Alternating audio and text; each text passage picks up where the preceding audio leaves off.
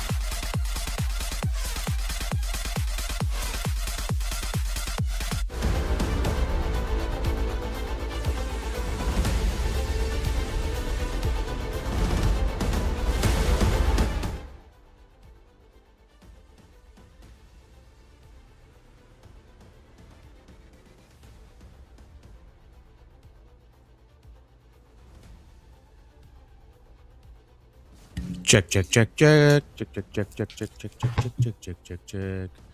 Hello, Briggy. Hello? Hi! Hello, Briggy. Hello, Sir Never.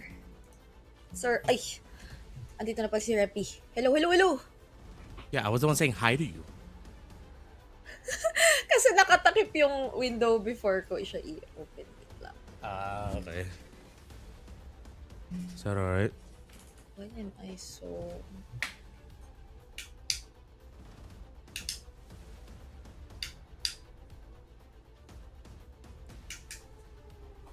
Hala! Whoa. Why is it having a hard time chroming me? Yes, The... because mine is not legit. Software lang siya. Which one is for the... Which one's for the...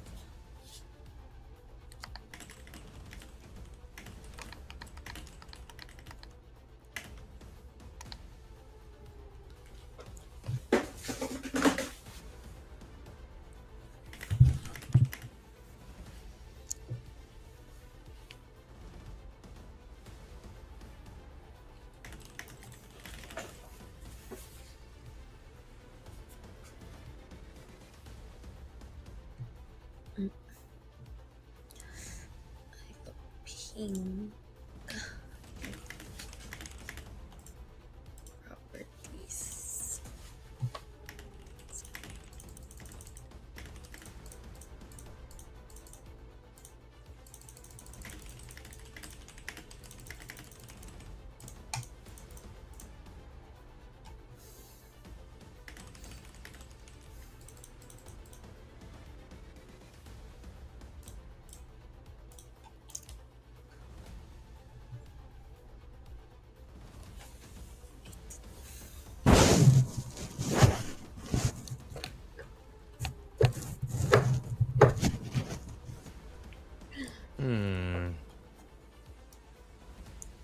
Let's do lapit. My lighting could be better.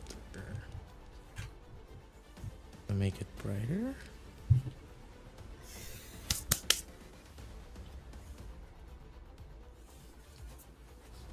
One, two, three, four, five, six, seven, eight, nine, 10. That's for warm. Is it too bright? Kaya pala malabo. Wala akong salamin.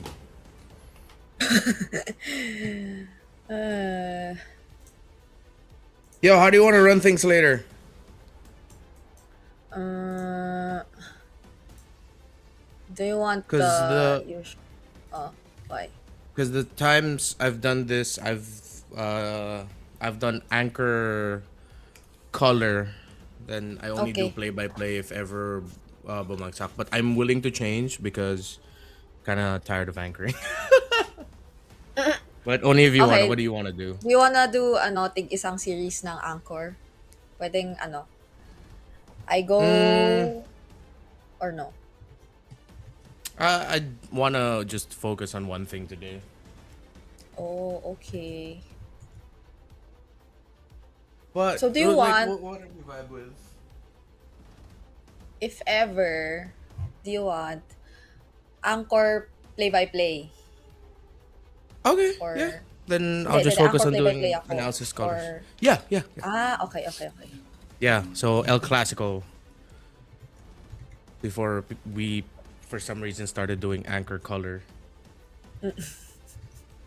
Such a unique MLBB thing.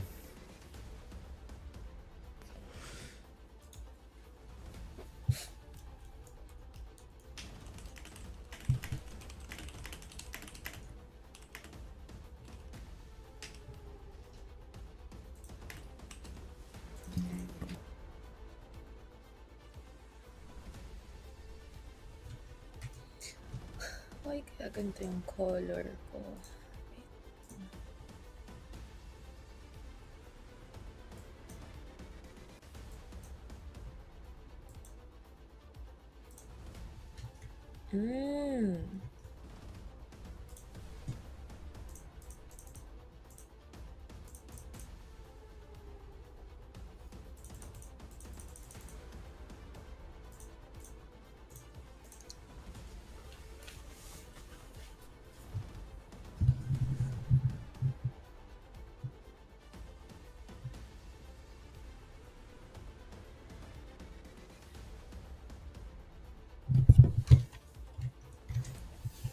What did you put sa predictions mo?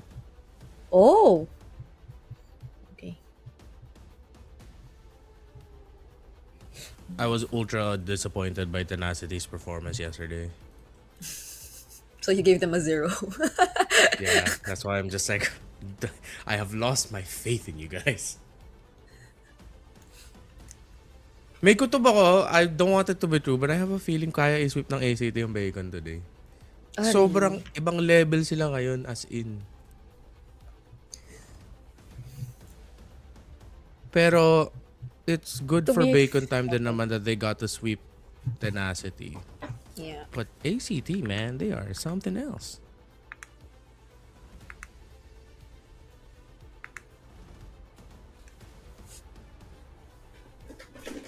Mali ako ng pinipindot. Oh my god. The light on my left side is too bright, but the lighting is already great. What happens if I turn it off? Oh. Oh. That's better? Did I actually never need my main light? What the fuck?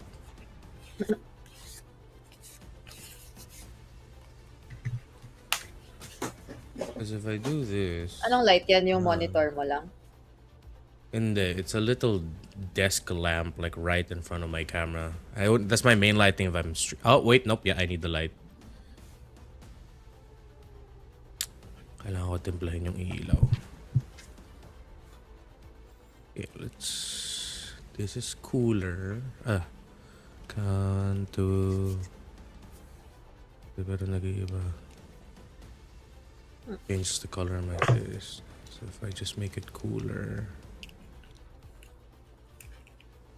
2, 3, 4, 5, 6, 7, 8, 9, 10.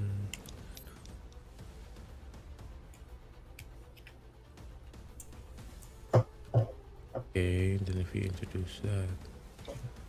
Oh, actually, yeah, I need it. Okay.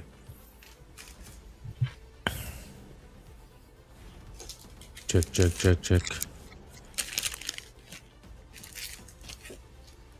I'm gonna keep talking. Let me know if you hear noticeable changes in the quality of my mic. Okay. Renmar speaking. I am speaking to you right now, and I am trying to find the good timpla. Hello. It's getting weaker. Did you notice it changing ba? No naman. Humina lang siya slight. Pero parang mas naging buo. Is this tubuo or hello speaking? Hello. Hello. Tell me what sounds better, this or You got muted. hello. Renmar speaking to Brigida. This is what I'm gonna sound like if I'm casting. Do you want to hear the other one? I think yung kanina. Hello. This is Renmar speaking. This one talaga. Shit. Okay. Pero feel ko if you use that, magkaiba tayo sobra ng quality ng mic. If you use the second one, medyo same. It's a little bit more similar. Yeah. No, but this one kasi, what I don't like about this one is when I'm casting, it cuts off if I peak. Walang noise gate na, ano? No, I mean, it's like there's a limiter. Where if I go past a certain threshold, it just says, I'm cutting you off. Okay. I will vote for number 2 then. Okay.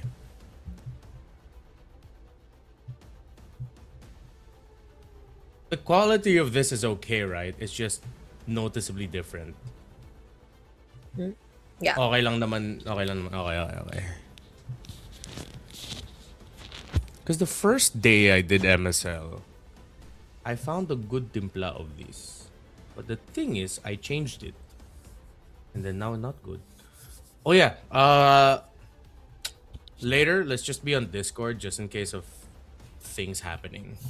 Yeah. Yeah. So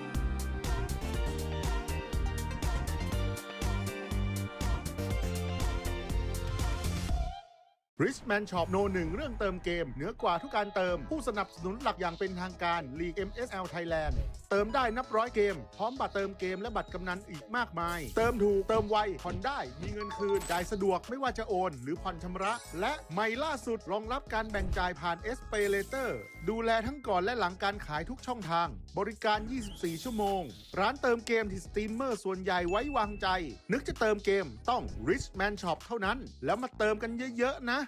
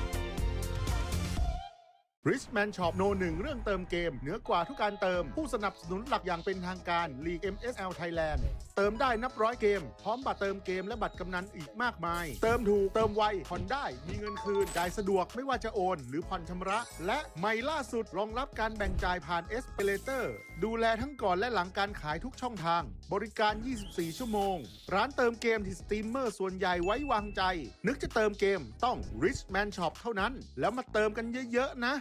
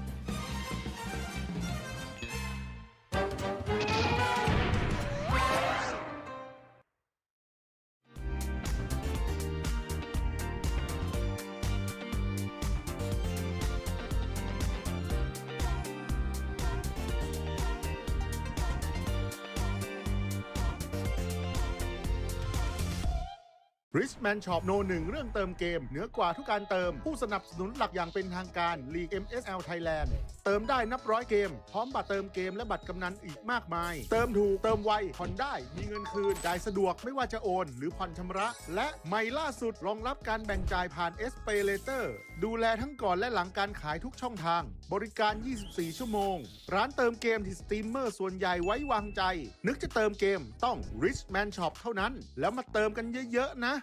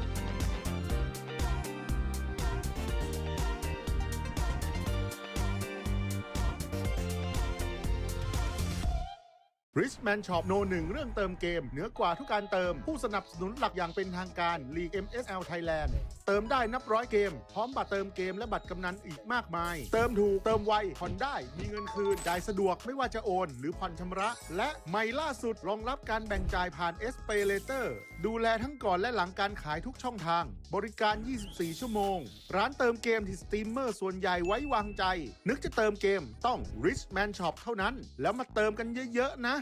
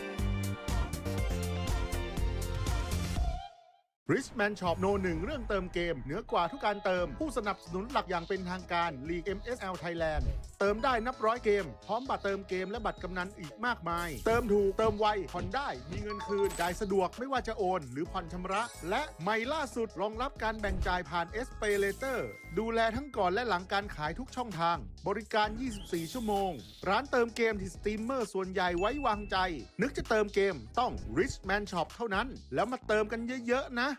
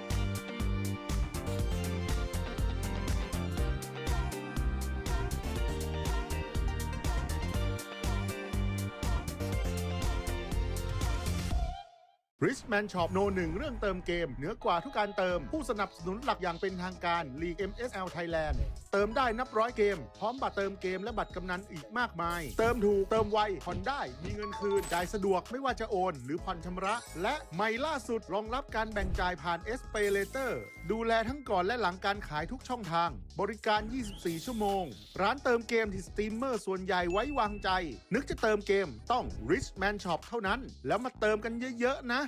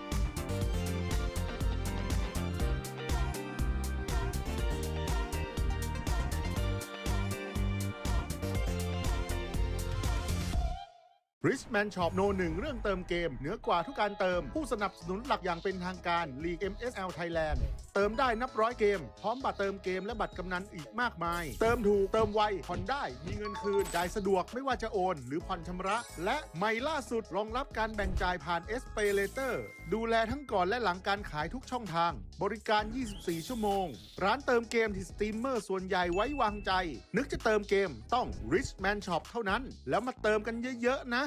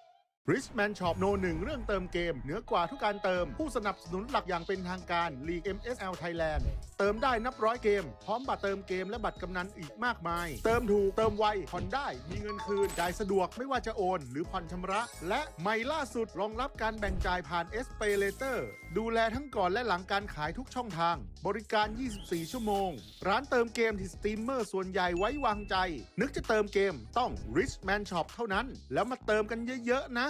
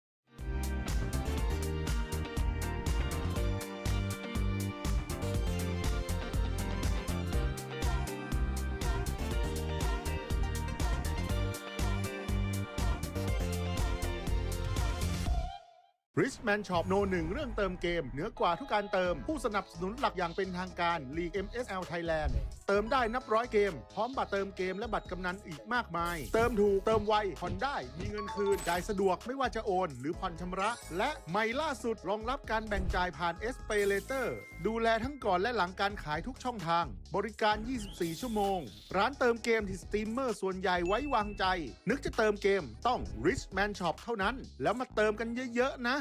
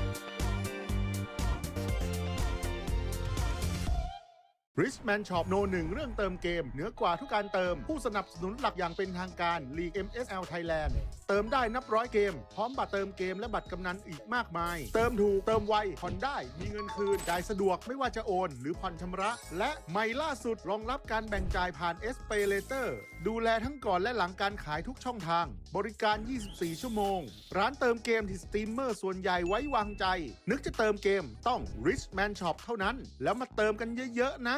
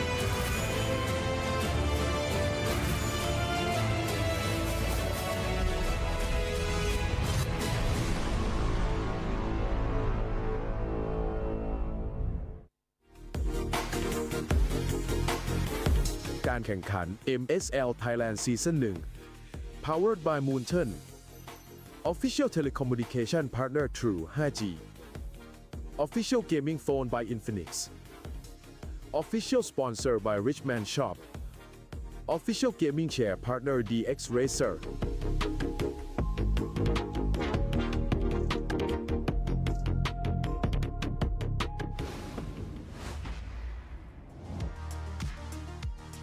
สวัสดีค่ะ ยินดีต้อนรับทุกคนนะคะเข้าสู่การแข่งขัน Mobile Legends รายการ MSL Thailand Season 1 ค่ะ Hello welcome everyone to Mobile Legends MSL Thailand Season 1 Assalamualaikum, tonton dan puan, selamat datang ke MSL Thailand Season 1. สวัสดีค่ะ วันนี้นะคะ ค่ะ ก็กลับมาพบกับมินมินิมินนะคะและ เป็นวันที่ 2 แล้ว ใช่ในรอบ Pay Off นะคะ ใช่แล้วนะคะแล้วก็ตอนนี้เราได้ 4 ทีมนะคะที่ผ่านทั้ง regular season มาแล้วก็ผ่านด่านเมื่อวานมานะคะ ใช่แล้ว จนมาถึงวันนี้วันที่2ด้วยกันทั้งหมด 4 ทีม มีทีมอะไรบ้างคะ ทีมแรกนะคะ KOG King of Gamer Club ค่ะ และทีมที่ 2 นะคะ ทีม Tenacity และทีมที่ 3 ค่ะ ACT Esport Club และทีมสุดท้ายนะคะก็คือทีม Bacon Time ใช่แล้วค่ะ เดี๋ยวเรามาพูดถึงเนาะเหตุการณ์ ใช่ เมื่อวาน Pay เมื่อ Off วานนี่ แรก คือช็อก ช็อกแล้วช็อก ซินิ อีก ม่าสุด แล้วก็ช็อก 2 ช็อก ๆ ช็อกทั้งวัน 3 ใช่ นะคะ ช็อกทั้ง เมื่ วันแล้วก็ลุ้นแบบชนิดที่ว่า อุ้ยแย่แล้วเท้าจิกพื้นใหญ่เลย ใช่ทุกเกม ทุกเกม มีเรื่องให้ลุ้น ใช่ ตลอดทั้งวัน ไม่ใช่แค่ทุกคู่ด้วยนะ คือทุกเกมจริงๆ ทุกเกมจริงๆ ทุกแมตช์ ใช่ จ ทุกเก ริง ม ๆ ลุ้นแล้วก็มีแบบพลิกตลอดเผ็ดเลย เผ็ด เล มาก ย ทั้งสวนเลยเมื่อวาน เริ่มตั้งแต่คู่แรกเลย KOG ใช่ KOG สถิติไร้พ่า ส ย ถิติอินซีดำไร้พ่ายของเราก็ต้องบอก ค่ะ เลยว่าเมื่อวานเนาะก็ เสียสถิติ เสียสถิติ เรียบร้อย โดย ACT Esport Club นั่นเอง โอ้โห ใช่ ก็คือ แล้ว ทำให้อินซีดำของเราเนี่ยพ่ายเลยเมื่อ ใช วาน ่นะคะ แล้วก็บุรีรัมย์ยูไนเต็ดอันนี้แอบ ทีมเต็ง เชียร์ ทีมเต็ง ใช่ แล้วก็แอบเสียดายด้วยนะ ใช่ คะ เพราะว่าจริงๆ ทีมบุรีรัมย์ก็คือมีฟอร์มให้เราเนี่ยได้ลุ้นในทุกรอบเลยตั้งแต่ ค่ะ regular season จนมาถึงเมื่อวานนี้เนาะ ใช่นะคะ แต่ก็แพ้กลับบ้านไปแต่ไม่เป็นไร เพราะว่าเรายังมีโอกาสซีซั่น2 ก็หวังว่าจะได้เจอบุรีรัมย์ที่แบบฟอร์มทีมขึ้นมาแข่งแกร่งอีกครั้งเนาะ ใช่แล้วค่ะ ใช่ แล้วเบคอนไทม์เมื่อวานก็คือม้วนเดียวจบ ค่ะ ชนะ ซึ่ง เทนาซิตี้ ก็ เป็น แปล ไง กมากเหมือนกัน เพราะปกติแล้วเนี่ยเบ ต้อง คอ แบ่ น ง เขา แต้ ต้อง ม แพ้ ไหม ก่อน อ๋อ ใช่เบคอนเขามันจะเป็นต้องแพ้ก่อน ต้องแพ้ก่อน ใช่ เป็นการถูกคำสาปไว้ เขาจะต้องแพ้ก่อนให้มีอะไรได้น่าตื่นเต้นแต่เมื่อวาน ค่ะ แบบเฮ้ยม้วนเดียวจบ 3-0 เลยนะคะ โอ้ ชนะเทนาซิตี้ก็เลยทำให้เทนาซิตี้นะคะ ตกมาอยู่สายล่าง ใช่ ใช่ ใน แล้ว วันนี้ ค่ะ นั่นเอง ทำให้วันนี้ King of Gamer นะคะ จะได้เจอกับเทนาซิตี้ค่ะ ใช่แล้วนะคะสำหรับทีมที่ชนะนะคะ ก็จะลงมาอยู่ที่สายล่าง แต่ทีม ใช่ แพ้อันนี้คือก ลับ ตกรอบเล บ้านก็คือพรุ่ง ย นี้ไม่เจอแล้ว ใช่แล้ว ถือว่า คู่ ลุ้นตั้งแต่คู่แรก แน่นอน ลุ้นตั้งแต่คู่แรกเลย แล้วก็เท้าจิกพื้นกันเหมือนเดิม คลาสสิกเลย รู้ไหมคะตอนแรกแอบนิดนึง ตอนแรกโต๊ะเราอยู่ตรงนี้ แล้วแบบว่า ใช่ ดูไม่มันเลย เพราะว่าปวดคอ เชียร์ไม่มันเลย ขอเลยรีเควสขอพี่ทีมงานไปว่าขอนั่งข้างหลังเลยค่ะ ขอมองจอเด่นๆนะแล้วเราจะไม่เอียงคอดูอีกแล้ว เห็นทุเหตุการณ์ จ้า เห็นทุกเหตุการณ์ เก็บทุกเม็ดนะ เก็บทุกเม็ด ใช่ คู่ที่ 2 ของวันนี้นะคะจะเป็น ACT Esport Club นะคะ พบกับ Bacon Time ใช่ ทีมที่ชนะนะคะก็จะเข้าสู่รอบแกรนด์ไฟนอลในวันพรุ่งนี้ไปเลย ส่วนทีมที่แพ้ ก็มาเจอกับทีม ที่แพ้จากคู่แรก ใช่ ใช่ จะมาเจอกับสายล่างนะคะ ใช่นะคะ ถ้าทุกคนพร้อมแล้วดีกว่าน่าจะ สำหรับ พร้อม คู่ แล้ แร ว กแน่นอนทุกคนแบบว่าเมื่อไหร่ 2 คนนี้ จะไปสักที จะไปสักที อยากดูนักแข่งแล้วอยากดูนักแข่งแล้ว สำหรับคู่แรกในวันอุ้ยเสียงมาแล้ เสียว งมาแล้ว เสียงบอกว่า เสียงมาแล้ว เสียงบอกว่าพร้อมแล้วเราไปได้แล้ว ไปได้แล้ว สำหรับคู่แรกในวันนี้นะคะ เป็นการเจอกันของ King of Gamer Club ค่ะ กับ Tenacity พร้อมไหมคะ พร้อมแล้วนี่พร้อมแล้ว นี่พร้อมแล้ว พร้อมแล้วพร้อมแล้ว ถ้าทุกคนพร้อมแล้วนะคะ ขออนุญาตส่งต่อให้กับแคสเตอร์ทั้ง 3 คนได้เลยค่ะ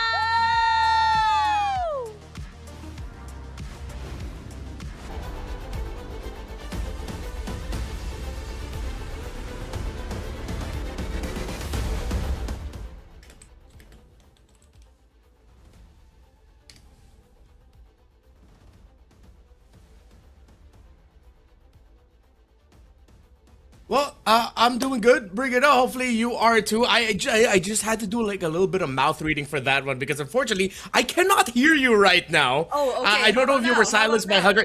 There you go. Now, yeah, I can hear you. Do you want to run it back? Let's do it one more time. Let's run it back. Let's do it one more time. Flip, flip, flip, flip, flip. All right, bring it on. Let's go. Just pretend nothing happened. Welcome once again to the second day of the playoffs here in the first ever season of the MLBB Super League Thailand. And joining you today in the English broadcast, I will be reintroducing myself. I'm Brigida, and together with me is Renmar, who is wearing red. That is what I mentioned in our intro. How are we feeling today? You already answered that. And I feel like even the hosts are feeling very energetic heading into the second day of the playoffs. Yeah, I'm pretty sure that they are as well. I love the vibe that our two hosts always show all throughout the season, and I'm sure they're just as excited as we are to witness the matches. Of course, day number 1 of the playoffs had so many surprising results. If it wasn't in the outcomes, it was in the drafts. Questionable at times, though some of the in-game decisions were a little bit. Still, it made for a really exciting day number 1 of MSL Thailand. And honestly, while watching, I couldn't help but feel just a little bit jealous, even though it was a long day, especially for Gani, who had to cover for majority of the 20-plus minute games we saw yesterday. It was a very fun and interesting day number 1 for the playoffs. I think that's why I heard, or I at least kind of recognized the host also saying long games, because Yeah. we did come from a day which was sort of filled with quite a number of long games, and Goni too. I don't know if it's just something about Goni, but even during our first cast here in MSL, which was way back in day number 1, we just happened to see a couple long games, and I think that was the only day in the season where we also got to see a Savage, but more on that later, because I think despite that, there have been a lot of like changes throughout the weeks here in MSL Thailand. But we are about to take a quick look at today's schedule, because we have just 2 best of 5 series today, Renmar. Unlike yesterday, we had 4 series, but not all of them were best of 5s. Yeah, of course, we opened it up with 2 best of 3s for the play-ins. But yesterday, all BO5s, KOG, they are coming off of a day wherein we saw them lose their first ever series this entire MSL Thailand Season 1. They dropped 3-1 to ACT, but it was one of those games that was much closer compared to the final result. Meanwhile, for Bacon Time and Tenacity, this to me was the most frustrating game to watch. I think I was a little bit more frustrated for Tenacity, not at them, but for them, because Bacon Time, they were just relentless, especially in their game 1 and 2. The fact that they showed up in packed Florin, but we can discuss Bacon Time a little bit more and their little things that they showed up yesterday. But we are going to be starting it off with KOG and Tenacity in the lower bracket semis. Okay, and now we will be supporting that with a bit of statistics immediately head on. So we are seeing a few of the more common picks here in MSL Thailand so far, because I believe even in this league, among all mid laners, there's such an high importance when it comes to the Zetian compared to like all the other mid laners we see, and even in other regions. Maybe this is something we see unique to MSL Thailand. Oh, definitely. I think Zetian is a perfect slot in for the Thai playstyle, which puts a lot of importance into skirmishes and team fights. So a lot of the highlights, especially with highlight packages, we usually see it's going to be a lot of team fights, but you have to take into consideration when these team fights are fought. Are they fought around objectives? Are they fought randomly in the river? And for a couple of the series and games that we saw yesterday, a lot of it was just boiling down to team fights that broke out of nowhere, because a team decided, hey, an opportunity looks good here, even though maybe minion waves don't look that really good that we can push with, although this is one of those exceptions. They definitely had a minion wave here. Zetian is just the perfect foil to random team fights showing up, because if you mistime a team fight and a Zetian, a Fury of the Phoenix, comes down at the wrong time for you, your entire team's getting stunned and you're gonna get punished.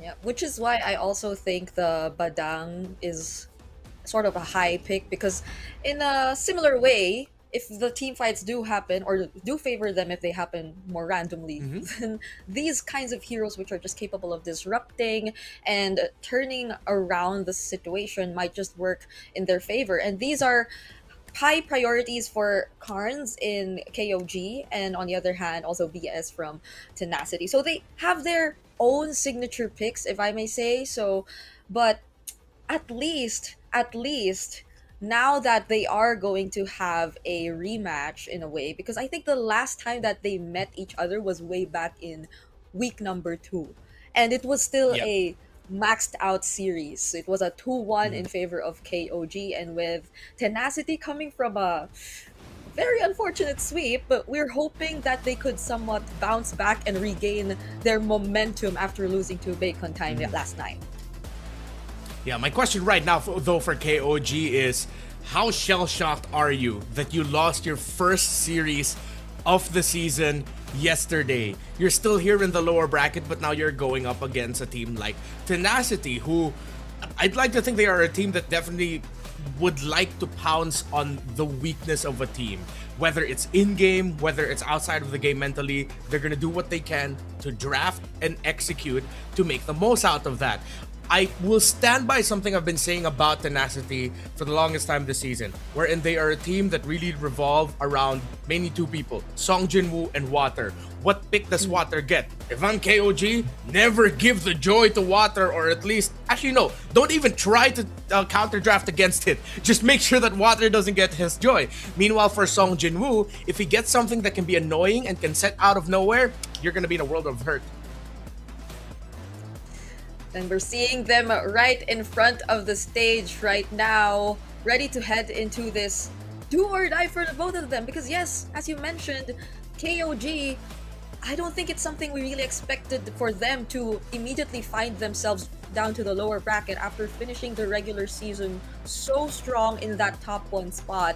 But Tenacity this time around, will they actually get a hold of those heroes or those enablers that you mentioned that would really unlock their potential in this matchup? And I really like to put an emphasis on Coach Justin as well. That's another fellow Filipino you're seeing. But now we are going to take a look at the team lineup. So there's Kaizen. I think our Filipinos out there would really recognize him, but the standout players from this team as well, 33rd Zed, Payan, and Nile. Yeah, I think Payan really needs to put in the extra work here to try and out-carry Grift at the side of Tenacity. Meanwhile, I think Rome is going to see a lot more importance here between Nile and BS. Watch out for their picks in the draft. Yeah, this is VS who we again highlighted earlier on. We got to see what his preferences were. It's mostly the high loss, and even Lord Guys, the Valentina. I think it's gonna be a key hero for Tenacity here. I'm wondering if we will be seeing the trades between the Zetian and that hero later on, because you practically get the same thing. If you get the Fury of the Phoenix, then you can still have a response to all those messy and random team fights happening. Let's watch this อีกหนึ่ง first. ทีมคือผู้ท้าชิงที่พร้อมโค่นทุกคน นี่คือศึกของสองทีมที่ต้องการพื้นที่เพื่อไปต่อ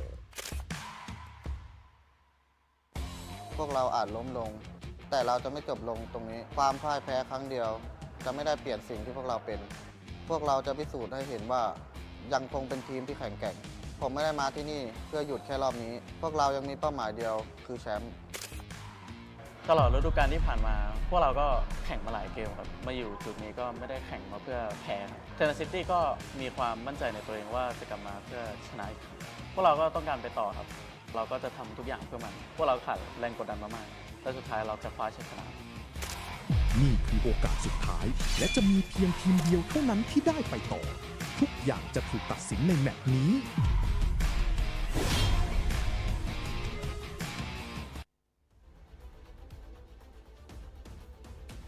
All right, now we got to see a glimpse of the preparations heading into this match, and we take a look at the head-to-head.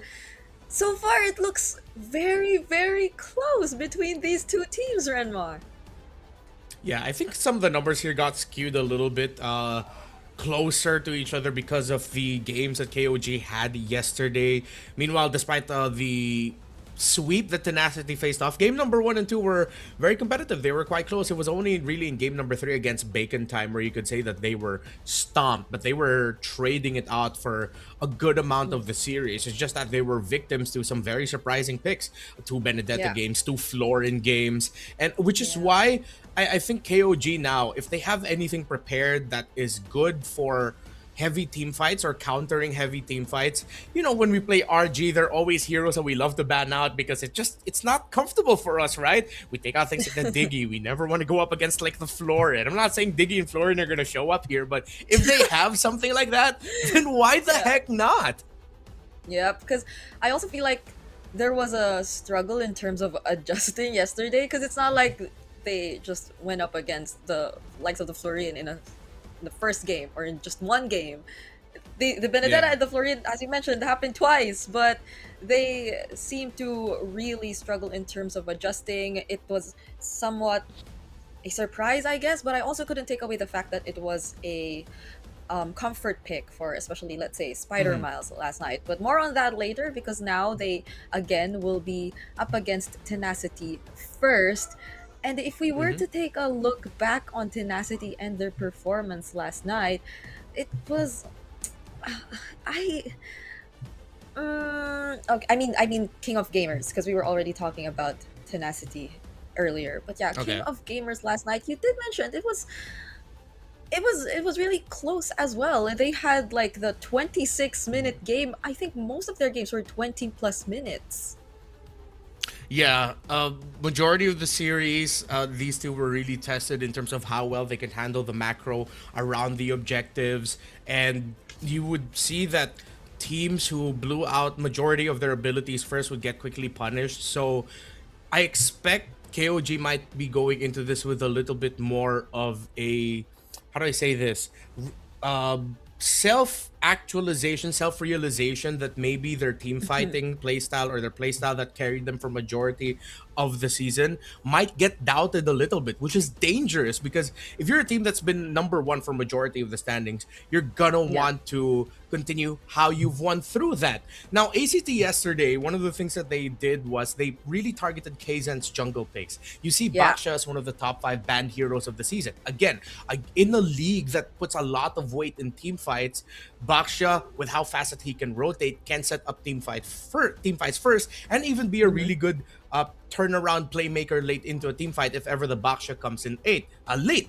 Things like the Freya also need to be watched out for here. Phovius is a great pickup for 33rd, going up against the likes of Song Jinwoo, who loves to pick up heroes such as the Arlot. So I want to see a little bit more of a shift here for KOG in terms of the picks, where it's just a slight adjustment. You still get to play your playstyle that you played with for majority of the season, but then you change it up a little bit. Instead of going for an Abris and the EXP, go for disruptors and macros such as the Uranus, which allow you to maybe try and outsmart Tenacity a little bit more.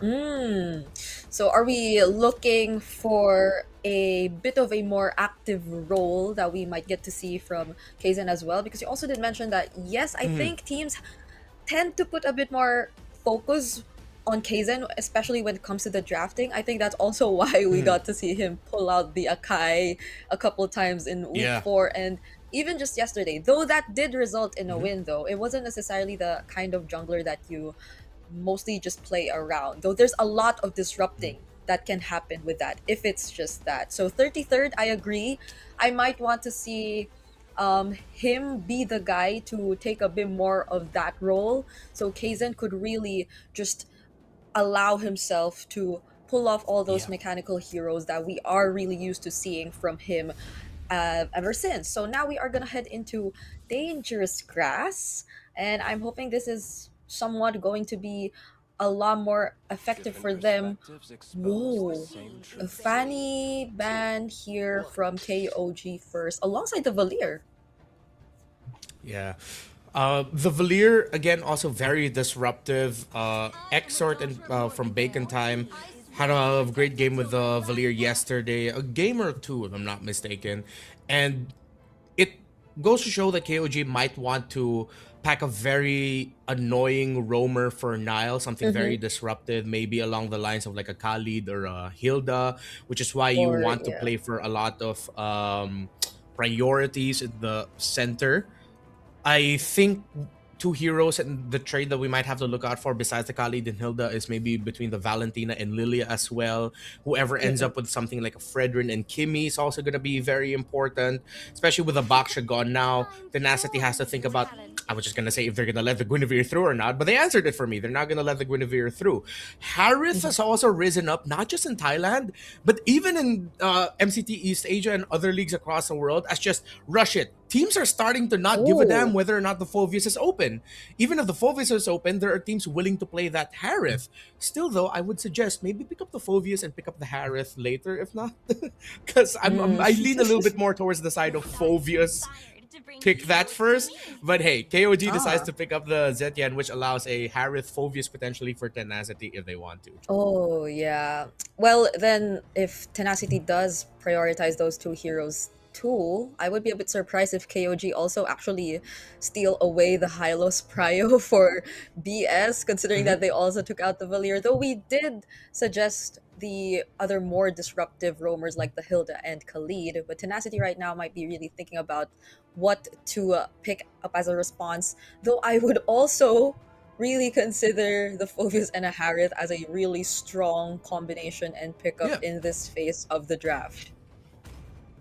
Yeah, because if you pick up the Phoveus and Harith here, you can pick up the Valentina for yourself later at Red 3. So, of course, they're going to go ahead and take it. So now the question for KOG is, are they going to lean towards the side of the jungle wherein you're a little bit more conservative and you decide to surprise show up with a Fredrin now?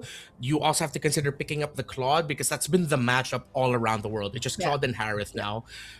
With the Freya gone, that's looking like a high probability, but don't also take out the possibility that Payan is going to show up with something like a Moskov. But you don't really only want to do that if you're going up against a static mid laner like an even Farsa. So I'm thinking the Claude might be coming through here alongside the jungle, whether it's going to be the Fredrin or the Leomord, but they decide to completely swerve. This is a surprising approach. We put importance towards the roam mid trading. So KOG decide to lean towards the Khalid for Nile. We did expect that they're going to be playing a little bit more annoying style roamers, high invade, high priority in the center. But the Esmeralda comes completely out of left field. It's an older response to seeing a Phoveus and a Harith on the other side. Yeah, and this is likely going to EXP anyway, right? And it's only been mostly KOG using the Esmeralda upon checking the statistics. It's been like 2 picks for them so far with 100% win rate. Things seem to be looking really good for them using this hero pick. And also, as expected, the Lilia then shows up in the center. So this is why we put a lot more weight in the Khalid, Lilia, Valentina, Juicin trade. I wouldn't be surprised if KOG decide to ban out the Hilda and maybe even potentially the Cho if they don't want to go up against any type of roamer that might have the same tempo as the Khalid. But even more so, a high loss would slot in very well. KOG might want to consider banning that out. And yes, Tenacity still continuing the same approach as ACT and just looking at the bans towards Kaizen. I appreciate that they respected the Akai, respected Tenacity for the respect for the Panda, you know? Although I do feel like we would want to see and cast an Akai game at least. It is always going to be taken away from us for now because it really works. Although I also feel like there might be a need for a bit more damage if we take a look at the lineup from KOG at least, especially towards the late game. But again, we still don't know what Payan is going to pick up. So there's always a possibility that he just grabs that really scaly gold laner that hopefully can match what the Harith is going to be capable of if we ever do get to the late game. And now they take out the Moscow, which could be one of it. Yeah, I think this is a little bit of a confidence show here by Tenacity that we don't care about the matchup. Good ban there on the high loss. It slots in much better. I think they're much more okay with going up against something like a Hilda. You don't see enough right now to warrant picking up like a Gata Kacha at red 4. So we might just see the Hilda locked in now, or maybe even the Cho. Yeah, I think if Payan's going to end up with something like the Claude later, he's going to have to be ready up against Grift just being very aggro in lane. With how they're banning, with how they prioritize the Harith early, this really feels like they're showing that Grift is confident that he can just beat up Payan in the laning phase. Yeah. Willingly gonna let go of the Claude. I think they're gonna be really okay with that. So now they complete, or at least they pick up the Leomord for their jungle role, and that's another option down for Kaizen as we wait for whatever jungle pick he is going to consider later on. Yeah. What else I could think he? he's just gonna have to settle for something like a Fredrin, but then with the Lilia already there, it's gonna be really tough. They don't have the Fredrin Kimmy combo together. It's gonna be a juice in. Their damage spread is quite sad. I think they're gonna have to settle for something maybe surprising here. Pack a Nolan for the burst. Nolan, yeah. Maybe a Joy, but then with the Phoveus locking down on you with a heat-seeking shoulder tackle, not might be tough. So go for raw burst here. If they go for something a bit more tanky, might not be good. Unless there's something surprising like a Martis. Oh, okay. That's a lot of magic we're seeing from KOG Yeah. right now. Oh, and I think this is a really good response. Yep. With the center of the map, you get priority with Glue and Lilia together, but let's see. There can be some matchups, especially with how well you can time the Desert Tornado and then the lift from the Zetian. You might be able to win out the trade early on against the Glue and Lilia. But then the inevitable thing is once you hit level 4, once you're heading into Turtle 2, especially around the Turtle 2 timers, that's when you just start to see Lilia play really confident and now start giving a lot of difficulty for heroes such as Khalid and the Jusin. Now with the Harley pickup for Kaizen, I'm a little bit here or there about it, but I mean, it's a Harley. It's still really good. Let's see. It's just off to me that it's packed with a magic EXP laner like an Esmeralda. Yeah, this is still dangerous grass nonetheless, so hopefully they're able to maximize that. But yeah, the presence of a glue is making me feel kind of iffy as well, because I've just seen countless instances wherein the glue just suddenly is able to get his stacks on the Harley, and that just changes everything. Although the Claude could have a much better time getting his stacks in as well, there are just so many interactions that we have to watch out for when it comes to this game as we finally head into game number 1. And as expected, they will be taking a bit of the better control so far when it comes to the river. Yeah. Gonna have to take a close look as well at the laning phase here between the Claude and Harith if Grift is gonna be very aggressive. But so far, Nile and 33rd have been pressuring Water's side of the jungle. Yeah, it's been Water already down to at least 30% HP. I guess this is one of the advantages of really having a lot of fighters early on who are just as tanky as these two. Water, oh my goodness! Wasn't even able to take that green cap and he got dived under the turret! Perfect rotational start there by Nile and 33rd. Question was, where was BS? What's he doing all the way on the other side? You already see your jungler getting pressured like that. If the glue timed this rotation with the Leomord, it could have been better. Okay, now that's a trade that maybe would be great for Tenacity. They got to stop Kaizen from at least stealing away more jungle camps, and they even got a kill. So it's been a not so good start for both of our junglers so far.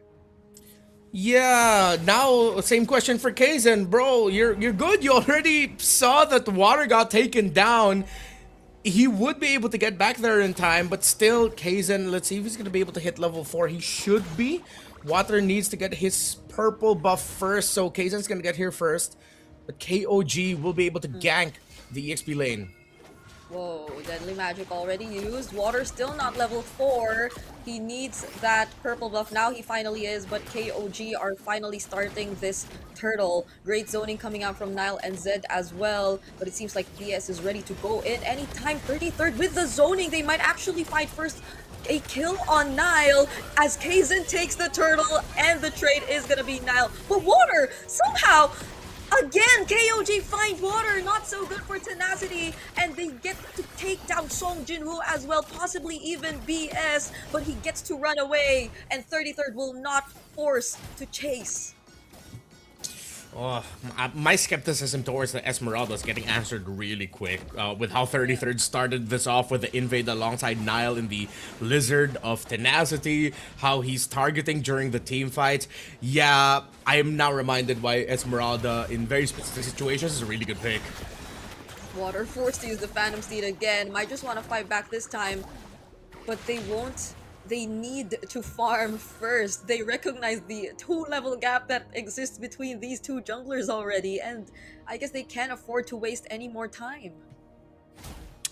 If Tenacity, especially BS and Lord Guys, can stabilize around the center and see if they can get some good pokes in heading into Turtle 2, that should give them the advantage. Again, that's one of the expected timers for a lineup that is that has a Lilia and then it's also paired with a glue. But look how 33rd and Nile still want to continue the aggression towards Water's Lizard, and Song Jinwoo is forced to respond to this Esmeralda rotation.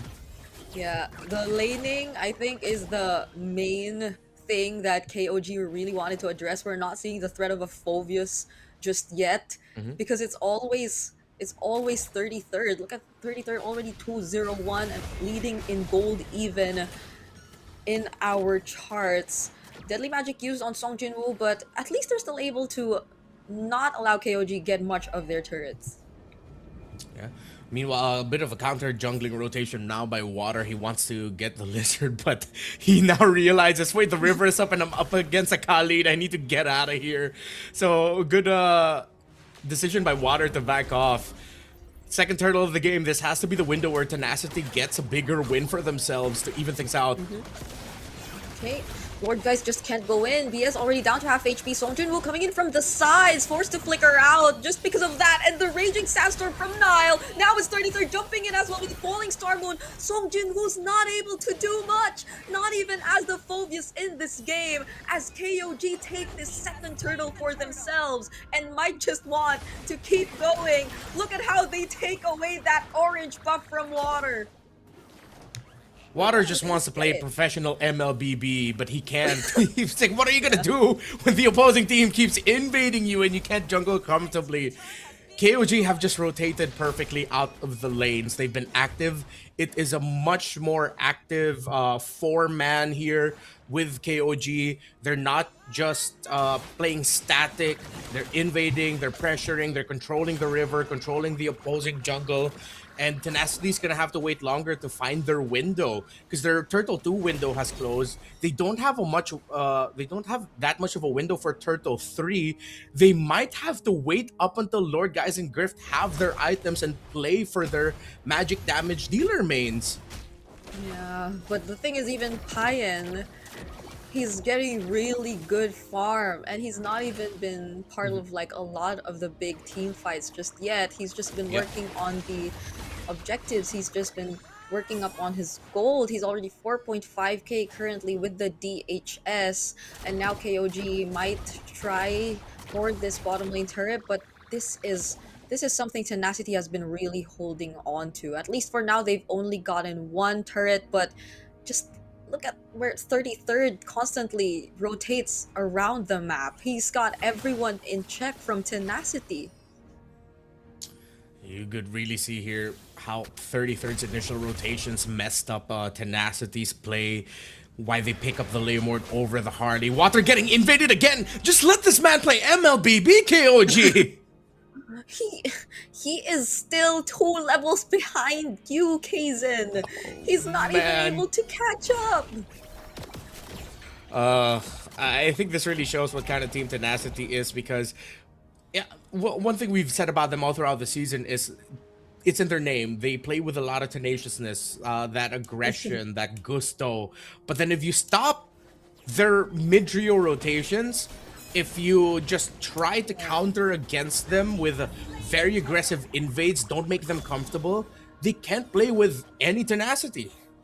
Yeah, and I just want to bring back the idea we brought up about, oh, hold on, Lord Guys, forced to use the black shoes, Raging Sandstorm out, okay, no one dies just yet. Going back, I might want to bring back what we were mentioning about Song Jinwoo and Water, because it's clear that KOG really worked on shutting down these two players from Tenacity. Yep. And look where we are now. We don't really get to see any playmaking happen just yet from Tenacity.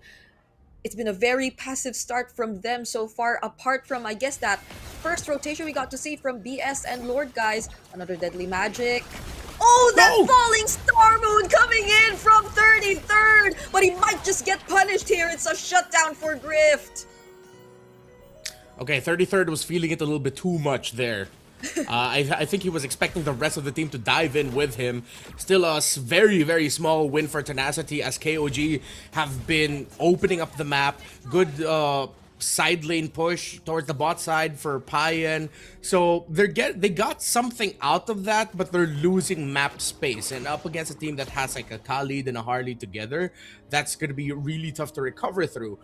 Oracle was the second build item of 33rd. He didn't even go for the Esmeralda build that wants to build for defense. It goes for an enchanted talisman. That's how you know that you're in the lead. This is a stroke of genius by KOG. I'm gonna have to write a formal letter of apology for not seeing the genius of this Esmeralda pick, how he's playing it, what it does to a Phobius. Again, reminded, we did say in the draft that this is like an old response to the Phobius, maybe like around 2 seasons ago, where it was Esme, Phobius, CC, Lapu was the main trades. I'ma have to sign that letter as well, because I also got blinded by the idea or the fact that we had a bit too much damage from the side of KOG. But Yeah. well, technically, if these magic damage heroes are already enough to just get past the early game and whatever struggles may come from it, then look at Paya now. He's in the best possible spot that he could be in, and we weren't even able to see a blazing duet come out from this guy just yet, and they will take a free Lord in their hands. Only 9 or 10 minutes into this game, and so far we already have a 5k gold lead for KOG. They might just try and take this mid turret, but Tenacity are gonna really try their best to defend.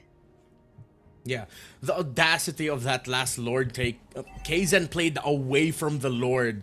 It was 4 members of KOG taking the Lord down because he knew that Tenacity wouldn't be able to invade, or at least contest that, excuse me. So Kaizen invaded the purple side, wasn't able to take it, but at least checked the information, which led to them being a little bit more free to take the orange buff just now without a problem. So with the Lord marching down bot, KOG will be able to make progress towards the mid. Lord Guys is gonna have his black shoes forced out now by Kaizen. This is KOG all in control. Yep, Holy Shields are most probably going down now. I feel so worried for Tenacity. I just hope they don't get baited out by Kaizen and his hat tricks. More so for Song Jinwoo, because if he gets suddenly brought back in with just a single shoulder tackle, maybe then that could be very devastating for Tenacity, as they would definitely need as much members as they can for this upcoming defense. It's already a 7k gold lead that we have for KOG, and I think that's what they're really trying to achieve at this point in the game. It's not risking too much when it comes to making a play like what we saw from 33rd, but it's more on baiting out some reactions from Tenacity, so you could just really force the mistakes. Oh, but now it's Tenacity walking straight into their trap. Song Jinwoo got to escape, but Payan finishes him off with a blazing duet. Yeah, that was just KOG completely ready for Tenacity's rotation into the purple side of their jungle. Now they're gonna freeze them out of the orange, so no more buffs here for water. KOG have really just, as we mentioned earlier, targeted Song Jinwoo, have targeted water, the Esmeralda of 33rd, their early rotations. Story, very clear. Tenacity, not ready for it, and they're getting punished. What a stroke of genius. They knew that they were going to be giving up the Phovis and the Harith. Tenacity bit into it. I'm not sure if they expected the Esmeralda to come up, but so far with how they're playing, it really feels like they weren't ready for this, especially because they weren't able to protect water early on. Yes, they were able to take Kaizen down, but then that wasn't that worthy a trade because you still don't have that early game answer for that Esmeralda. So even if Kaizen got taken down, it's a quick respawn. His orange buff spawned up. He hit level 4. It's those little things that you aren't taking into consideration that to me shows like there are still some lapses in the overall big picture decision making of Tenacity. Yeah, Kaizen went down, but 33rd and Nile never let go of that bottom side of the map. It Yep. was them just constantly really being in the face of tenacity. And it's not like Kaizen wouldn't be immediately able to bounce back. Just look at him now, once again, being the guy to secure that Lord.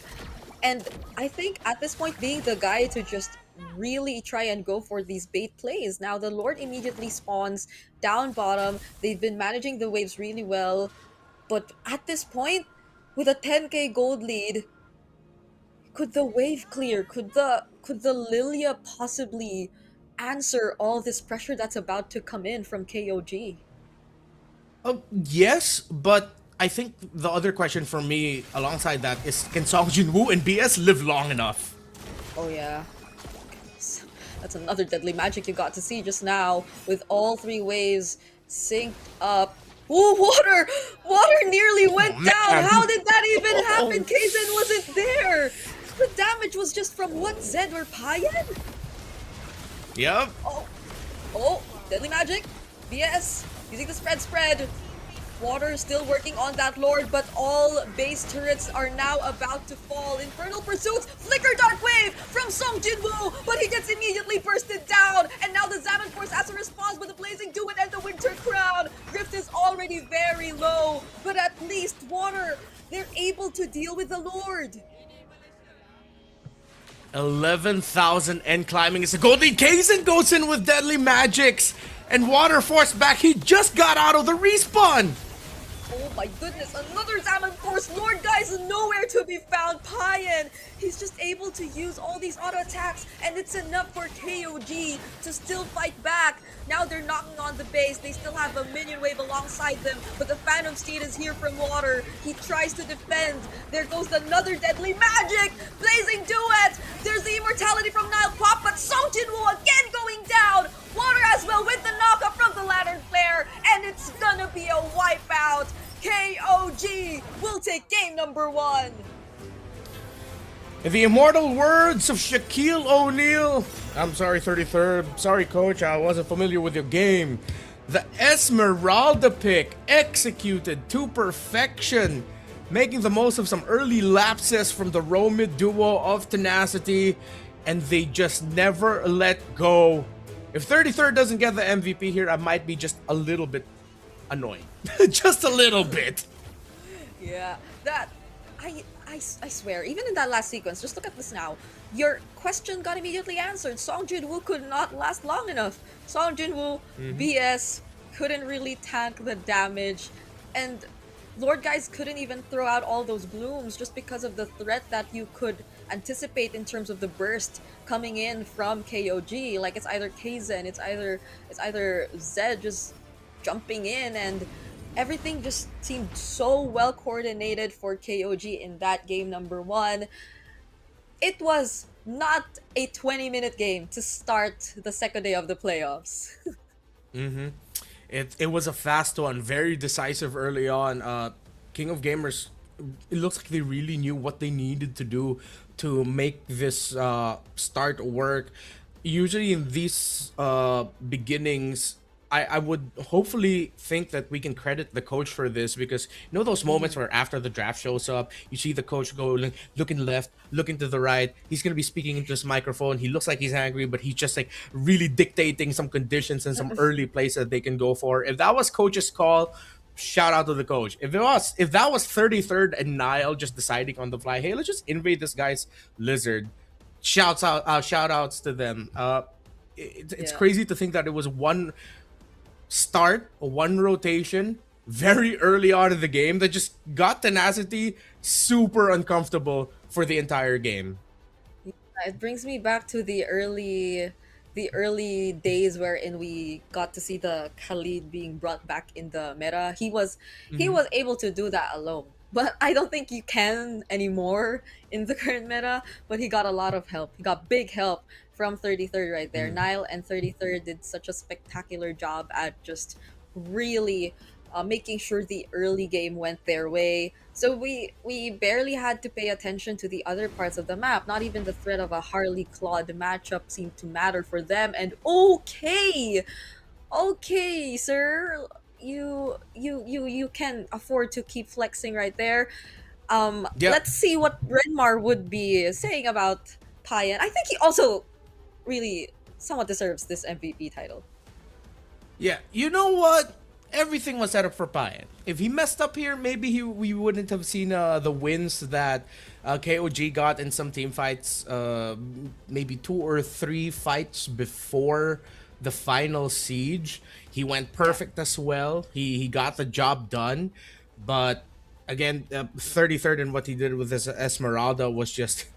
It was glaringly obvious the impact that it had, which of course leads to an MVP performance for Pai, and was able to get Yeah. out of lane quickly. Though Grift was able to get a kill or two here and there. Ultimately, it was also his place with the Blazing Duet and his entries that would force Tenacity to reposition, and then they're put in this awkward spot wherein they might have blew out a little bit too much resources to try and focus down on the Claude, which left things open for their Esmeralda, open for the other heroes on the side of KOG to just jump on the members of Tenacity who've already used their main dashes, battle spells, and ultimates.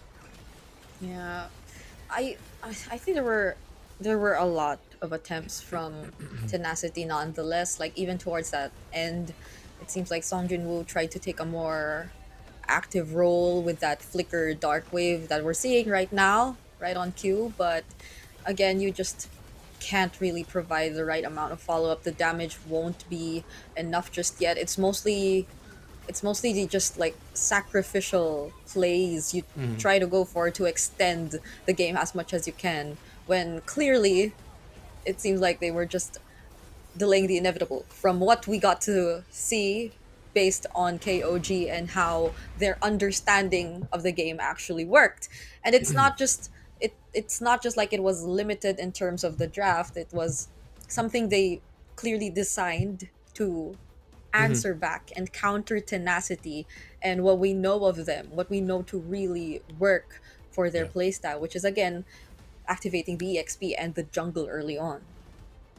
Yeah, which is why I can't even blame them for picking the Leomord over the Harley, because when you see the Juicin and the Khalid, you're already thinking that there's a good risk that that's going to be a lot of invades. Obviously, the glue is going to be a little bit slower, so you want a jungler that can take care of himself really well. But that doesn't mean you leave your jungler alone when he's aggressively getting invaded by two opposing members. You rotate and help. I wouldn't want to think of it as a nitpick anymore. It was glaring that BS's presence was severely missed by Water. If it was Water's call to tell BS, hey man, just protect my orange side, I think we can get them there. Okay, but then again, the big picture of it all. They got the kill, orange buff spawns, Kaizen gets it. The Esmeralda was unbothered, meaning that the Esmeralda can aggressively just jump on the Leomord, come Turtle 1, and then if your Leomord is uncomfortable and he gets zoned out, how is he going to win that retro battle? If KOG wins that retro battle, then their Juicin and Khalid is inspired, or not inspired, but encouraged to keep fighting and keep being aggressive. Well, in a way that is an inspiration in itself, Yes. because they get the turtle buff. But yeah, there's a lot of things that you can really pick apart from the decisions of Tenacity. But I wonder if this now sets unexpected precedents of Esmeralda coming back, with the Phovius and Harith becoming rush picks. What then now do you do against an Esmeralda in lane? Because again, we're reminded as to why the Esmeralda was an old counter to the Phovius. Yeah. I don't know if it's just really KOG and the amount of preparation that they made for the playoffs specifically, or was it something that they learned along the way as they were preparing for the playoffs? Because again, if you take a look at the statistics of the entire tournament, it's only been KOG and Valley Thai bringing out the Esmeralda for this entire season. So it's really just today that we probably got to see the threat of the Esmeralda, but it was always up against the Phovius. So if we're putting like an emphasis on like on the Phovius as a power pick, then maybe just maybe Tenacity, unlike yesterday, might really have to be or make sure that they can adjust on the fly, because this is a much more dangerous spot than they've been in last night, and they cannot afford to lose twice to the same idea or the same strategy like what we saw from them last night going up against Bacon Time. Yeah. Well, like heading into this, we one of the picks that we suggested for them was like maybe Uranus in the EXP lane for 33rd, which in some ways it would have done the same thing that Esmeralda did in the start of the game. We know that the Uranus can temper the Phoveus, maybe even beat it in lane. So Yeah. it's them taking this the step up because they already saw the Phoveus, the Harith on the other side, and they said, okay, we already know the Esmer's good against the Phoveus. It's also going to be even better knowing that there's Harith on the other side. There's more shields that you can steal. And in the long run, that turned off Tenacity from picking up something like the Hilda in the roam that maybe could have helped out and even be more devastating to deal with for the Zetian and the Khalid. I really think we might be seeing here a pick to really watch out for KOG and for the rest of this playoffs, and maybe even potentially the playoffs of our own leagues here in the Philippines, the upcoming playoffs as well for Thailand, not Thailand, excuse me, but Malaysia and Indonesia. KOG are cooking something with this with the Esmeralda. Yeah. Honestly, like there are just suddenly these picks that have been showing up more frequently. I feel the Esmeralda included, that might just change the way we really expect the drafts to go a little bit. And I think Yeah. we started seeing that a bit more in the mid lane because of like the gourds, the amount of gourds that are Yeah. suddenly showing up. So I know a fellow talent of ours is very very happy about this, but that's just one Oh, of yes. the many changes that we're seeing. So I'm wondering. I think here in MSL Thailand, there also have been some gourd games. I think just yesterday Mhm. we got to see some. So Yep. that's one. That's we will be looking out for that from ACT, I guess. Yeah, I think it is gonna boil down now to what trades happen in the EXP with a Esmeralda pick floating around. Are you now gonna be willing to give up the Harith? Like, let's say hypothetically, they both end up in the exact same sides: KOJ blue, Tenacity red, same exact bands. Then if you're not going to be getting the Fulvis and Harris, does that mean you're going to be going to pick up the Claude? Are you going to open up the option? Because one of the reasons why Esmeralda fell out is because she got way too squishy with the presence of Mm-mm. so many strong like Trinity heroes, with the carry and the Claude showing up a lot more. Moskov still as an option. That continuous damage is something that the Esmeralda isn't that fond of. She shines a little bit more against burst types. After that burst, you get to build up shields, continue your aggression. So that then changes the trade into the gold lane. I think the most stable ones are most likely going to be Roman mid. I don't see a lot of Mhm. room trying to escape from the Juicins, the Zetians, the Khalids, Hildas, even the Glue Roam option still really good. Maybe a slight shift in the jungle, but more maybe just towards the race of picking up things like the Harith, rushing for that, the Suyo, but then of course the Suyo was This was snubbed just in game completely one. snubbed. Yeah, it was snubbed Yeah. in the last one too. Nah. Huh. Yeah. The Freya got a Wait, bit okay, I'm more. gonna ask you a question. I'm gonna ask you a question. What? Do you think that Tenacity were just a little bit too scared of the presence of the Khalid? The Khalid. Because when was the Khalid? Oh, Khalid was like first phase. Yeah, it was picked up in blue 2-3. So the Lilia, Leomord, and the Glue were the choices after the Khalid. Right? I, in a way, Yeah. in a way, but I'm hoping they don't get too reactive again. If that were Yeah, to be exactly. the Yeah. case. Yeah. Because I think If the Tenacity start getting reactive, they don't play their game. yeah, exactly. They changed the game plan a bit too much. Well, we did expect like the exact sequence from Tenacity nonetheless, but um maybe maybe try to not just be too reactive and also adjust on the fly, like in game. Because again, the Yeah. BS play, that where BS really positioned himself Yeah. throughout the early game was something Yeah. that we were wondering about.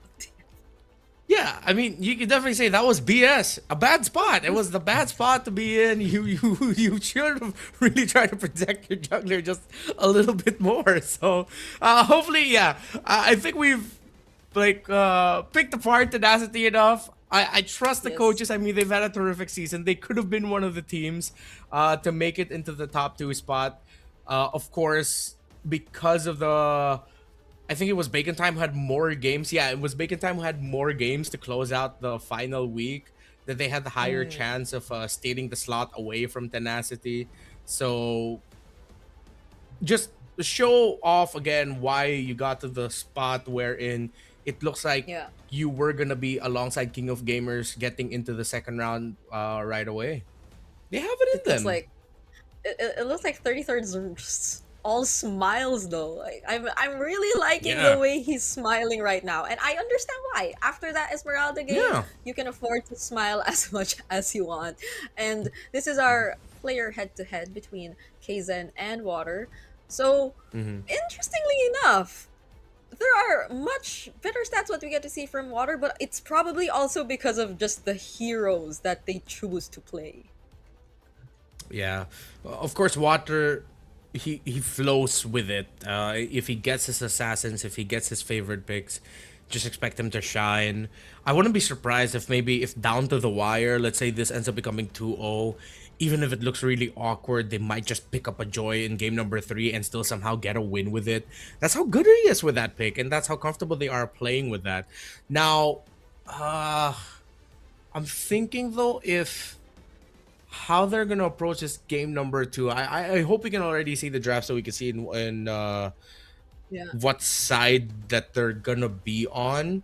Because if they're just gonna try to reiterate and maybe fix a bit of the decisions they made in the draft in game number 1, I wouldn't mind if they actually just tried to go red side here again and just adjusted.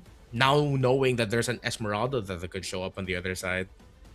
Yeah. Now it's also like making so much more sense to me why the Valir was just taken out, because there was this Hmm. condition that they were really planning to do. So Yeah. there's like the first few bans are already really telling of what to expect from KOG. If ever they do Mhm. get blue side once again, because now we'll be in expanding rivers. So let's see what the sides are Mm. gonna be for both of these teams. Hopefully it's hopefully for tenacity it's okay. Ah, Okay, they it's tenacity switch. going on blue. Okay. Okay.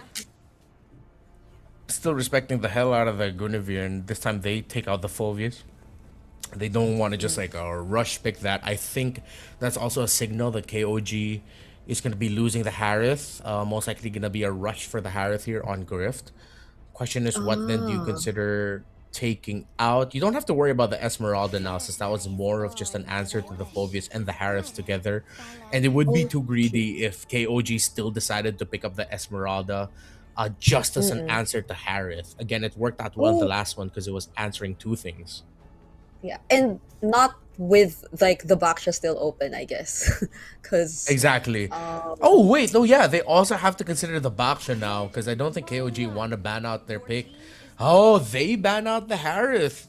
I think they know that oh maybe Water isn't gonna lean towards picking up the Baksha, and they might be able to just get away with yeah. picking it up. So I think you what do go they Marcel prioritize? here. Is it huh? I wonder. Or nah. It's the Claude is still there, but or the Harley? Yeah. Harley too. You Hmm. also have to consider. I think BS just needs to be more active and make his presence felt. I'd want to see him pick Oh, the whoa. Marcel more, but okay, they pick up the Baksha. I think KOG would want to pick up the Marcel now, and then with Mm. the Harith and Freya taken away, they can pick up the Claude. So they can go for Claude Marcel. There's a wide pool of mid laners. Think they don't need to rush the Valentina. I think teams have also grown to the point where they're now willing to play Marcel against the Valentina. They're not that scared anymore of giving up a golden hour. This is so great for the Baksha pickup though, because we're in expanding rivers. So like, Mm-hmm. hopefully, this time around, Water doesn't get, or Water gets to play MLBB.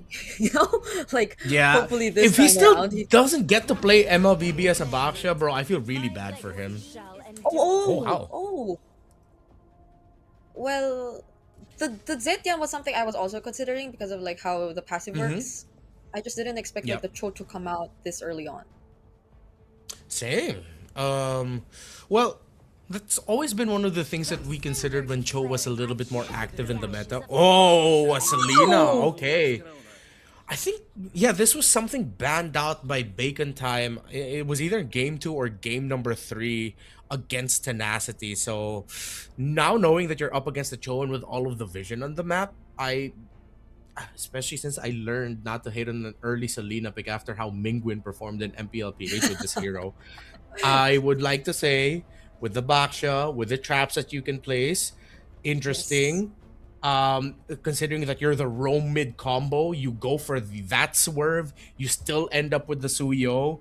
So this is a lot of pressure by Tenacity, and I like that now they focus on the roam mid trio to dominate, but then you give up the Sora without the Valentina to worry about. This could be punished in the early objective fights just when Sora hits level 4. If you're not careful, they still ban out the Valentina as a potential of it going into the EXP lane. So good checklisting here by KOG, but I like the priorities of Tenacity. It's not them being reactive. It's them with their best foot forward of wanting to take control. Now they're sticking to plan, and I am already starting to imagine how the rotations are gonna look like. The Baksha, the Selena, either can go first. If you land that Abyssal Arrow or Baksha Shield Unity, you could already expect the other to follow. And so early game positionings are definitely gonna be key for King of Gamers here. Both junglers, by the way, really commendable Suyo users. Just a 43-50% win rate difference between the two, but now it's the junglers that are now being focused on for Tenacity. Kaizen again finds himself in this spot, but it seems like he's always okay with being in second phase because he has like an entire or such a deep hero pool anyway. Yeah.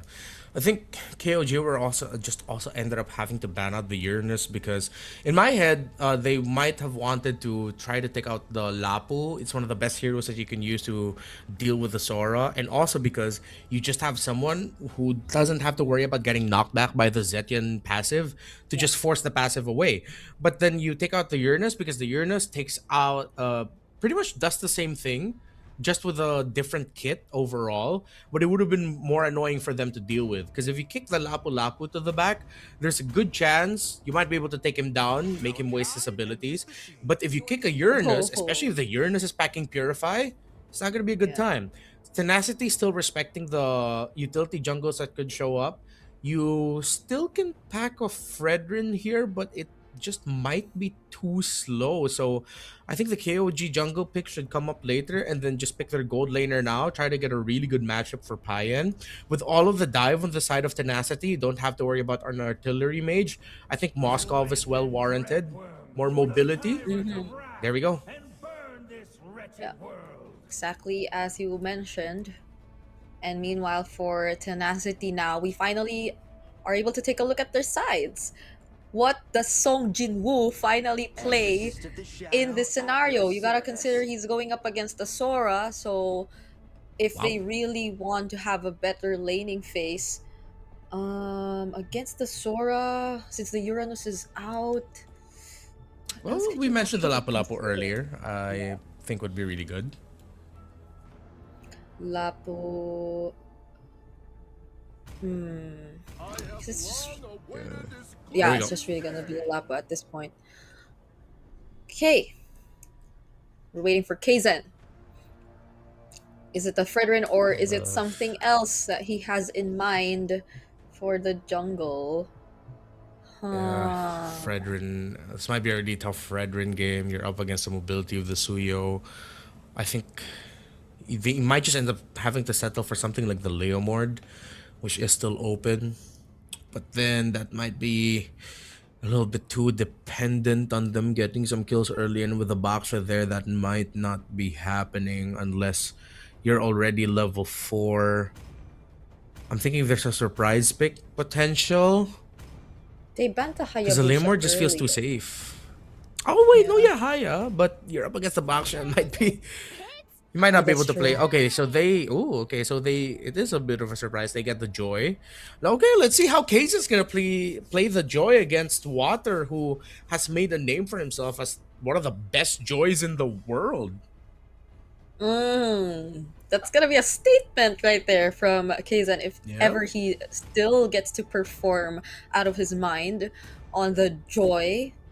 Such a shift from playing a game number 1 on the Harley, still a Magic, if it's just that, but we're seeing Yeah. a lot of mobility from both sides this time. Nothing too reactive whatsoever, and that's what I really like, especially coming from Tenacity. So they clearly have this plan in mind. I'm just Mm-hmm. worried about still the early game execution. Like, how are they going to position themselves and rotate? Because that's what drastically changed the outcome in game number 1, Yeah. despite how promising their early game picks were. Yeah, it's also really tough, I think, to find the balance for them when they initiate the team fights, because they are 4 heroes who love to dive, centered around a gold laner that if the Cho gets to him, if the Joy gets to him, of course the Joy, the old counter to the Granger, then where are you gonna get your damage? The thing is though, if Tenacity get a really good early to mid game, even if by late game Grift still is, you don't feel his damage, he doesn't have stacks on Skypiercer. By the way, this is gonna be Water. Hopefully he's the one not packing Skypiercer, because he'll be way too greedy if you give it to the Suyo. You still have the damage available for you with just the other 4 members of Tenacity.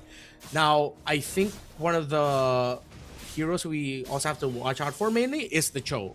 Is Nile just gonna quickly try to pick off BS when he shows up? That's a backshot with a Revitalize. Might not be the best target. Is it gonna be Lord Guys? Is he even gonna be showing himself enough for you to get a kick off onto him? So it's gonna be a tough time for Yeah. Nile to decide how he's gonna play the pick off hero. Yeah. Or do they still want to go for pickoffs this early on, considering all the things that Yeah. we really laid out? Because even in terms of farming, Tenacity are just able to speed things up so much, and they seem to be really wanting a pickoff here in mid. Oh, the stun doesn't land. Kaizen will still stay alive. Nile was very low though on that Cho. Yeah. So now topside here, BS gets to the lane really quick, and Grift is doing a good job of dueling it out with Pyan in the lane. But Kazan's still going to be able to get some farm heading into Turtle 2. Water's already in the area and looking to build an advantage through the EXP lane. 33rd, gotta be careful here. They get to clear the waves first, but it seems like they're gonna go back. 33rd fights using that cloud form, and he still survives, but not for long. Song Jin-woo takes him down finally, but Kaizen trades out Water. No retribution for Tenacity. Abyssal Arrow does not land. Nile gets to walk away. KOG might have just won that somehow.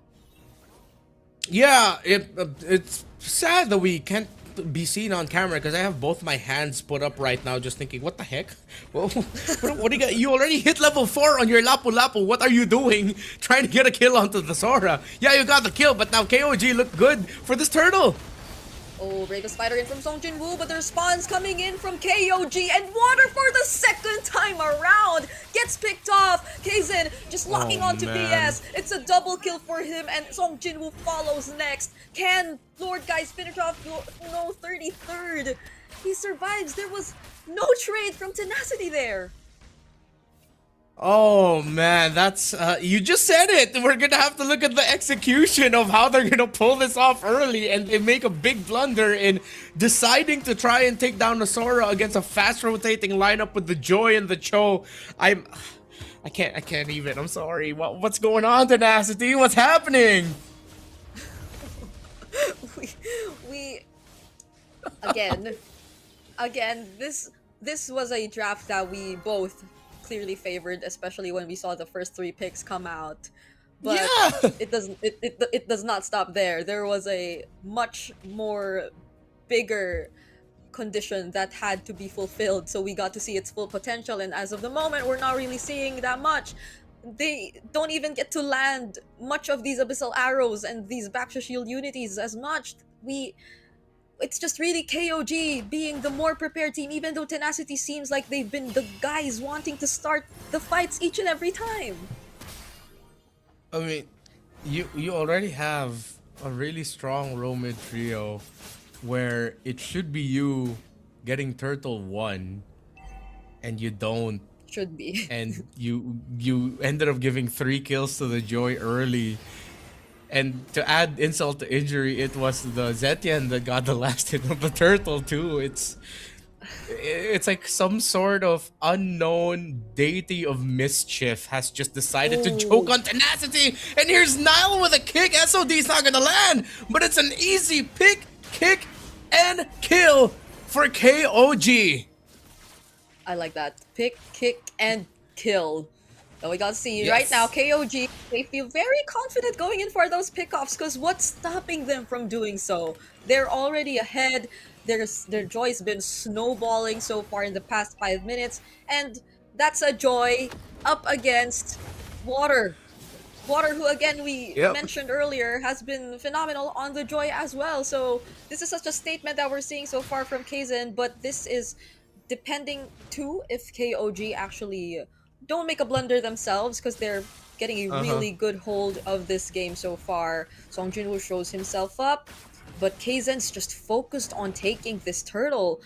They do get to spot out Griff though. Okay, Tenacity now starts to go in. Water this time around actually secures the retribution. They get brought back. There's the revitalize as well, but it seems like BS will be the first target. 33rd takes him down, and Tenacity will disengage. Yeah, still, with Tenacity being able to take the turtle, that's a start. At least the early kills and losses that they got didn't balloon into something like a 3,000 or 4,000 gold lead. But now they really have to double down on the idea that where are you going to find the balance of playing for making sure Water gets items and Grift gets items? Because Grift already has an early death. Pine got to farm up relatively well. Kaizen has 4 kills, 0 deaths, meaning that the Joy damage is going to be very online. Water just built up a War Axe too, alongside Song Jinwoo. So it's a question of, will you actually have the firepower as you're transitioning to a point of the game where KOG significantly has more? A fight breaks out here in the mid. Nile gets stunned up, but the Fury of the Phoenix buys a little bit of time for KOG to back off and disengage. Okay, great reactions from Water, but I think an even more great response from Zed, because that could have been really bad for KOG if Tenacity decided to fight that. But just because of that single Fury of the Phoenix, none of them really pushed through, and so they're still safe. They still had or have that lead. Oh, there we go, another abyssal arrow not landing. See, I'm not sure if KOG feel threatened at all at this point, like even just a bit, because they always have information of where Lord Guys or BS could potentially come from. Nile has been doing such a great job at providing all these necessary information, and now the clapback once again. KOG seem to be ready yet again. There goes the Purify forced out of Payen, but they see 33rd. He just finds one, but there's the CC immune coming in from Song Jinwoo. So 33rd gets punished instead. Were they not talking just now? Because clearly they were backing off while 33rd says, hey, look, Mom, no hands. But now he's gone. Water's gone too. Kaizen just made a play on his own. A double kill for the Joy against the team that is known for playing Joy. But then on the other side, Grift gets a solo kill onto Payen. What's going on? What a unexpected turn of events, but after all that, KOG will still get the turtle. Now it's my turn to put my hands on my head, because I have no idea what's going on either. This is another bravest fighter from Song Junwoo, but KZ is still going to get out safely from there. So a small win that we got to see from Tenacity as Grift somehow took out Payen, but I think what really mattered still was what happened in the mid portion of the map. Like, okay, let's take a look at the XP level ranking. Once again, KZ at least obviously will be up there, but Water, despite this 0-3 KDA that we're seeing from him, at least isn't so much behind. I'm just trying to say not so much behind, but it's still a 2-level gap, because he technically could be a key player in terms of finding that turnaround play. Yep. There was this one time that we saw earlier in mid where he also got to dodge a potential pickoff, and that could have resulted to something if only KOG weren't as fast to respond. But let's see what they do. For now, KOG clearly just want to take those objectives. Good zone out. They have to use this time now to play around. Oh, the minion waves, wait! Oh? Okay, that's a Fury of the Phoenix finishing off Grift. Now payback for what happened to Payen earlier on. Nile and Kaizen won't go for the chase anymore. That's the Abyssal Trap. Payen just working on that mid lane turret. SOD not connecting, but they still get that turret in mid. I'm gonna have to go back and spot out how Grift went down. Was it really just a Fury of the Phoenix? Because that's unfortunate. There was Lord Guys and BS who found an opening because of where the members of KOG were placed after the trap was set off, with BS being close by. Still, it was iffy for them to take that fight, but you saw that then they readjusted with a re-engage, but then they just lost the Granger. I think it's more unfortunate than anything that Grift ended up going down there, because that could have been a great turnaround for Tenacity. Exactly. That's probably the last person you want to see fall. 33rd. Bidding out so much from Tenacity. Still survives, actually. And now they will be ready to transition to the Lord. But 33rd still gets picked off there. Oh man, his timing needs a bit more work. That's 2 big deaths. And Tenacity have an opening. An Abyssal Arrow spots out the Joe. Okay, this might just be something for Tenacity. Water secures the Lord for them, but Kaizen, just in time, might go for something, but Tenacity, with the amount of ability they have, it'll be so easy for them to just take whatever they want and get out whenever they feel that it's no longer safe. And that's exactly what we saw happen as they took away that Lord. I'm actually surprised at how fast they were able to blitz that Lord. Yeah, I mean, we were discussing that in terms of their damage profile, especially where they're core 4, they definitely have it. And yeah, going back to the play earlier where Griff got taken down, it's the problem of the lineup that we talked about early on in the game. Wherein with all of these heroes that love to dive, if the Joy is left unattended, if someone who can dive the Granger's left unattended, then Griff is going to go down really quick. But then they were able to recover for that play with how they positioned. They found a little bit of a health trade in the mid. 33rd went down, and that ended up becoming a big reason as to why they were able to win that. So a little bit of adjustment here for the timing of 33rd and when he enters, I think would be really great. And is that a bad ESC? And I'm not talking about woman. I'm talking about, was that Keith? Was that our good friend Keith? Yes. Is that Keith? No way, right? It is Keith. And he's playing Mobile Legends. During the pause. See how dedicated of an MLBB player our good friend Keith is. He's playing MLBB during the pause. So that's what we were actually trying to point out, guys. He's a good friend of ours right there at the venue of MSL Thailand. And I actually like how we're seeing so many audience come support the playoffs, because again, this was the first season of the MLBB Super League Thailand, and we're already starting to see fans wearing jerseys. Look at these, or probably family members like wearing KOG jerseys. So that's so cute, because they're really just out there supporting these teams. You definitely have to give it your all, because we gotta remind everyone that this is actually the lower bracket semifinals we're currently watching.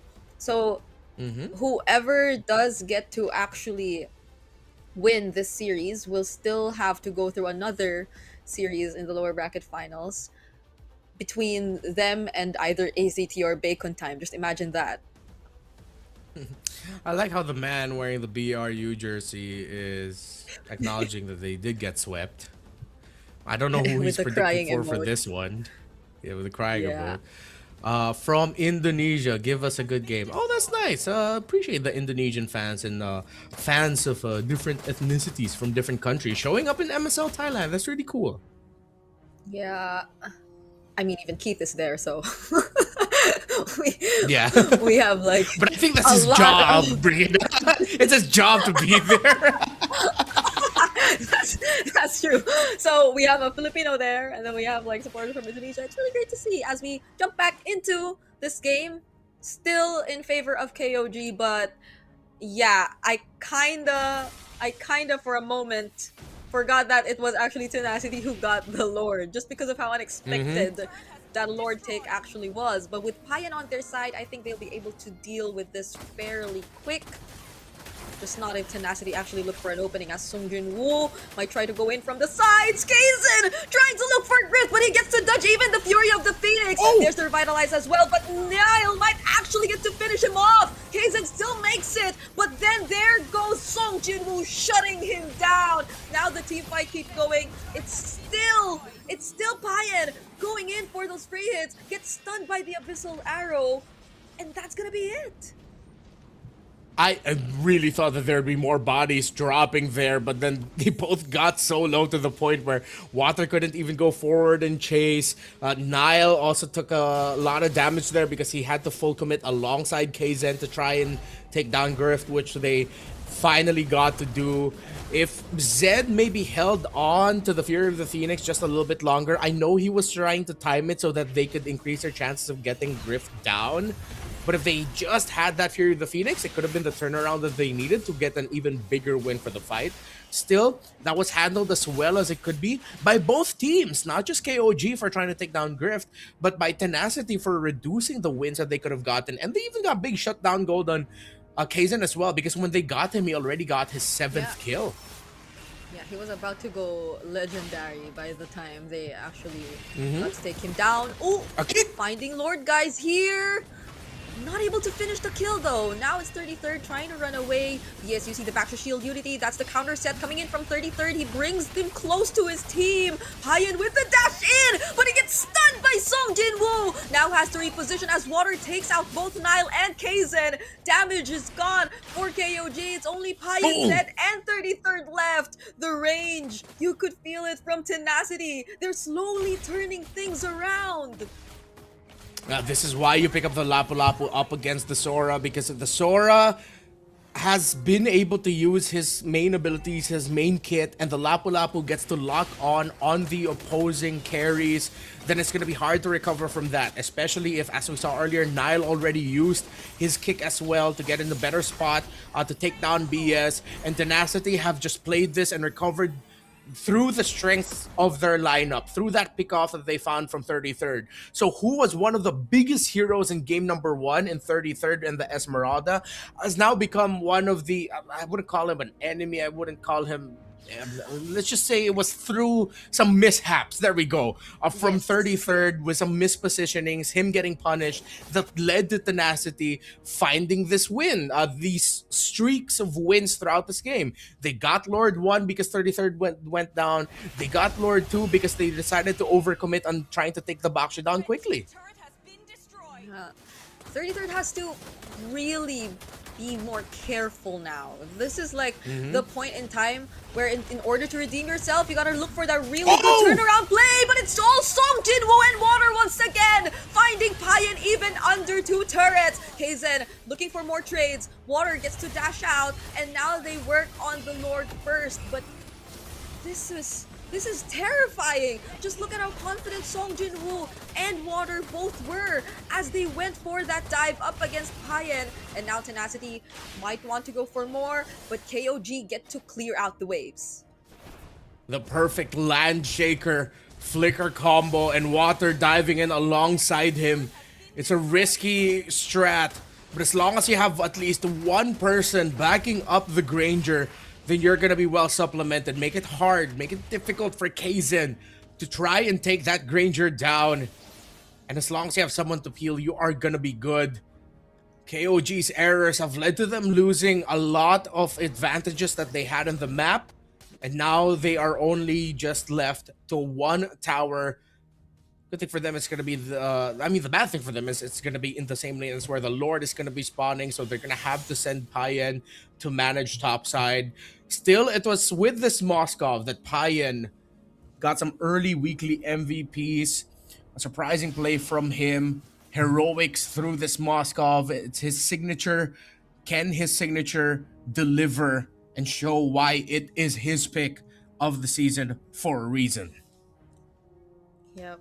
They're now all holding onto Payan and what he could potentially do, even despite this very risky situation where Tenacity are just not holding back and they're just doing what they can.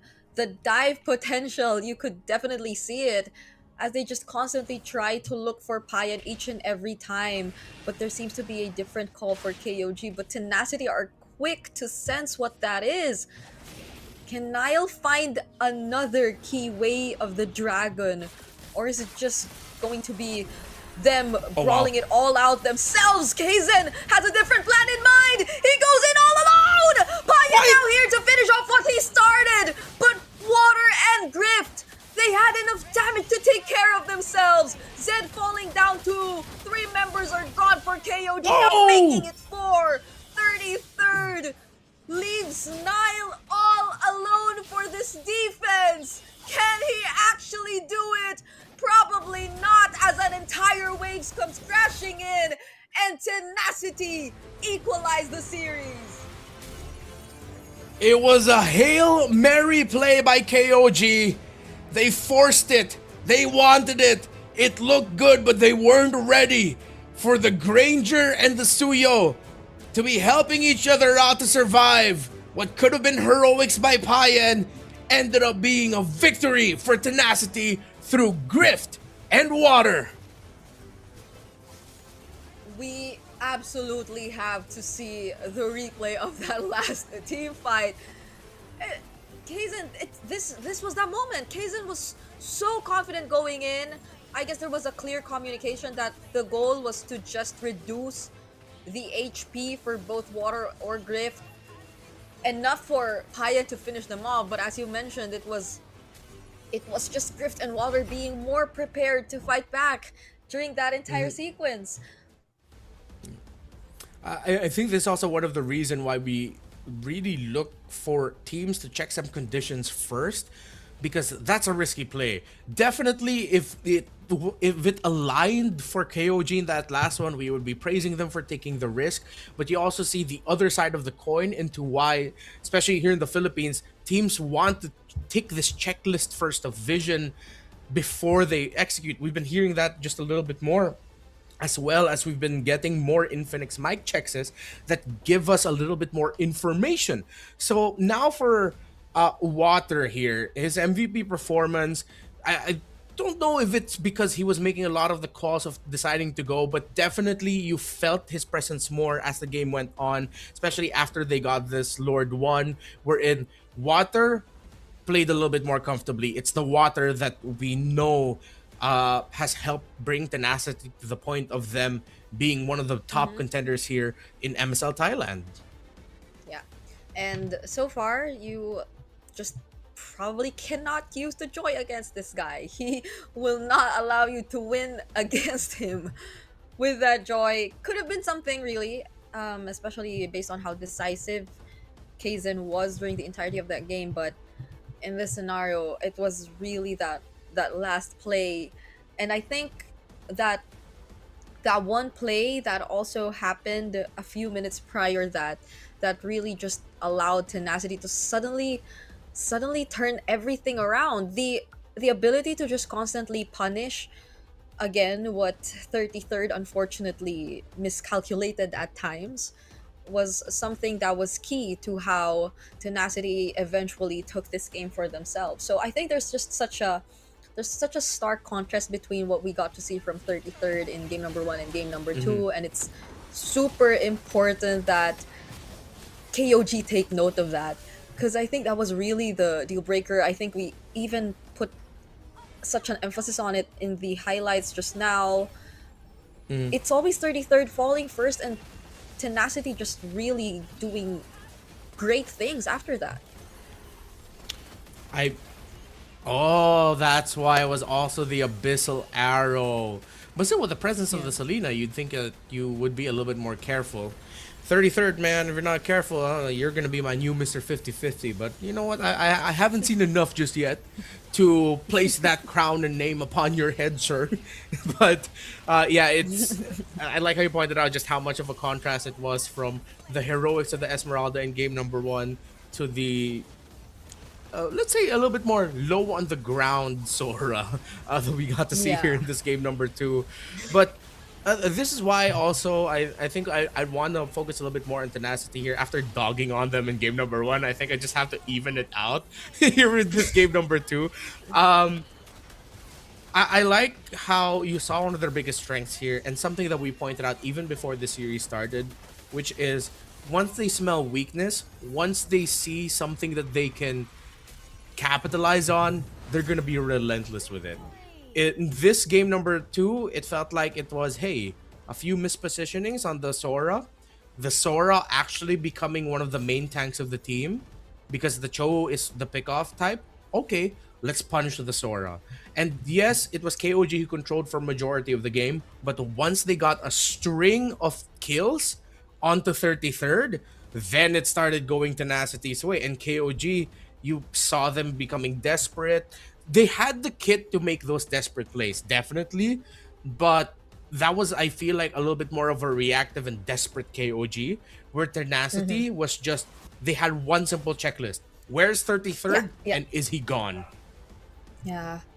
Things were more, I think that's a really good way to put it. Things were much simpler for Tenacity, even like composition wise, because I could just see so much more hero synergy among their heroes rather than that of KOG, because I don't know if it's just like the playstyle we got to see from the way they played game number 2 as well, but there were a lot of times wherein they were just like doing the more unexpected sequences.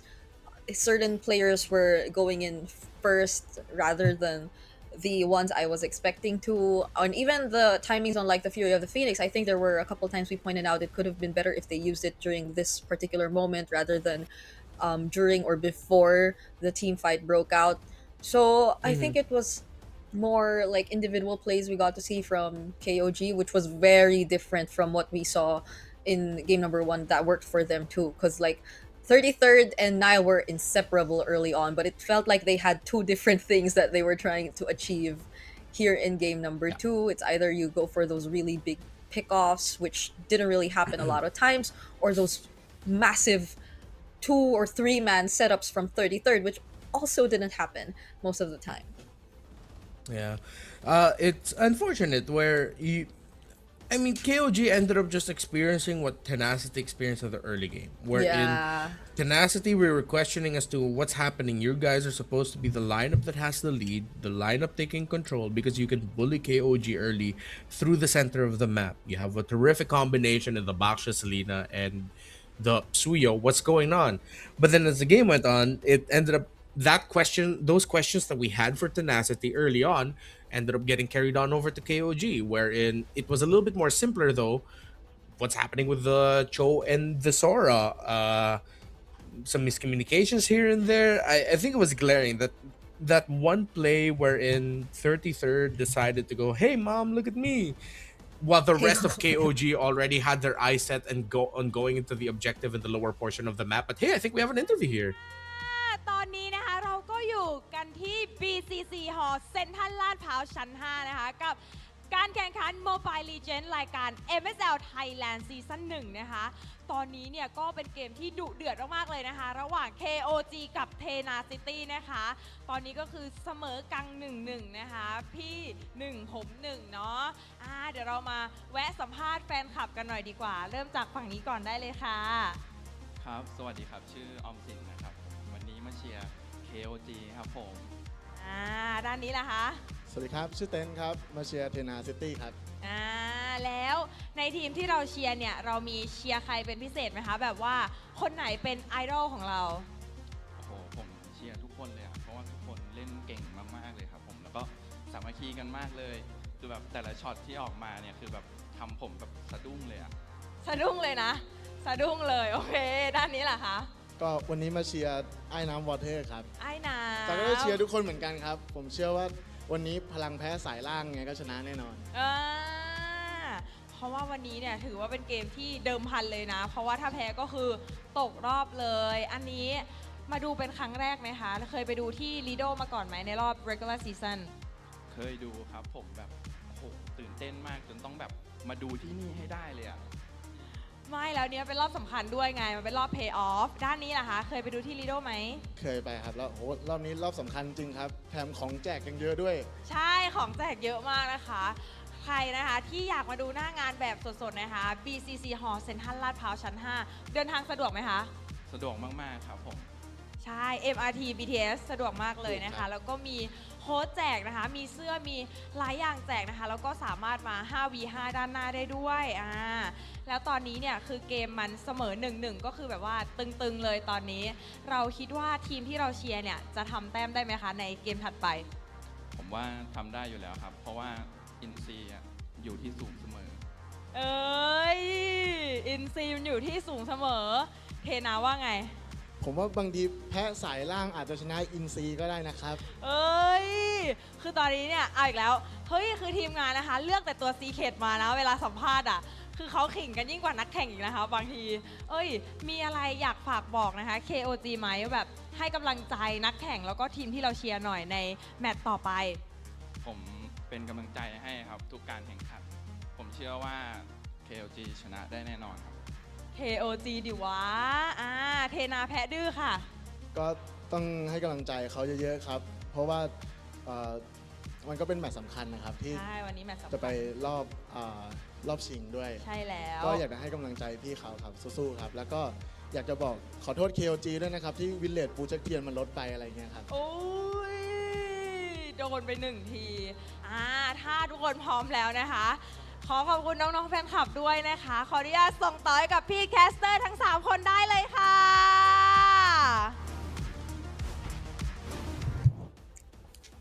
Thank you so much to our host.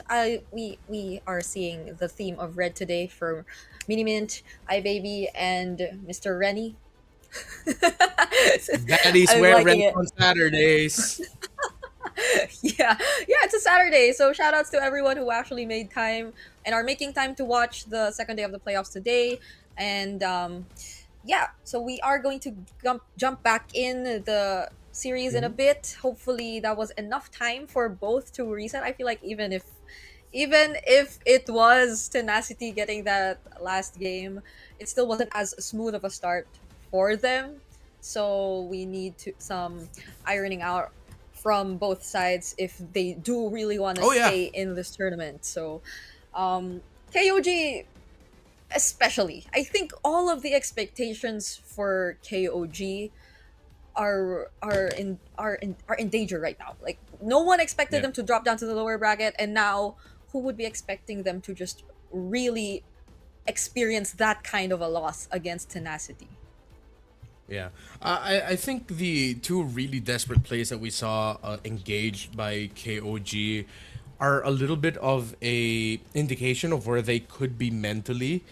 I think it could be starting to get to them. The fact that they dropped their first series yesterday, they're at this point where they could potentially be eliminated already. They wouldn't be able to make it to the grand finals, as a contrast to them going undefeated in the regular season.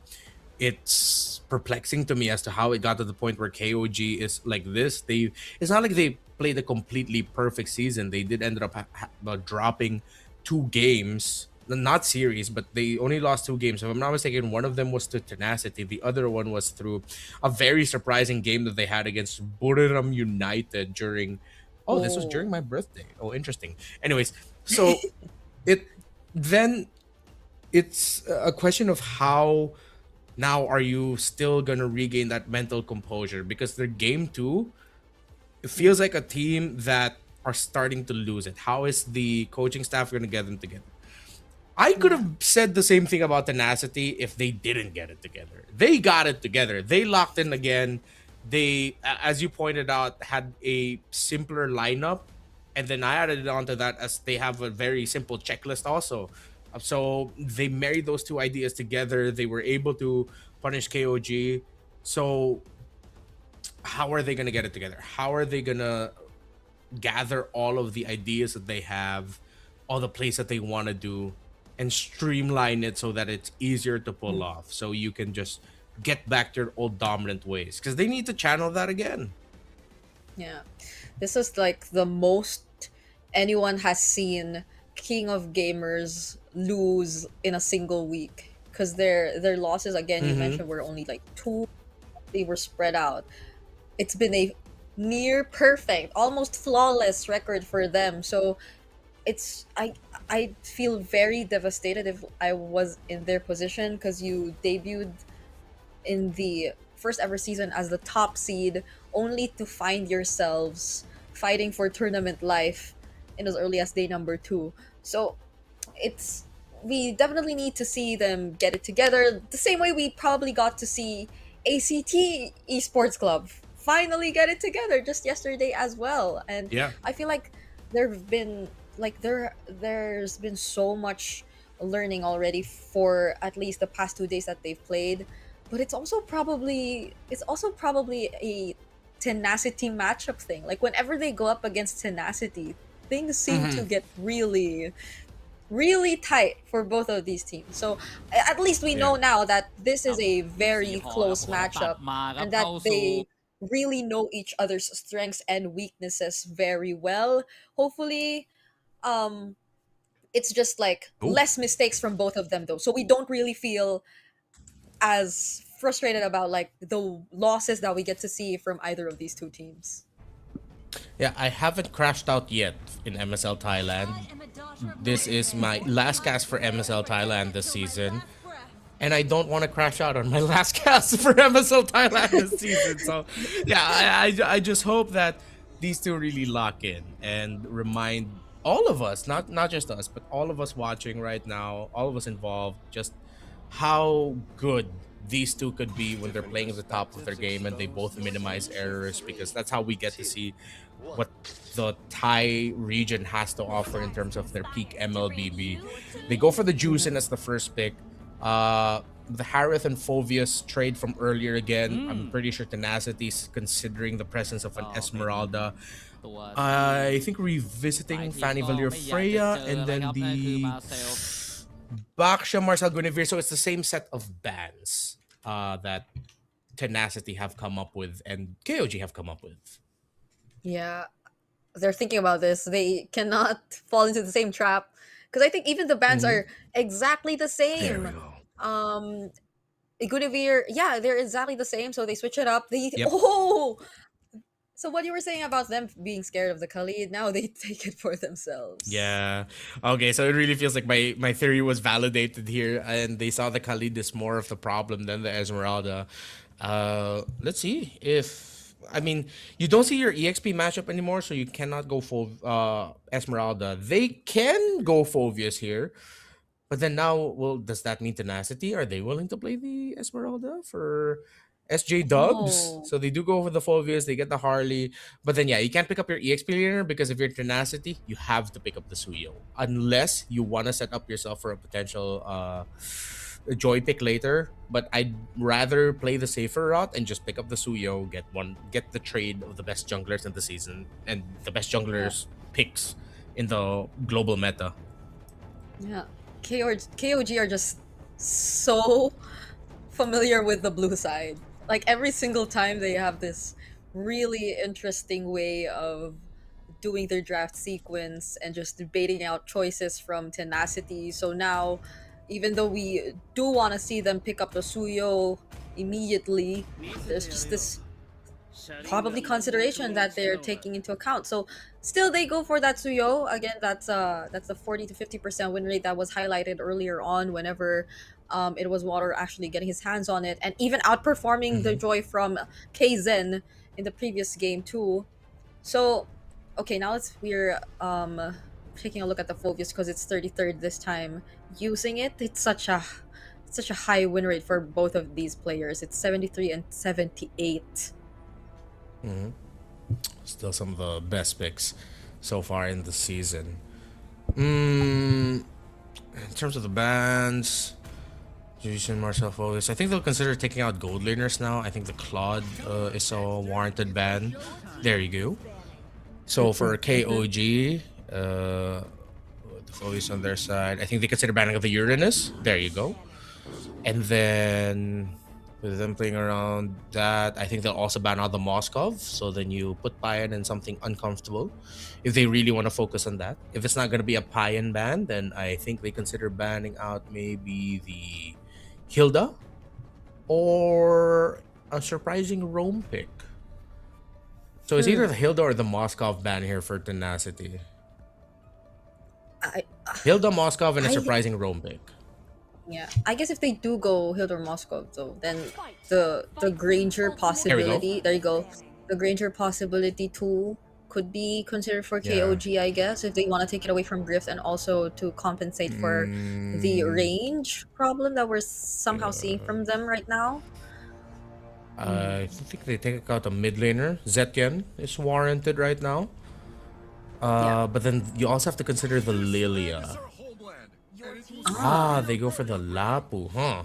I think that might be a little bit too focused on the ban, but hell, I think they're playing around for matchup comfortability.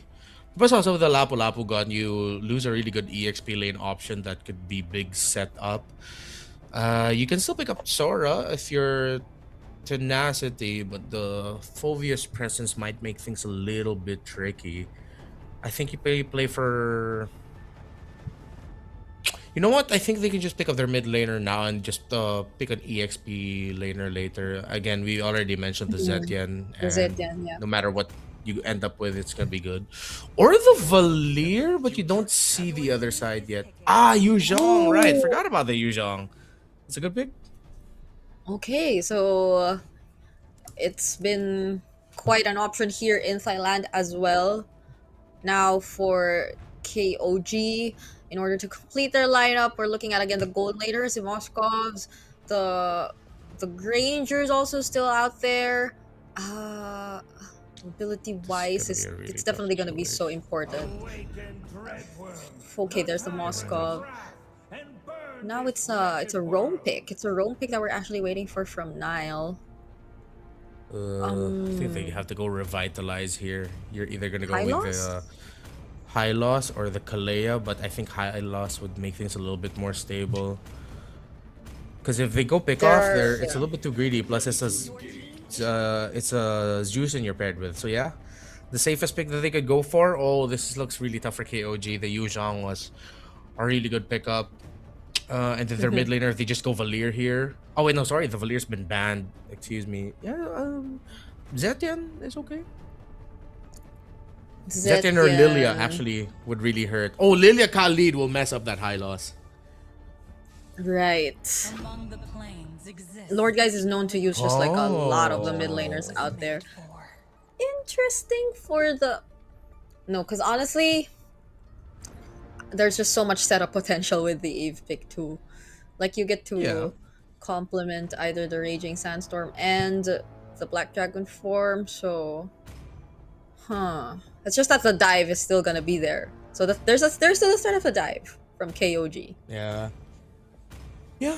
Tenacity get the combo with the Eve and the Harith. I think they were thinking a little bit more about that.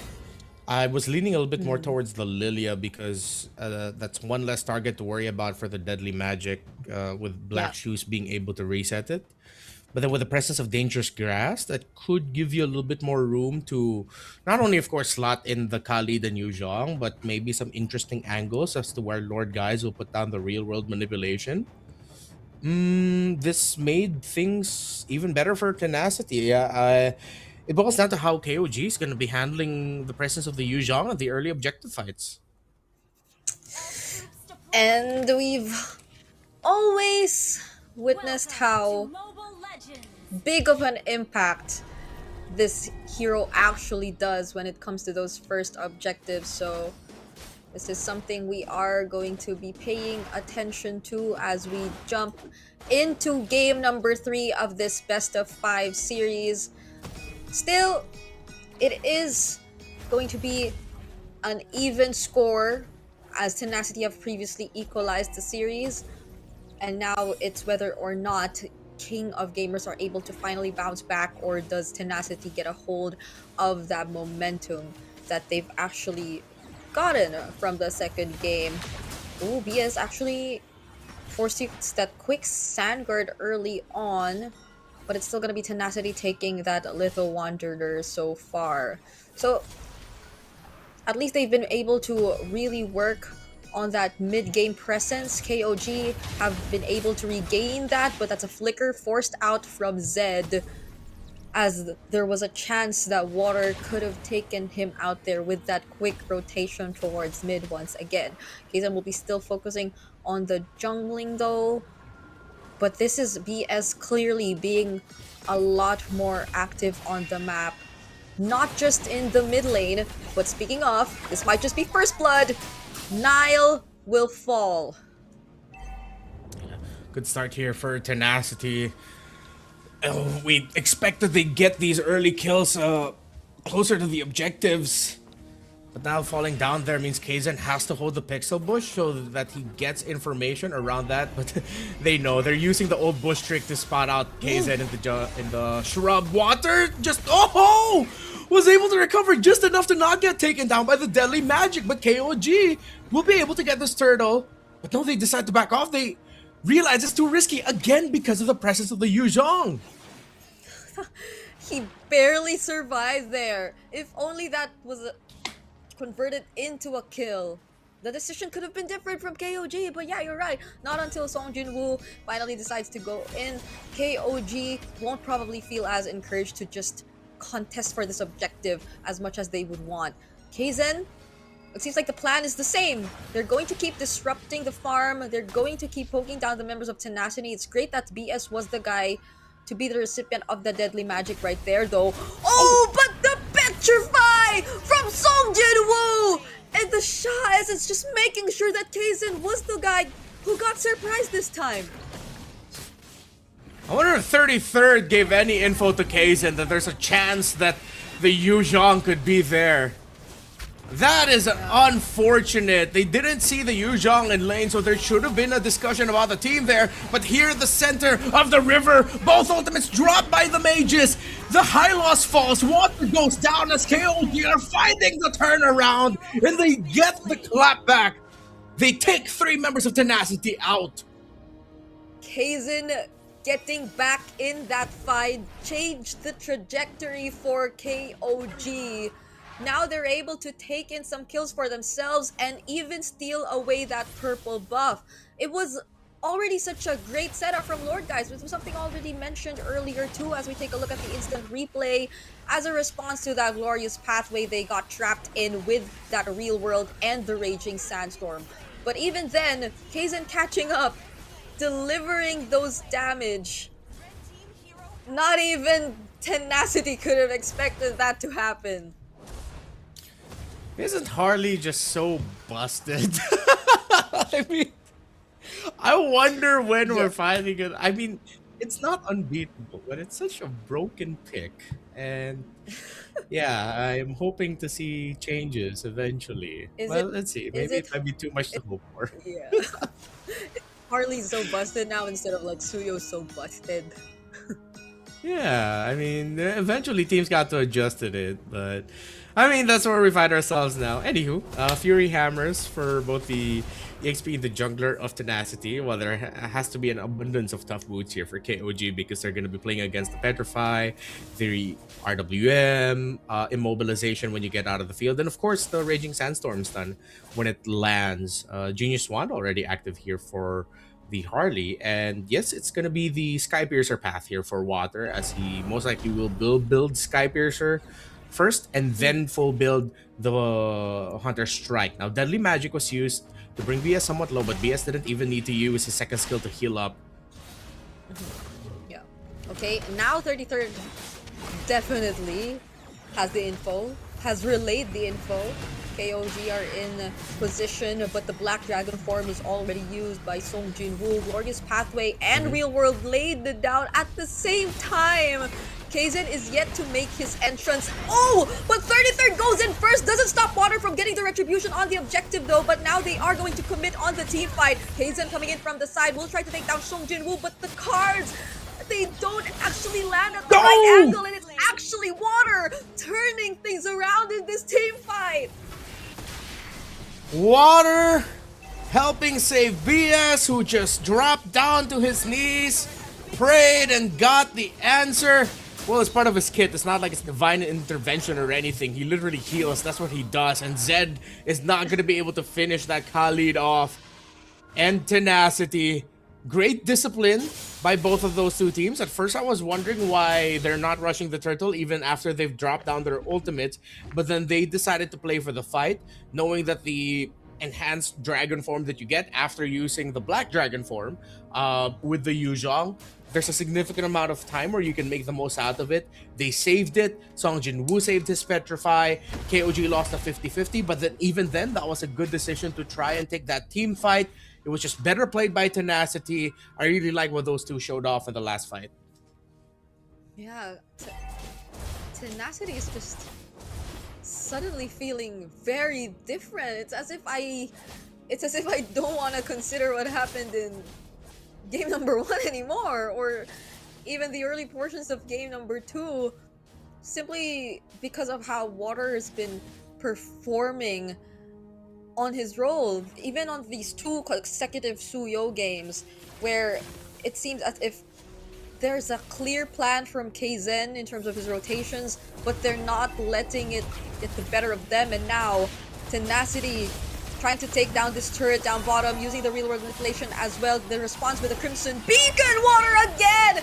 How did he find Payan right there? Lord Guys will be the trade. 33rd coming in from the sides, and oh my goodness, this time it's a 3-for-3 trade, but it's a triple for Water. Not until he gets shut down by Kaizen just the same. 33rd still making it with the Flicker Dark Wave, but Griff has his dashes. It's a disengage. It's going to end up becoming a turtle for KOG. Big losses across the board. Tenacity might have bitten way more than they could chew there, with Water getting taken out. And this helps equalize things a little bit for KOG. Tenacity were getting closer into the realm of roughly around the 2,000, nearing the 2.5k gold lead.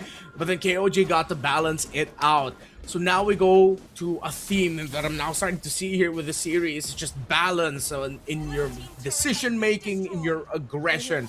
Whoever achieves a near nirvana state of balance is going to be the one who wins the series. You can't be too aggressive. You cannot be too passive. It has to be perfectly balanced in both sides. It's been such a tricky spot for both of these teams to find that perfect balance. It's always just either one of them being a bit too aggressive or passive, and nothing in between. Only those very rare moments that they finally find it and take the game for themselves. Oh, but Griff actually used the Zaman Force right there. Now it's a potential dive from KOG as the SOD also lands. But there goes the real world manipulation. They're trying to defend this turret. They don't get to defend it though, but at least they find the kill on Payan. Oh, tough loss there for KOG. They need their gold laner up. Still, they have a lot of damage coming in through the Harley. Good read there by Kaizen to try and take down Water, going through the lower portion of the map. Tenacity is going to be able to bring the tower up top. They're handling the zone and holding the shrubs really well around it. One level ahead is this Harith, but I think a closer look at the items once they show up. Still a bit of a trade here. Griffin again using the Flicker and the Zaman Force just with that single deadly magic. So KOG still have their ways of getting back into this game.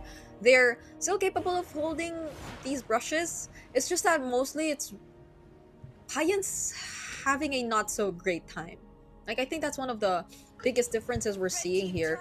Maybe also because Griff has just so much support through the real world manipulation and what his teammates are capable of doing given the nature of their heroes, but Payan has to assume a more independent role, not until he has the right amount of damage even. Oh, Oh wow, that's Okay. big. They force out Raging Sandstorm. You get the deadly magic way faster, yeah. I think. Now Let's it's see. Tenacity not able to hold their positions for this Lord. Nile with a zone out, but the Black Dragon form doesn't stop Kaizen from securing the Lord though. The Petrify was a second too late and Song Jinwoo in danger right now as Sony doesn't land on anyone. But 33rd might just get to finish off the kill. BS from the backlines actually gets to take down Kaizen, but 33rd finds Song Jinwoo, but in exchange of his life. What just happened there? Tried to take Payan down, but Water ended up getting taken out. Kaizen was already brought down really low from the little exchange that I believe it was him and Payan had with Yu Zhong. And BS was just able to find an angle to... It was either an enhanced basic attack that tracked onto the Harley, or he was just already there for the Desert Tornado. Still, if that SOD landed from Payan, that could have looked so much better for KOG. Still, though, they have the Lord marching up top. Let's see how much progress they can get with map control here, as Payan now will play the opposite side of the map, which will get marked by Song Jinwoo on the Yu Zhong. Okay, now it's KOG finally taking down some turrets for themselves. And I'm liking how Niles just always very active in terms of using that glorious pathway. Like for the past few team fights, I think that helps so much in setting the tempo for how the team fights would actually break out for both KOG and Tenacity. It also somewhat forces a response from Lord guys, to which KOG are eventually able to take advantage of if ever things go well for their side. So we're slowly starting to see how KOG are getting themselves back in this game. And even map control, I think there's no significant difference whatsoever anymore. There's no 1k gold lead existing between these two teams anymore too. So it's much more even now compared to what we saw happen for the first 12 minutes. Yeah.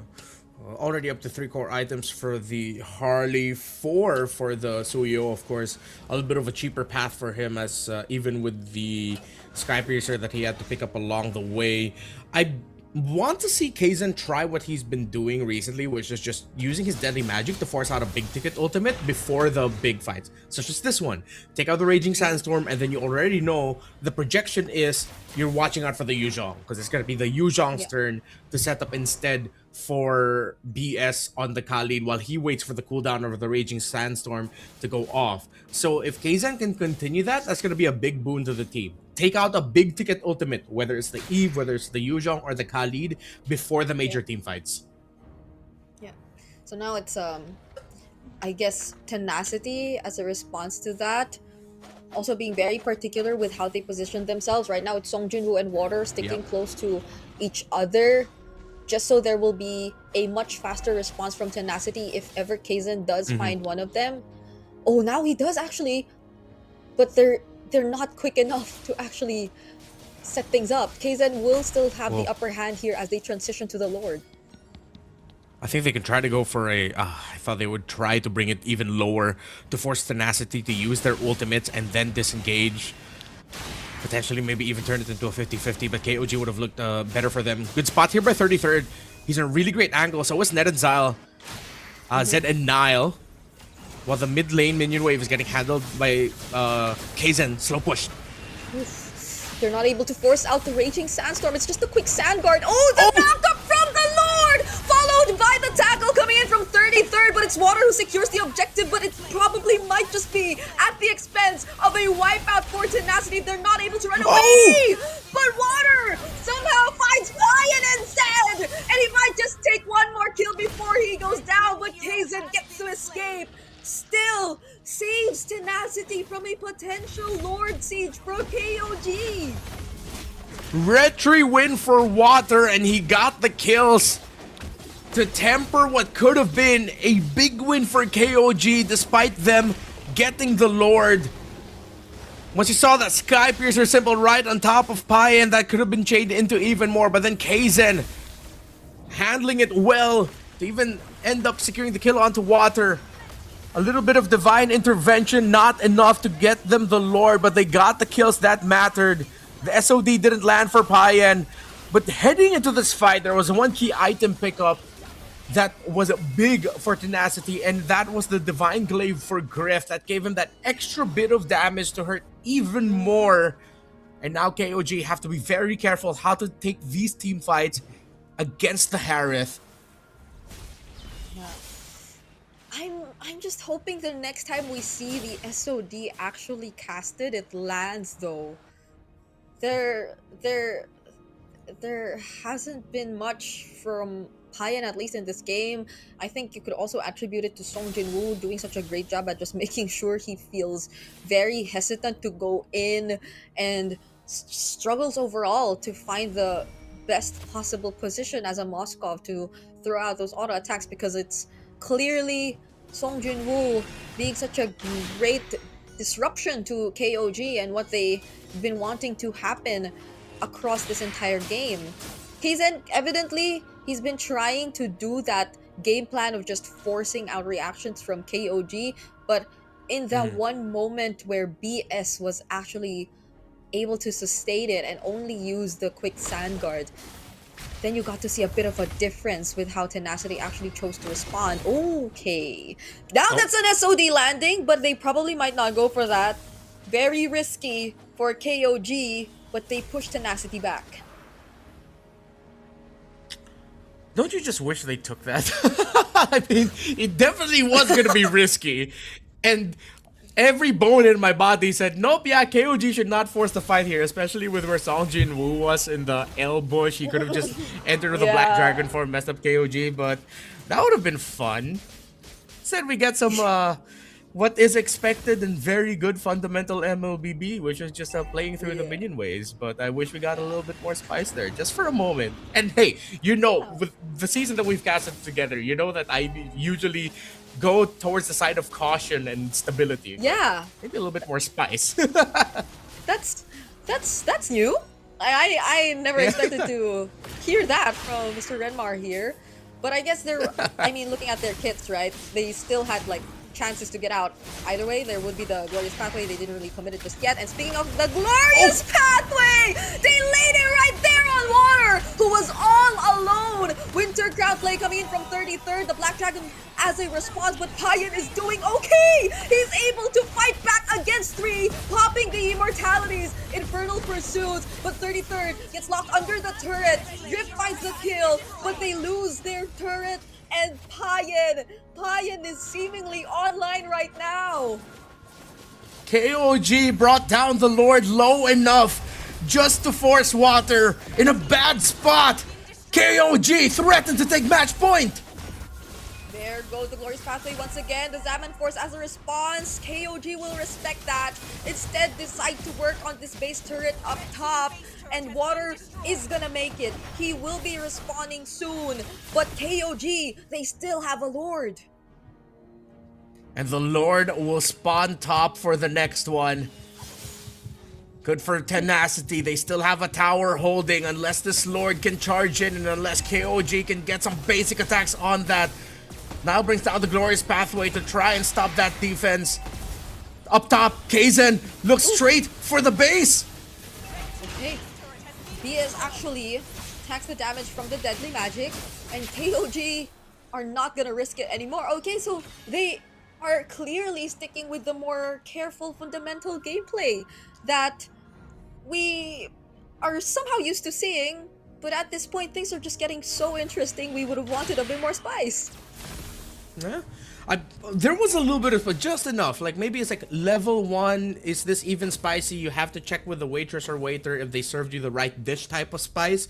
Wherein Kaizen showed up in front of the base alongside the minion wave, making Tenacity react to Kaizen showing up because they have to send the Harley back. They're not gonna risk them just completely getting blindsided with a split push right in front of them because they overcommit on looking at the Lord.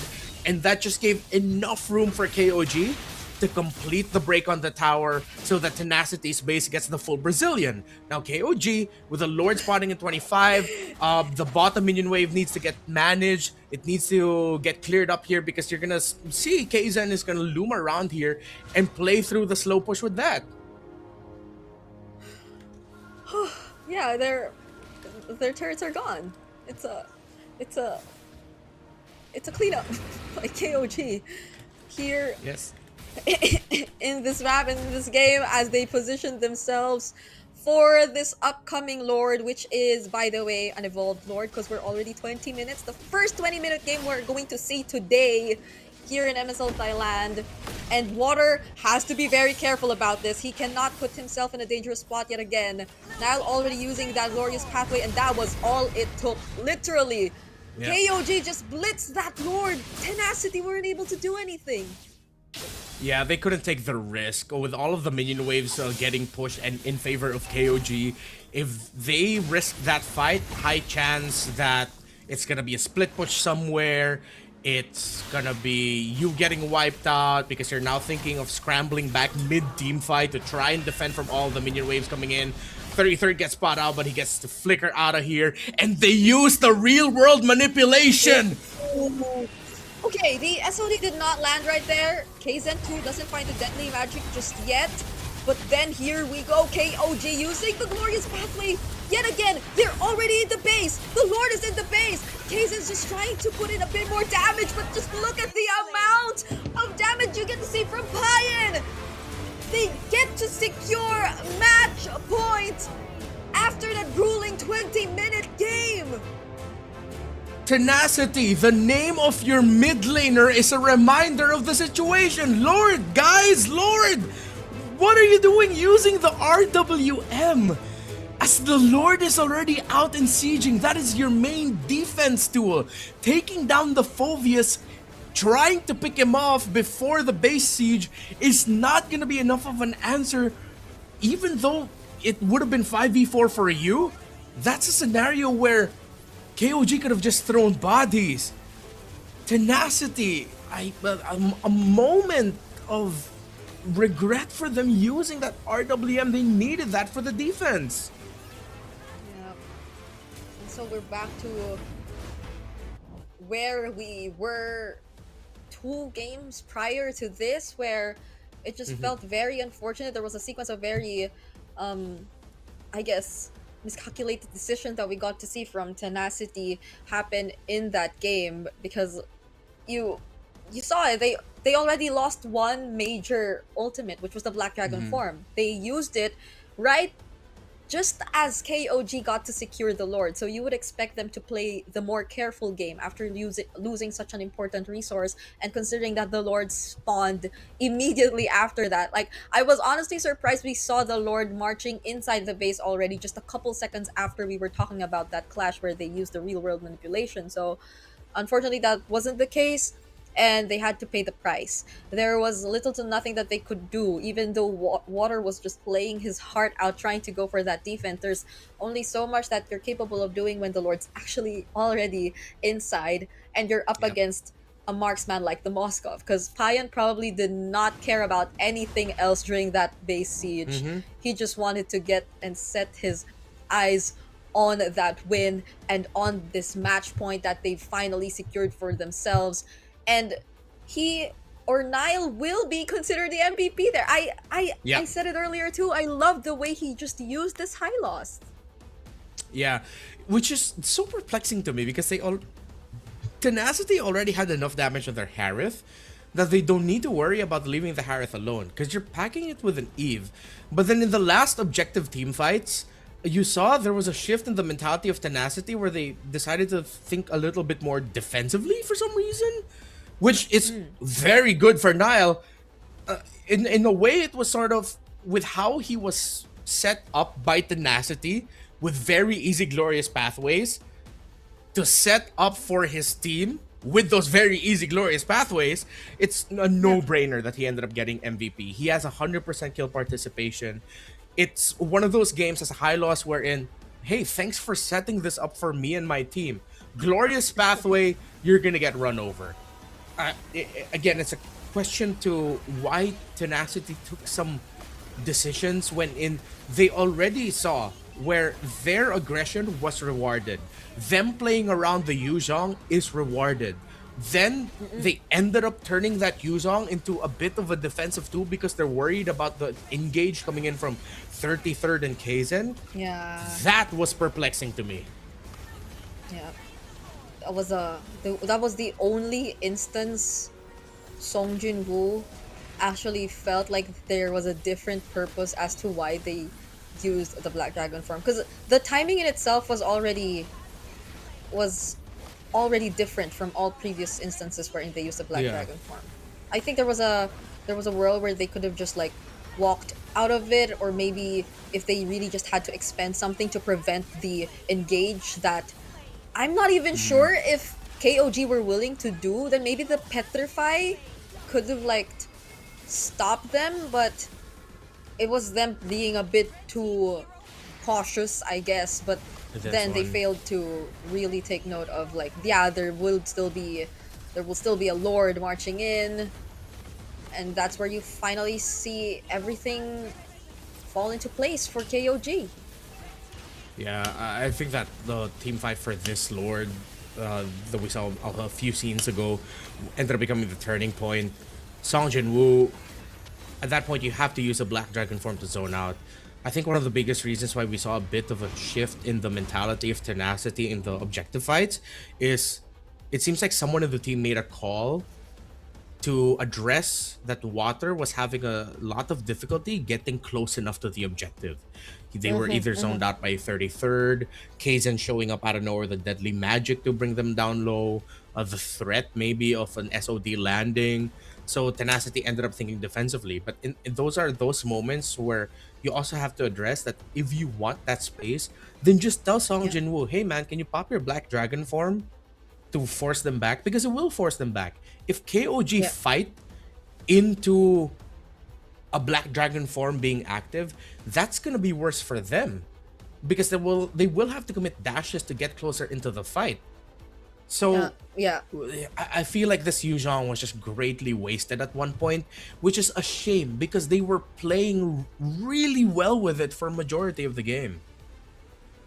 Yeah, no, actually, you're right, because that was a moment where in even the real world was already committed, and typically once you secure objectives, especially at that point in the game, the default call would just be to get back, because you wait for the Lord. So either way, there could have been like a chance they wouldn't really consider the full commit.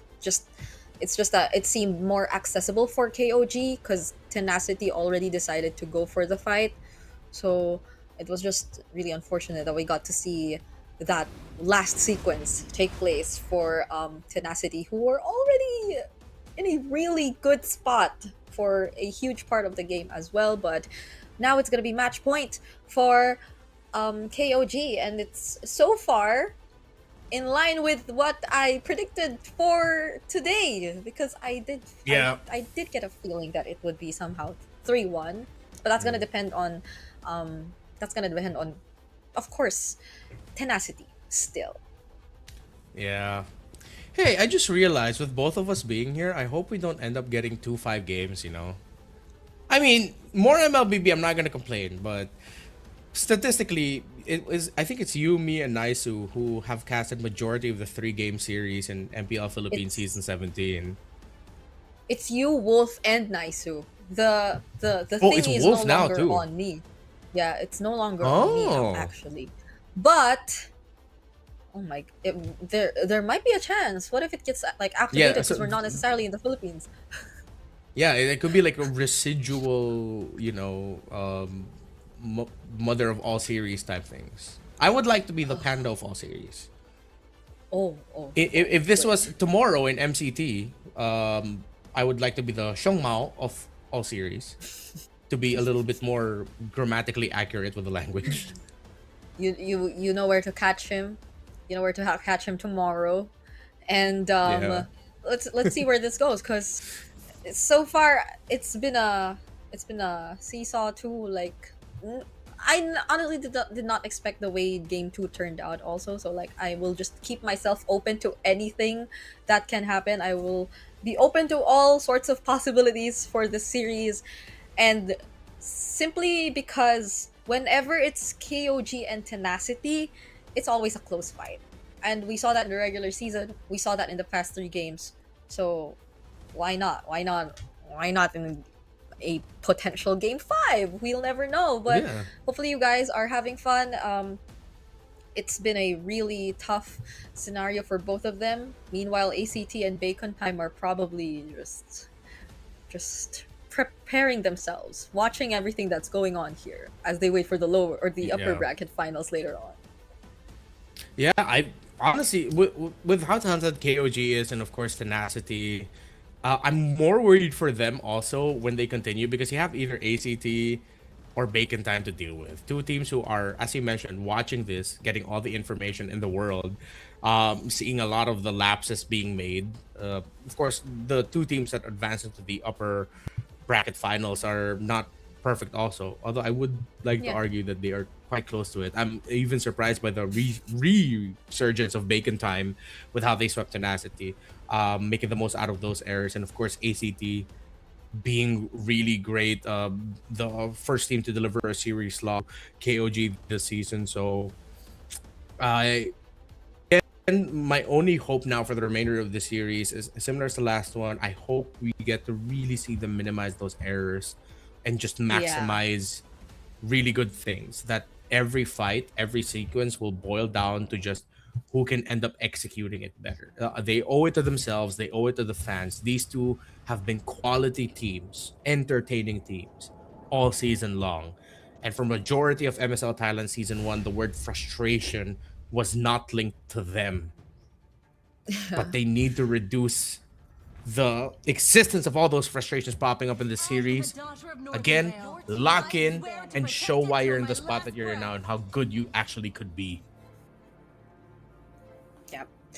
We're closer and closer to that. I think the last game was the closest, if it weren't for that last team fight that we really pointed out for Tenacity.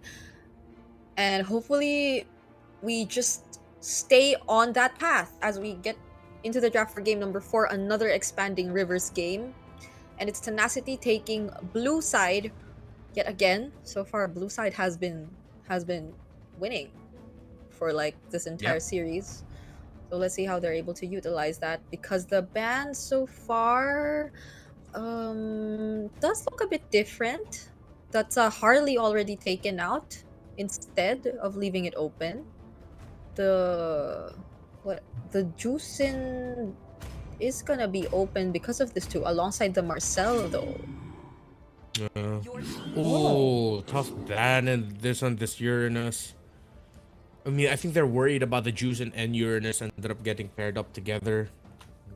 It would have been great. Juicin open to take for Tenacity unless they surprise rush the Suyo in an attempt to make sure that they get the second best jungler in the meta, but KOG could still just end up showing up with the Leomord at red 3, which would be really good. So Tenacity have to be careful with their trades here, and they end up picking up the Marcel. So with a lot of the value on the board, they lock in really good value through the Marcel, and I did that pick. Now,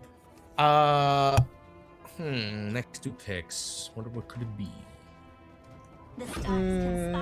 There's a there goes the Juicin and the Harith. Okay, so even with the Phoveus open, they already cured the Harith. But again, would you risk another Phoveus game, knowing fully well what KOG were able to in the first game? But there's no Khalid either. But you already have the Marcel, so you're probably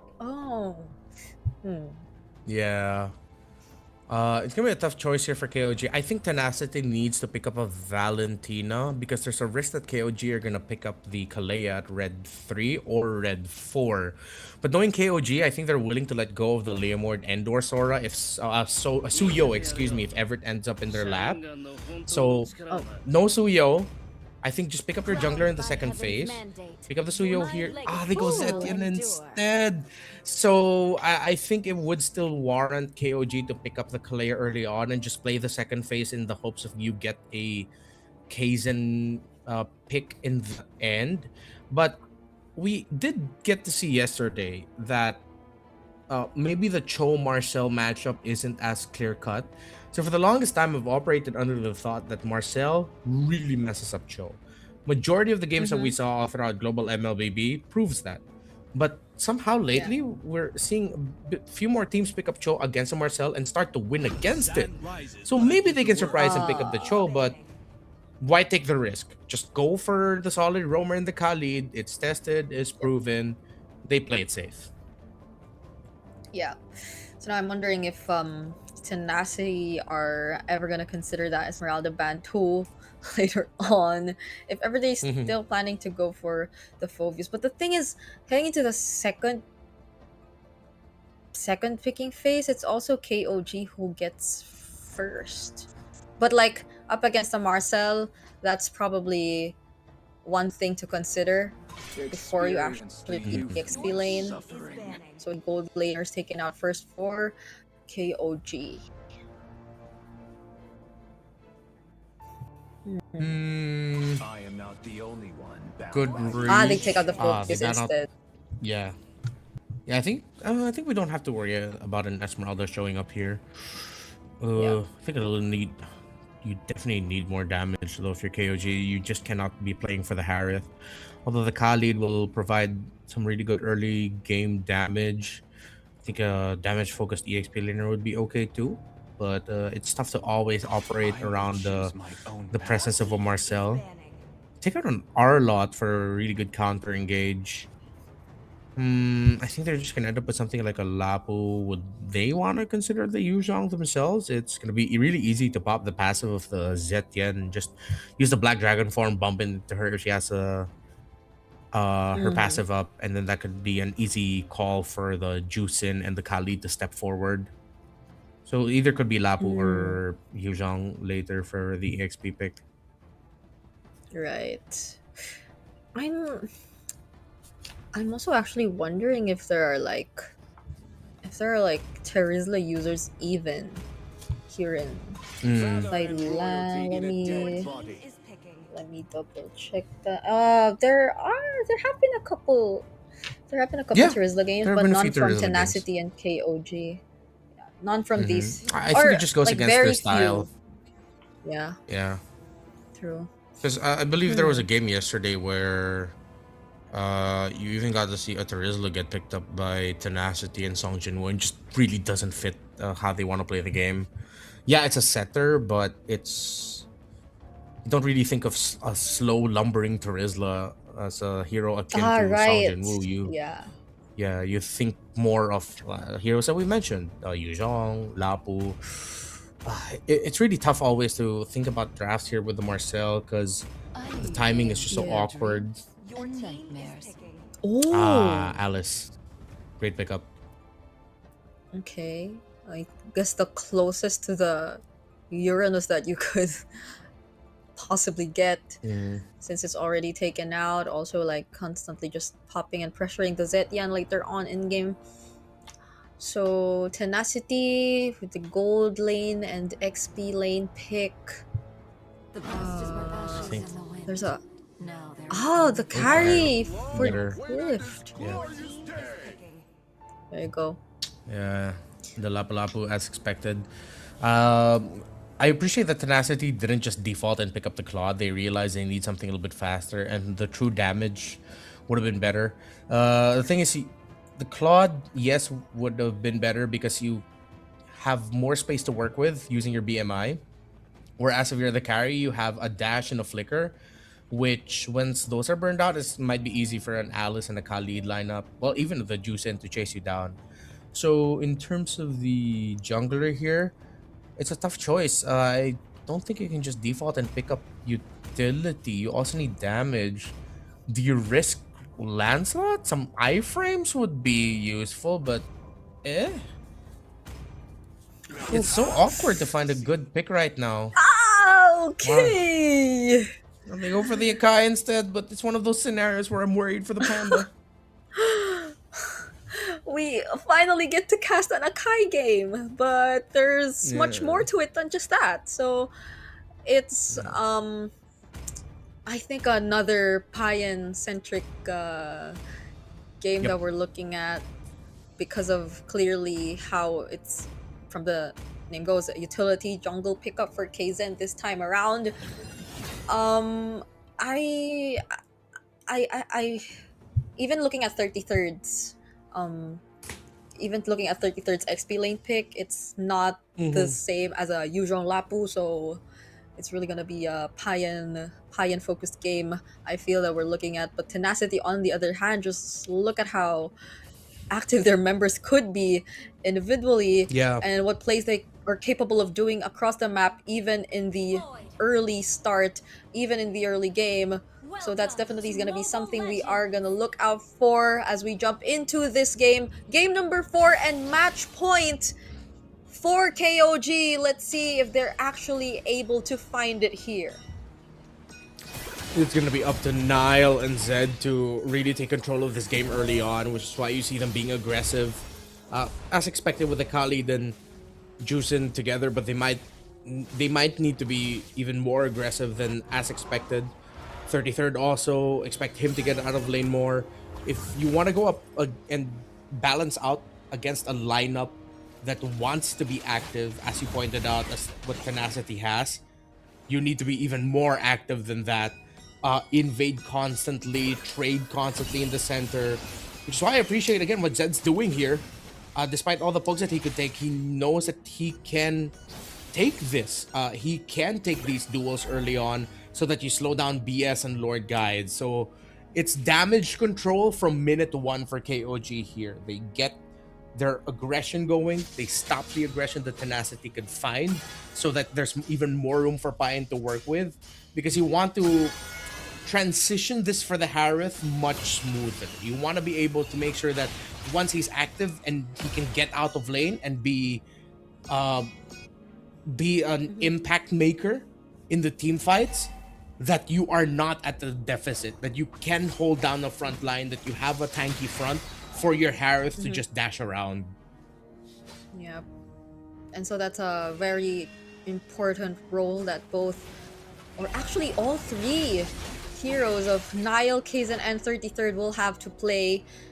And as we look at them slowly position themselves here in this first hurdle, Song Jin-woo seems to be waiting for the right moment to just jump in with the bravest fighter, and he finally does. Forces out the Crimson Beacon from Zed, but there goes the Fury of the Phoenix just the same. Kazan just trying his best to focus on this turtle, and he secures it together with the first blood, taking down Water. Not what we expected to see in the early start from Tenacity, and no casualties from KOG. Yeah, even with Griff joining all the way from the gold lane, KOG still ended up getting out of that without any problem. It's a really solid tanky presence that they have, of course, with the quicksand guard heal from the Khalid, the extra little bit of shields the Akai can build for himself, the risk of getting crowd control by the Juicin. KOG are playing this early game perfectly. All the conditions we ticked out for them in terms of being aggressive, not being afraid to trade, they're doing that. Because if they are more cautious compared to Tenacity, Tenacity can run them down. But if knowing the strengths of their lineups and respecting their own strengths, KOG are doing really well. Yeah, that all happened despite them seeing how Tenacity were already starting out their 4-man rotations right before that turtle of okay. Song Jin-woo again jumping in. Kazan just literally dashed out of that. See, now it's KOG grouping up together and being the guys to just constantly pressure Tenacity, and now from way up top they're doing it on the opposite side of the map. Just how quick are these rotations that we're seeing from KOG right now? Yeah, they know that there's a window that they're trying to work through. If they give Tenacity any inch of room to work with, then there's a turnaround coming. 33rd rushes the Oracle, and that's a great pickup. That allows them to continue this aggression with the extra bit of sustain that he can build up for themselves. Instead of falling into the trap of maybe picking up a Cursed Helmet or a Dominus Eyes, he went straight for the Oracle. I appreciate that so much. Okay, now they'll have more reliable bodies in front for the upcoming team fights that will most likely involve Payan, since it will be down bottom. So they definitely have this turtle pit to themselves. Look at just what 33rd is doing! He's all alone in the purple buff, making sure that Song Jinwoo and Water do not gain access to this next objective. Great delay, Kaizen. Whoa, whoa. Okay. BS actually gets to run away from that. They split up and don't actually lose anyone in the process. 3 ultimates Wow. committed. This is, I think, that was a little bit too excited there by KOG. But I think also they decided to commit all those ultimates. Whoa, whoa. Okay, Water still has that extra dash back. They were also at the risk of just getting sandwiched until done by Tenacity. Oh, they spot out Kaizen! Oh. Okay, Kaizen got sandwiched there, but they did not really get to take him out. It's Tanky, Akai with a 1 assist, and he will just go back to his usual routine of farming. So no major losses from KOG just yet, but Tenacity I feel are still somewhat doing a great job at not allowing this deficit to grow any further. They even were the first ones to take away a turret, but that also doesn't take away the fact that it's KOG who's been pretty much in control of majority of the map, and they're the ones able to scout what Tenacity's been doing all this time. Yeah.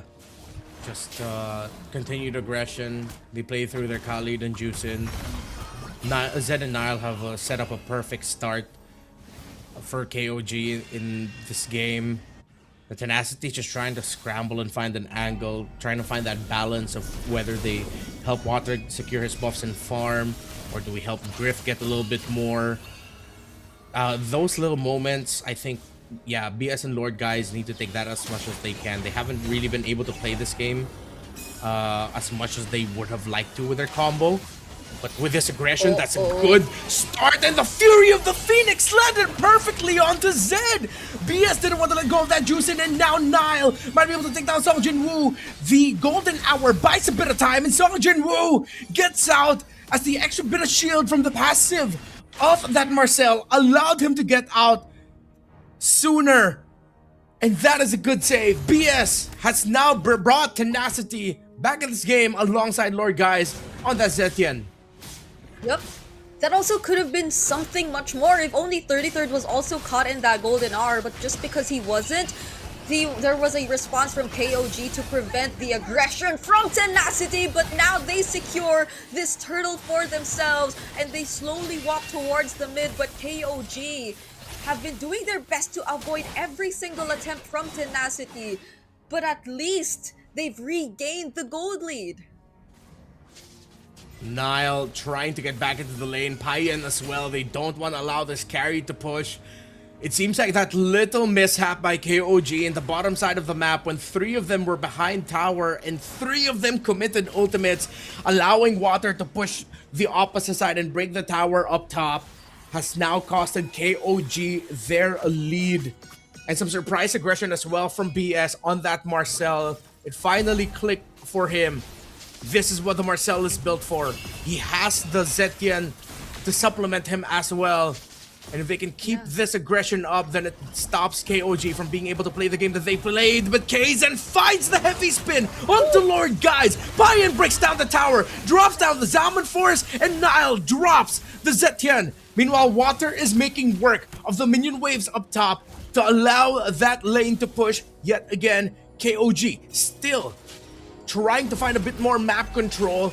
Just as they break their first tower down bot, Tenacity will be able to break their second tower up top. Oh, the trades! Water on this Suyo has been making so much happen for Tenacity here, but I must say that was a really surprising attempt from KOG. Just the same, Kaizen going in with a heavy spin, and it was Nile providing that follow-up, because Payan barely made it, but it was Lord guys who seemed to be the priority this time for KOG, and at least they're still gradually able to take out those small pickups every now and then, in contrast to what we were expecting of them to just really rely on their team fighting and playing around Payan. So it seems that they're still, to a certain extent, a bit more of flexibility that you could still expect for KOG, or it's probably also mainly just the calls that they're doing with this lineup, but you still have to be really careful.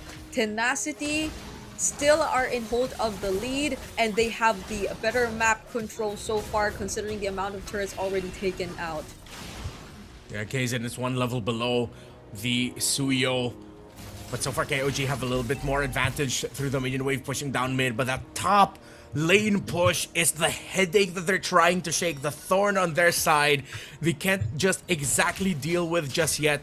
Now spawns out BS and Song Jinwoo. It's a long dance for Lord number 1. As whoever gets this Lord might be able to get the definitive lead of the game that will extend for maybe 4 to 5 minutes, which in MLBB times is eternity. Water goes back up top, but the river is active. Akai and Alice know that the Suyo is there, but Water's gonna be able to get away, and the Lord is still being danced for by the two teams. They know the Akai is up top though. This looks good for Tenacity. Ooh! Rift is actually trying to blitz this. Can Kaizen make it in time, or can they buy enough time? Kaizen makes it and steals away the Lord from Tenacity, even though they worked so hard for that Lord. Song Jinwoo gets knocked up and is the first to fall in this fight. 33rd might just get traded out. That is gonna be him still surviving though. Again! KOG lose nothing. Kaizen came back right on time. The river was still flowing towards the objective, and Tenacity just couldn't secure the Lord in time. KOG looking to hold on to this lead. They are not gonna lose this game just yet. This game will extend longer. That was just Lord 1, but the definitive lead will fall into KOG's hands. Tenacity's next main condition: hold on to their mid lane for as long as they could. That felt so sad. If you were Tenacity, Grip we just thought they had enough damage to do it before Kaizen could even arrive, but that doesn't seem to be the case. Not even using the golden hour was enough to stop KOG, because I think it was also casted right after the Lord was already taken out. And now 33rd also picks up a Winter Crown, so you could expect a lot more plays to just happen from this point onwards. Man, Tenacity, they lost whatever they were able to build just like that. Still, in terms of the gold, it's very close. There's already a Trinity locked in for the carry, but the Payan Harith is already up to the Holy Crystal and its core items as well. As long as Tenacity can continue playing the map as a 4 versus 1 split with Water being the 1, this should still be very doable for them. And we've seen throughout the series that errors and advantages, it seems like, go hand in hand. The more at advantage you are, the higher the likelihood that you ended up committing an error that ends up you losing that advantage. We saw it happen for KOG earlier, until, of course, Kaizen was able to swoop in quite literally on the Sakai to steal that Lord away. I think that's one of my, if not the biggest highlight I got to see today, because it's an Akai. For sure. And it was a heavy spin that was casted in from the right mid bush all the way to the Lord mid. So he just heavy spinned his way to stealing that objective. That Tenacity worked so hard for. Okay, so now it's another Lord. So clearly, as mentioned, it was not a definitive or a game-ending Lord steal whatsoever, but it still was enough for KOG to finally take this Uh-oh. map control for themselves. Uh-oh. Water cannot Bang! run away from this. There was a turret awaiting him, even if he was able to escape that salmon force, and so they lose the most important member before this upcoming Lord fight. Man-marked, a miracle is what Tenacity needs to somehow get this Lord, but KOG will not let go of the lead that they found themselves. 2 Lords for KOG, and a push of all pushes and a defense of all defenses is what we're gonna see next. Yep. No holy shields left. We're already approaching the 15-minute mark, and it took less than 5 seconds for the Lord to spawn right after they were able to take it for themselves. And they finally get to expose all base, or almost all base turrets as well, with Payan taking down that tier 2 down bot. This is gonna be very tricky for Tenacity. The timings for the Golden Hour and the Fury of the Phoenix have to be played really, really well, especially if KOG go in for the dive.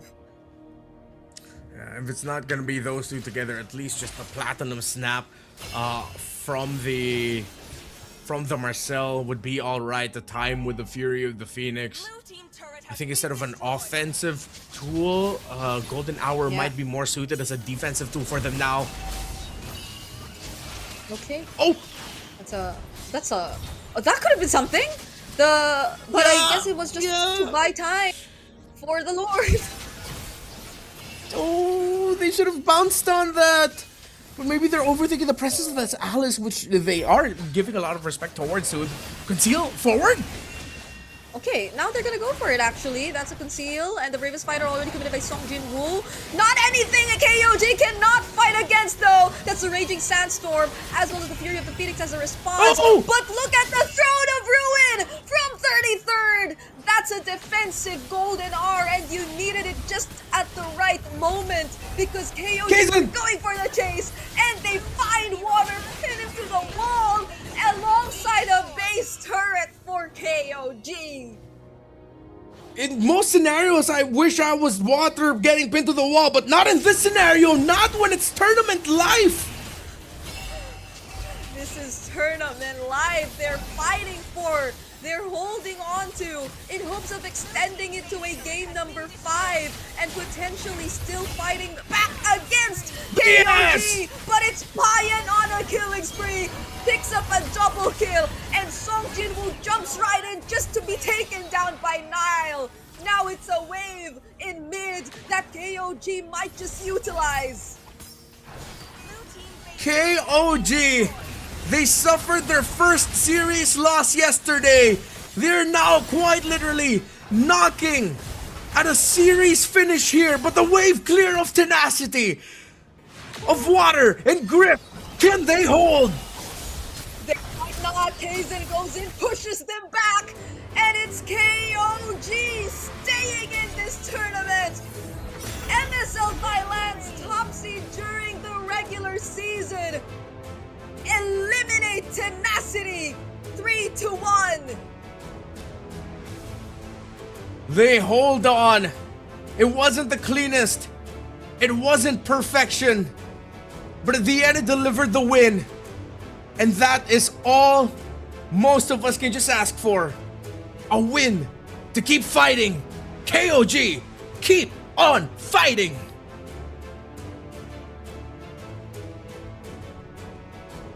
You could see how badly they wanted this, and how sad it is for Tenacity just the same.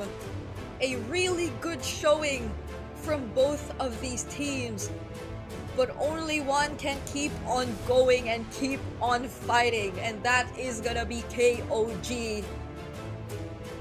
Respect and props to both, but oh my, we gotta take a look at that. That was an Akai to seal the deal, Renmar. An Akai you were initially worried about in the draft. And then he just came in with a lot of heroics.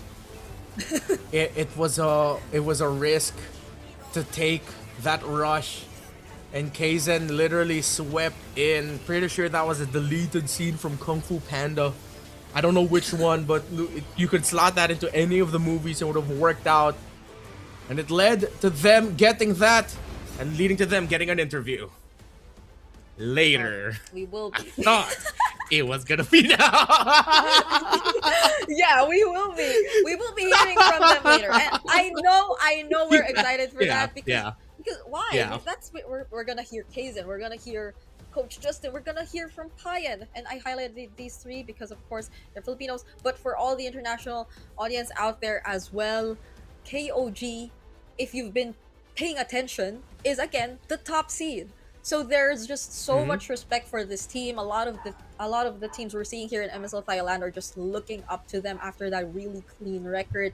And so far, they've just dropped a total of 3 games in their run so far here in MSL Thailand, because they dropped 2 in the regular season and yesterday they dropped 1. So 4. I think that's 4. They already dropped 4 so far. Oh yeah, you're right. Yeah, 4. Yeah, it's just 4 so far. So imagine that for your debut season, and they're just so versatile. I admire how versatile they were. The drafting, the surprises they got to present to us, and the last minute Akai pick again.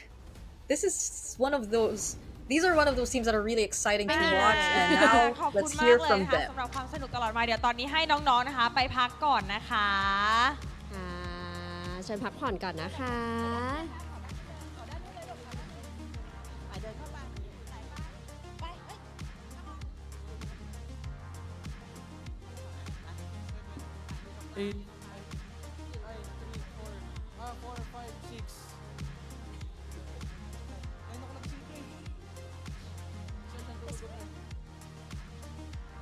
โอเคค่ะ ตอนนี้นะคะเราก็จะมาสัมภาษณ์ผู้ชนะของเรานะคะ KOG King of Gamer Club ไหนใครเป็นแฟนคลับ Congratulations ฝั่งนี้โอ้ แฟนคลับแน่นหนาอันนี้อาจจะต้องเปลี่ยนภาษาเนาะโอเคเดี๋ยวเรามาถามความรู้สึกก่อนแล้วกันเนาะเพราะว่าเมื่อวานเนี่ยเกมมันพลิกแล้ววันนี้ก็กลับมาได้เนาะ Okay, so how do you feel about today?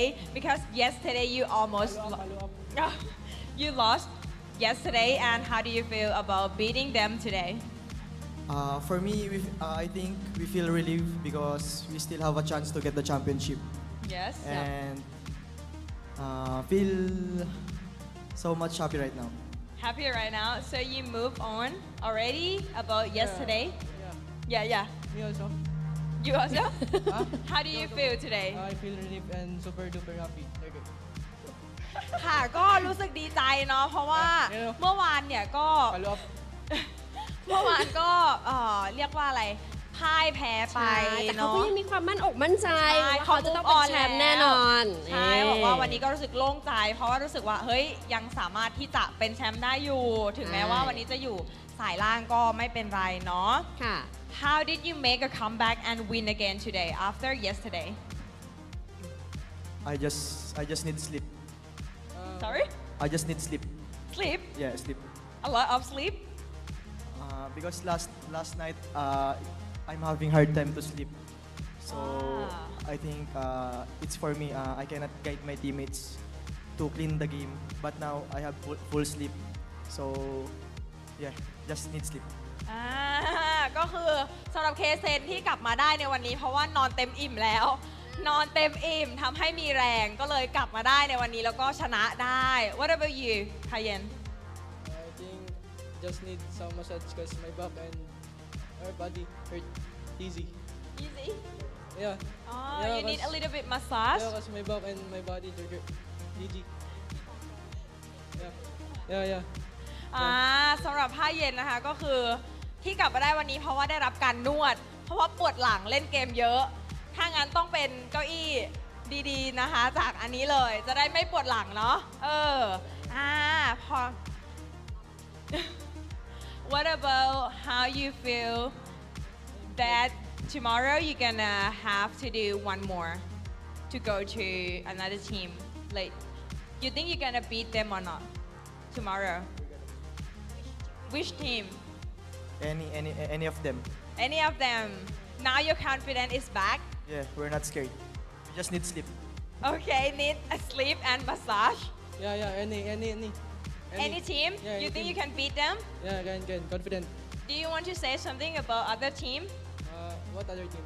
Any team? Huh? Seven team. Yeah. Uh, Yeah. just come to the venue then watch tomorrow.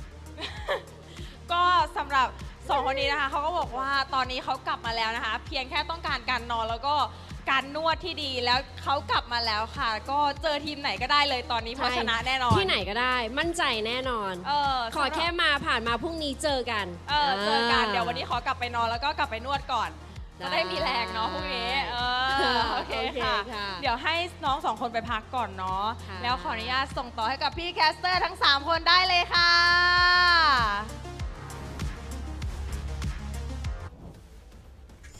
Thank you so much to our hosts, and we got to hear from both Kaizen and Payan. How lucky are we to hear from these two players exactly for the winner's interview? And so does this mean that Kaizen did not have enough sleep yesterday?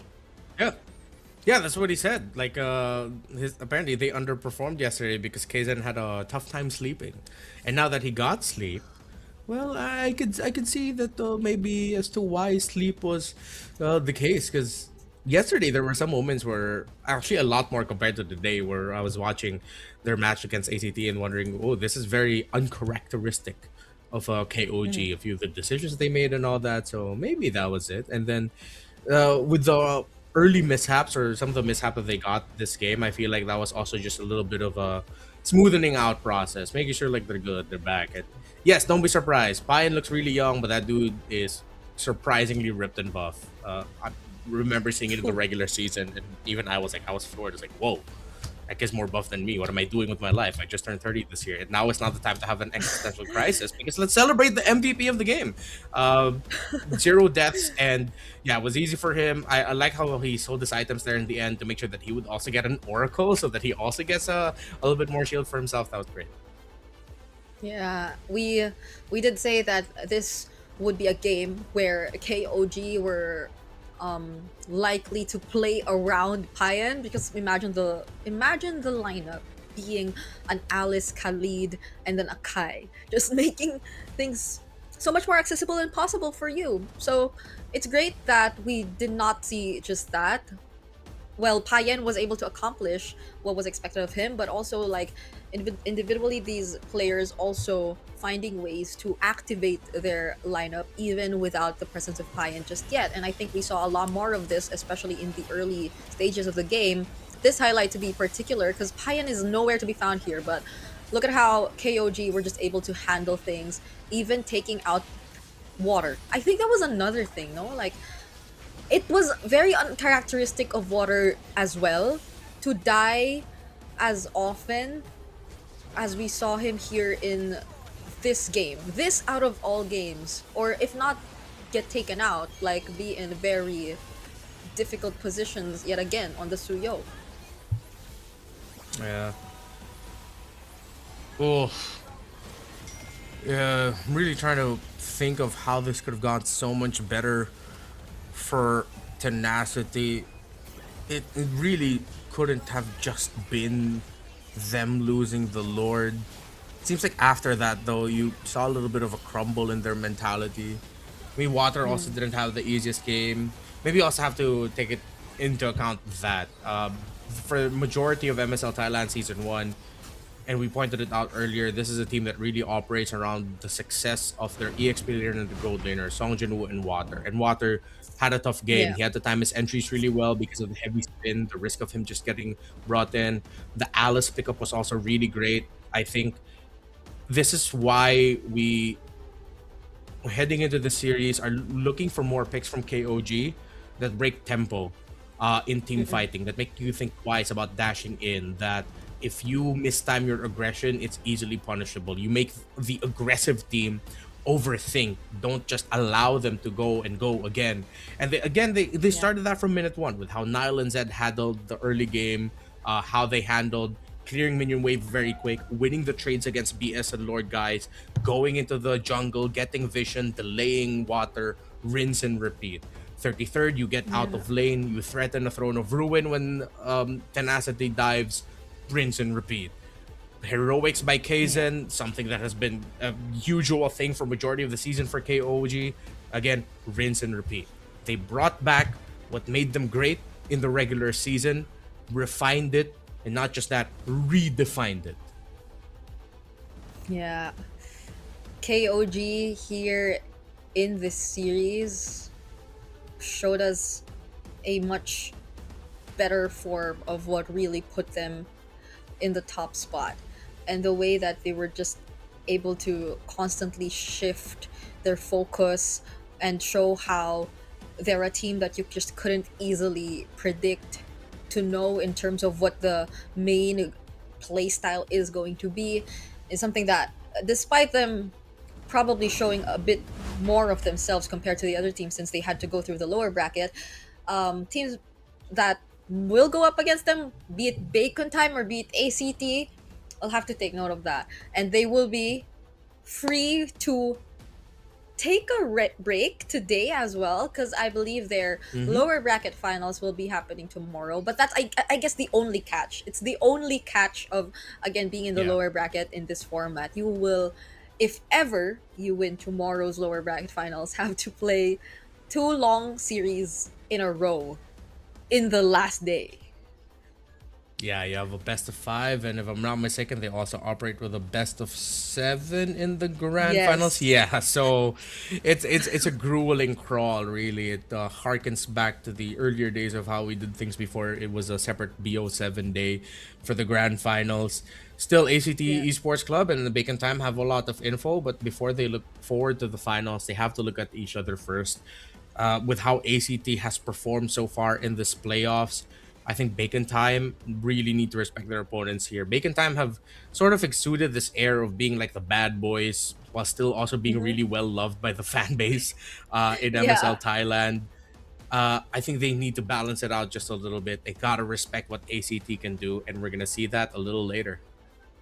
Yeah, I can't wait. I honestly can't wait, because like after the Florine Benedetta games, like I can't help but think about how ACT is planning to respond to all this. Like, do they consider it as something they're willing to fight against, or do they really think of it as something that they just rather take out? There are a lot of questions I feel like even the audience are just looking forward to see happen for our next series of the day. And don't you worry, guys, because we will be moments away from that. But of course, there will be a bit of a break before we head into that. We gotta set up some things, and of course take a moment for us to drink water after what we saw happen to Water and the gang. So this is Rita and Renmar joining you for the second day of the playoffs, and we'll be back after a short break to deliver the second series of the day.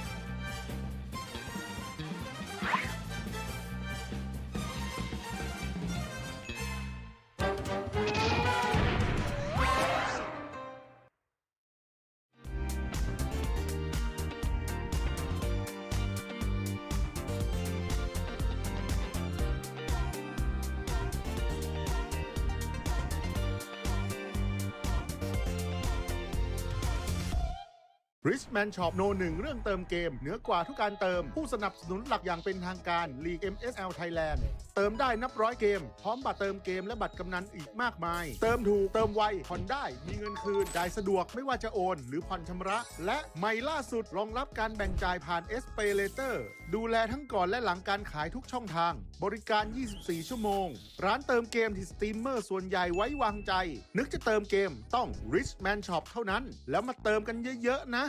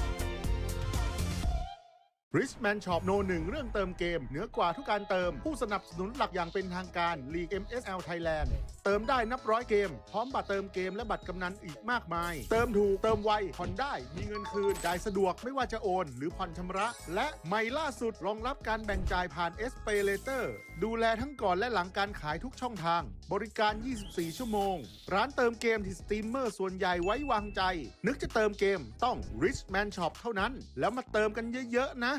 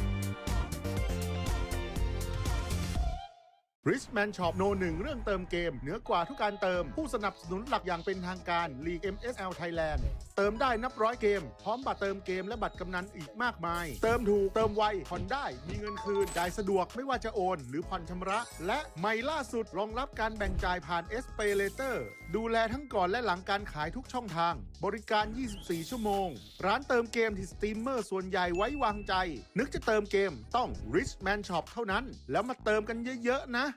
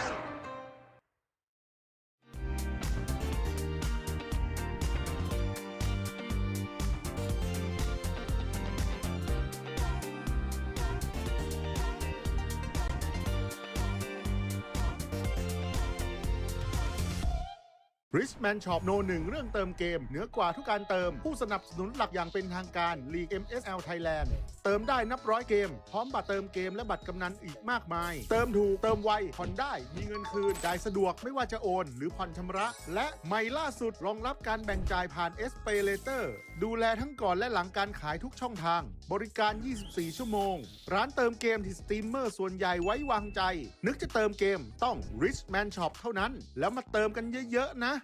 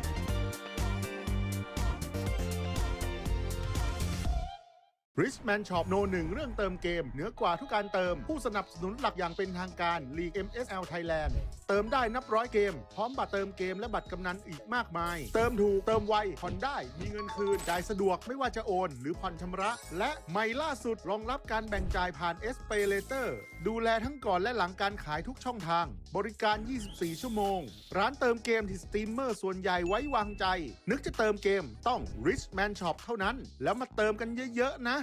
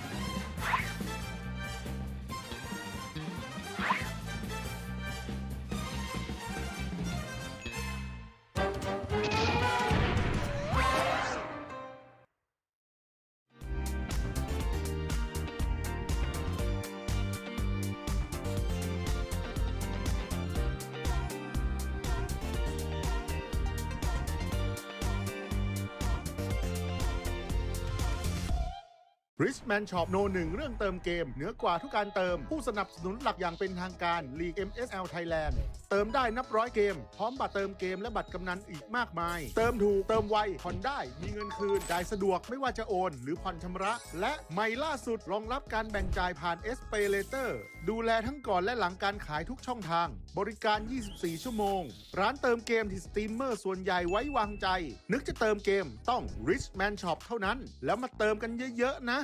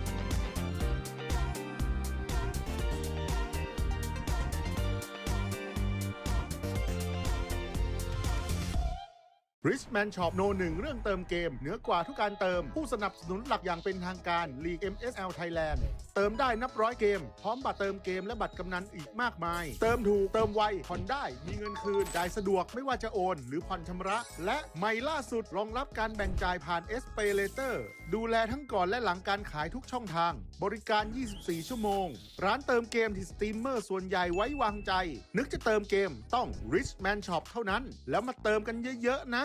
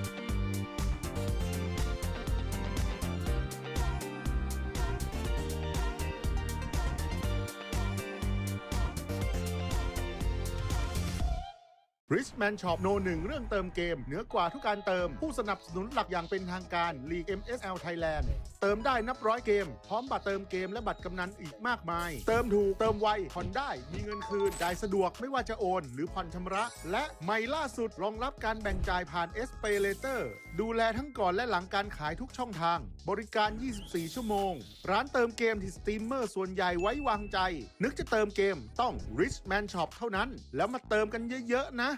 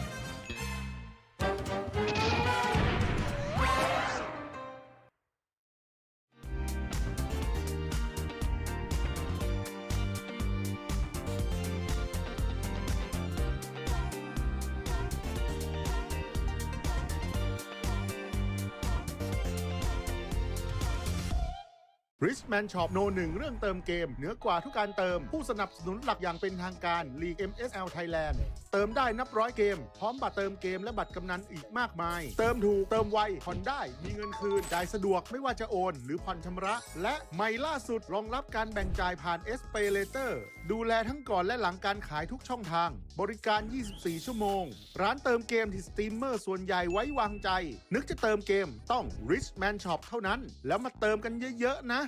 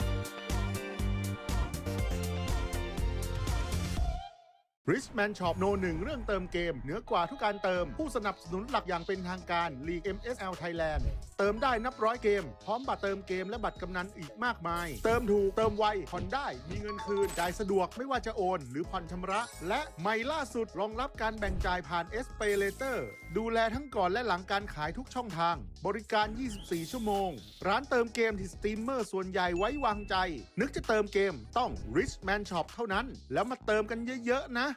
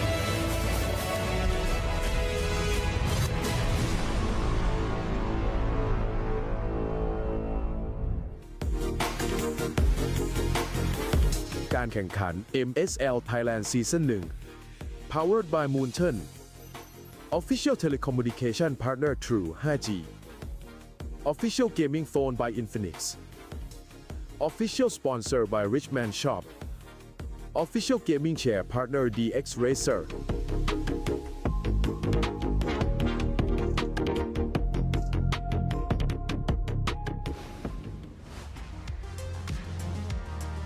สวัสดีค่ะ เย้ กลับมาเจอ ดีใจ กับ มาก สองสาวพิธีกรอีกแล้วนะคะ แบบนี้ ค่ะ หมายความว่าไงคะพี่มะปางเจอกับเราอีกแล้ว ไม่รู้ว่าแบบนี้คือยังไง แต่ถ้าอย่างนี้แปลว่า ลงได้แล้ว ลงได้แล้วก็อยากดูแล้ว อยากขอเวลาแป๊บหนึ่ง ใช่ใช่นิดหนึ่ง แป๊บ นิด เยว หนึ่งก็คือก็แปลว่าเราจะเข้าสู่การแข่งขันในแมตช์ที่ 2 ของวัน ซึ่งวันนี้แมตช์ที่ 2 ก็คือแมตช์สุดท้ายนะ ซึ่งเป็นแมตช์ที่ดุเดือดมาก แน่นอนเพราะว่า ใช่ แค่เราเดินออกมาจากห้องพักใช่ไหมคะ โอ้โห เยอะมากแฟนคลับเยอะมาก ถูกเสียงเชียร์แบบว่าดังมาก ใช่ ยังไม่ทันขอเสียงเลยเสียงมาแล้ว ใช่ เออ ไม่ได้เสียงเชียร์อะไรเสียงไล่เราลงเอง อยากเจอนักแข่ง ใช่ แล้ว ไม่ได้เขาไม่ได้เชียร์อะไรเรานะคะน้องมิ้นค่ะเขาไล่เราลง อย่าเข้าใจผิด ใช่อ่ะเพราะว่าคู่ที่ 2 จะเป็นการพบกันนะคะ ระหว่าง ACT Esport Club ค่ะ และ เบคอนไทม์ค่ะ โอเค อันนี้ก็ไม่ใช่เสียงเชียร์แต่อย่างใด พูดชื่อทีมพูดชื่อทีม โอเค อันนี้ก็คือถ้าทีมชนะในรอบนี้นะคะ ก็คือ ค่ะ เข้ารอบแกรนด์ไฟนอลเลย ใช่ ก็คือจะไปแข่งขันการหาผู้ชนะในวันพรุ่งนี้ ส่วนทีมที่แพ้ก็คือลงมาอยู่สายล่าง แข่งอีก1 รอบ ใช่ ไปแข่งกับทีม KOG ใช่ ค่ะ ก็ได้ลุ้นอีกได้ลุ้น ใช่ อีกนะคะ ได้ลุ้นกัน คือห้ามพลาดเลยนะคะพรุ่งนี้เพราะว่าสายล่างแล้วก็จะรู้แล้วว่าใครจะได้เป็นแชมป์นะพรุ่งนี้ ใช่ใช่ ค่ะ ใช่ค่ะ แล้วก็ฝากกันเอาไว้ด้วยนะคะสำหรับกิจกรรมบริเวณด้านหน้าพรุ่งนี้วันสุดท้ายแล้วนะคะ ใครที่บ้านอยู่ใกล้ๆนะคะ หรือว่าบางคนแอบเห็นว่าเขาตั้งใจที่จะมางานในวันสุดท้ายโดยตรงเลย ใช่ อ่า เพราะว่า มาเป็นคู่ชิง ครั้งแรกซีซั่นแรก ใช่ แชมป์ซีซั่นแรกมันต้องยิ่งใหญ่อยู่แล้ว อลังการการสร้างแน่นอนนะคะ และสำหรับใครนะคะที่สนใจเนาะอยากมาดูความมันนะคะแบบดุเดือดแบบสดๆหน้างานนะคะ สามารถมาได้เลยนะคะ BCC Hall เซ็นทรัลลาดพร้าวชั้น 5 ค่ะ ใช่แล้วค่ะ ก็มาเจอกันนะคะวันสุดท้ายมาเขาได้อะไรมาสร้างความทรงจำดีๆ ในซีซั่นที่ ในซีซั่น 1 กัน ที่หนึ่ง ค่ะแล้วก็ด้านหน้ามีกิจกรรมเป็นสแตนดี้น่ารักให้ถ่ายรูปภาพนะคะ แล้วก็มีเมิร์ดของทางค่ายมีสังกัดหลายอันเลย ใช่ และที่พลาดไม่ได้ก็คือมีเป็นป้ายให้กำลังใจนี่อย่างนี้อย่างนี้ เป็นการ์ดนี้ นี่ ACT สามารถเขียนป้ายเป็นการ์ดให้กำลังใจได้นะคะแล้วก็เอาเข้ามาชูตอน ใช่ แข่ง ให้กำลัง ขัน ใจนัก เนาะ แข่งใช่อ่ะตอนนี้ถามก่อน ขอ พร้อม เทสเสี ไหม ยงไหม ใช่ เทส ใช่ เสียง ใช่อันนี้อ่ะขอ เอา ACT ก่อนไหม ใช่ใช่ ขอเสียงแฟนคลับ ACT Esport ครับหน่อยได้ไหมคะ มีป้ายอยู่ด้านหน้า เยอะ มีชู เย ป้าย อะ ชูป้าย ใช่ อุ้ยอีกทีมนึงยังไม่ทันขอเสียง ยัง เลย ยัง เขาเตรีมแล้ว ยังใจ ฮ้ เย็นๆ เตรียมแล้ว ใจแล้วอ่ะเดี๋ยวพูดเอง ได้ เพราะดูเหมือนน้องมิ้นอ่ะ เออ อ่ะ ขอเสียงทางฝั่งเบคอนไทม์ค่ะ เอ๊ มีธงมีอะไร เฮ้ยทำไมฝั่งนี้พ็อปมันเยอะจังเลยอ่ะ เตรียมมาจากบ้าน เขารู้ว่าฮอหนาว อ๋อ ก็พกมา และอีกในหนึ่งธงอันนั้นน่ะ นอกจากจะโบกชัยชนะในอนาคตได้หรือเปล่า แต่ก็ไล่เราสองคน ไล่ ด้วย แบบพี่ไปแล้วค่ะ พี่ไปได้แล้ว โอเคอ่ะถ้าพร้อมแล้วนะพร้อมแล้วตอนนี้พร้อมแล้ว เดี๋ยวขอส่งต่อเวทีนี้นะคะ ให้กับ3หนุ่มแคสเตอร์ด้วยค่ะ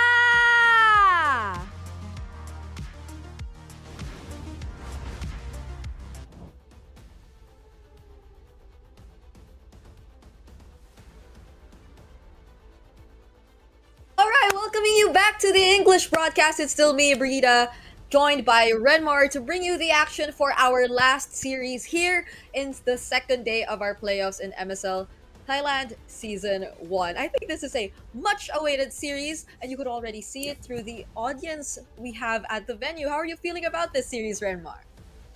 Well, I am excited. I'm expecting this to be really top tier. I mean, I never wanna expect perfection from majority of matchups, but I feel like we're gonna get close to it on this one. ACT have been on an absolute tear so far, while Bacon Time, they were definitive with their sweep over Tenacity, despite it being challenging for different reasons. So very pumped for this one.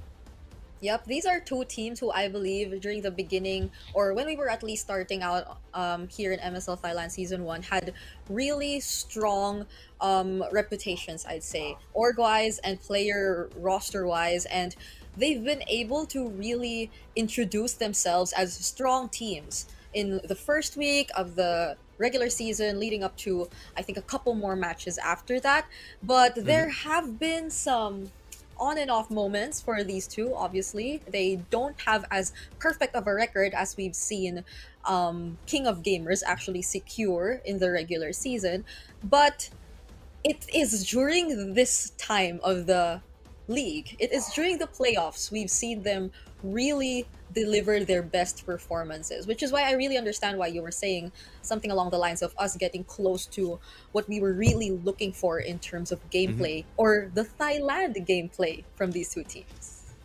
Yeah, I want to start off first with ACT because I think that their season, there was one game that really stood out to me, and I'm not just saying it because that was like one of the first few games I casted, and I don't operate all of my thoughts and opinions on one team through one cast. Definitely not at all. But it was their series against Burram United. They got swept by them in May 3, and then watching that, they looked like they were a young team that was just beat out by veteran knowledge. So when they met up again for the first round matchup, for the first match of the series, and to see their growth from how they faced off against BRU to how they defeated them here in the playoffs for the opening match really made me already start to shudder for KOG, because it was perfect drafting, perfect execution, outplay them at the center of the map, and that's what you want to do when you go up against KOG. Then when they went up against them, beat them too. So when they advanced and they took down KOG, as shocking as it was, Flukeo especially stepping up was such a very happy surprise for me. Meanwhile, on the side of Bacon Time, again, they were sort of like the bad boys of the season, with their aura, with their TPs, all of that. They got humbled early on, especially after their face-off against King of Gamers Club in week 3. It was definitively answered that KOG is the best team because it was undefeated versus undefeated. But Bacon Time, how they beat Tenacity yesterday, it was a somewhat dominating game number 1 and 3, but game number 2 was where they were really tested, and I felt like a lot of the problems that they had in the regular season, for them to solve that and then show that by beating Tenacity the way they did, was important to their growth and their story for this playoffs. Yep, there's been a huge development in a very short amount of time, because again, compared to like the usual format that we're used to seeing, we've had like 5 weeks of action here in the regular season for MSL Thailand, and now we have like 3 days straight of playoffs, and it's a more familiar format for those who've been watching the older leagues, wherein the lower bracket finals and grand finals are actually in a single day. So, you know, it's a very long journey, and we actually got to quickly run through what really happened during the past day through that playoffs bracket update that we also flashed on our screens earlier. And yes, we are now down to our upper bracket finals, which I think is really significant for both of these teams, because yes, Bacon Time, I guess you could say it's a bit more expected. It's just that they had this really sudden improvement here in the playoffs. But ACT really worked their way to make it here, because again, they introduced themselves as a strong team, but they've had their moments, and now they're suddenly getting it together, made it through the play-ins, even taking down top 1 in the regular season just to make it here in the upper bracket finals. So definitely they've been through quite a lot more than Bacon Time, who have been sitting in the upper seed, but I'm worried for ACT in such a way that this mid duo we're looking at for Bacon Time is just really terrifying, in a sense that they're so unpredictable. It's like there's just so much you could just expect from these two, or at the same time not expect from these two, because they just are always ready to keep these surprises going. Yeah, of course, ACT being the top one team from the open qualifiers, it's going to be a huge statement win, even more so than their victory against KOG yesterday. If they can be the first team to make it to the grand finals of MSL Thailand Season 1, again, making it to the grand finals secures you at least an appearance for M Series Cup Mekong Season 7, which, if I'm not mistaken, should also be a wild card qualification tournament. While top one, if you become champion of the whole tournament, means you go to the wild cards of MSC. And that's, if I'm not mistaken, that's going to be a nice trip to Paris for you. So for ACT and Bacon Time here, earlier they showed, a graphic between the two gold laners, Flukeo and Guns. And because of the performances they had in day number 1, that will be the matchup to watch out for. Guns on his Harith, Flukeo on Harith as well, but the Claude and pretty much any other marksman that you can think of, but I'm mainly looking at those two, are some things you have to watch out for both of them. But you can't get to the gold lane matchup unless you take care of the center, unless you take care of your roam, mid, and jungle. So Sylvie, Carnes, and Seros have to take a page from the teams that have beat Bacon Time this season. If you control the center of the map and you give B-Boss a difficult time to farm, Bacon Time's timers are gonna be very, very short, and it's gonna take a long time for them to be able to catch up. Yep. As you mentioned, it's such a huge feat if ever either of these two really get to secure that slot and make it all the way to taking that nice trip. But let's take a look at these player intros first. ตลอดฤดูกาลที่ผ่านมาผมมั่นใจว่าทีมเบคอนไทม์คือหนึ่งในทีมที่ดุดันที่สุดในลีกพวกเราจะไม่หยุดจนกว่าจะไปถึงแชมป์พวกเราถูกคาดหวังให้ชนะตั้งแต่วันแรกและพวกเราไม่ได้มาที่นี่เพื่อเป็นรองใครพวกเราจะไม่ทำให้แฟนๆผิดหวังตลอดฤดูกาลที่ผ่านมาพวกเราผ่านการแข่งขันมาหลายแมตช์และพวกเรารู้ดีว่าไม่มีอะไรได้มาง่ายๆถ้านี่คือโอกาสสุดท้ายพวกเราก็จะสู้ให้ถึงที่สุดพวกเราผ่านมาด้วยกันและจะไปต่อด้วยกันตราบใดที่ยังมีเกมไม่เล่นพวกเราจะไม่ยอมแพ้แน่นอนทุกอย่างที่พวกเขาสร้างมาตลอดทั้งฤดูกาลเหลืออีกเพียงก้าวเดียวเพื่อเข้าสู่รอบแกรนด์ไฟนอลแมตช์ที่จะตัดสินว่าใครจะได้เข้าใกล้คำว่าแชมป์มากที่สุด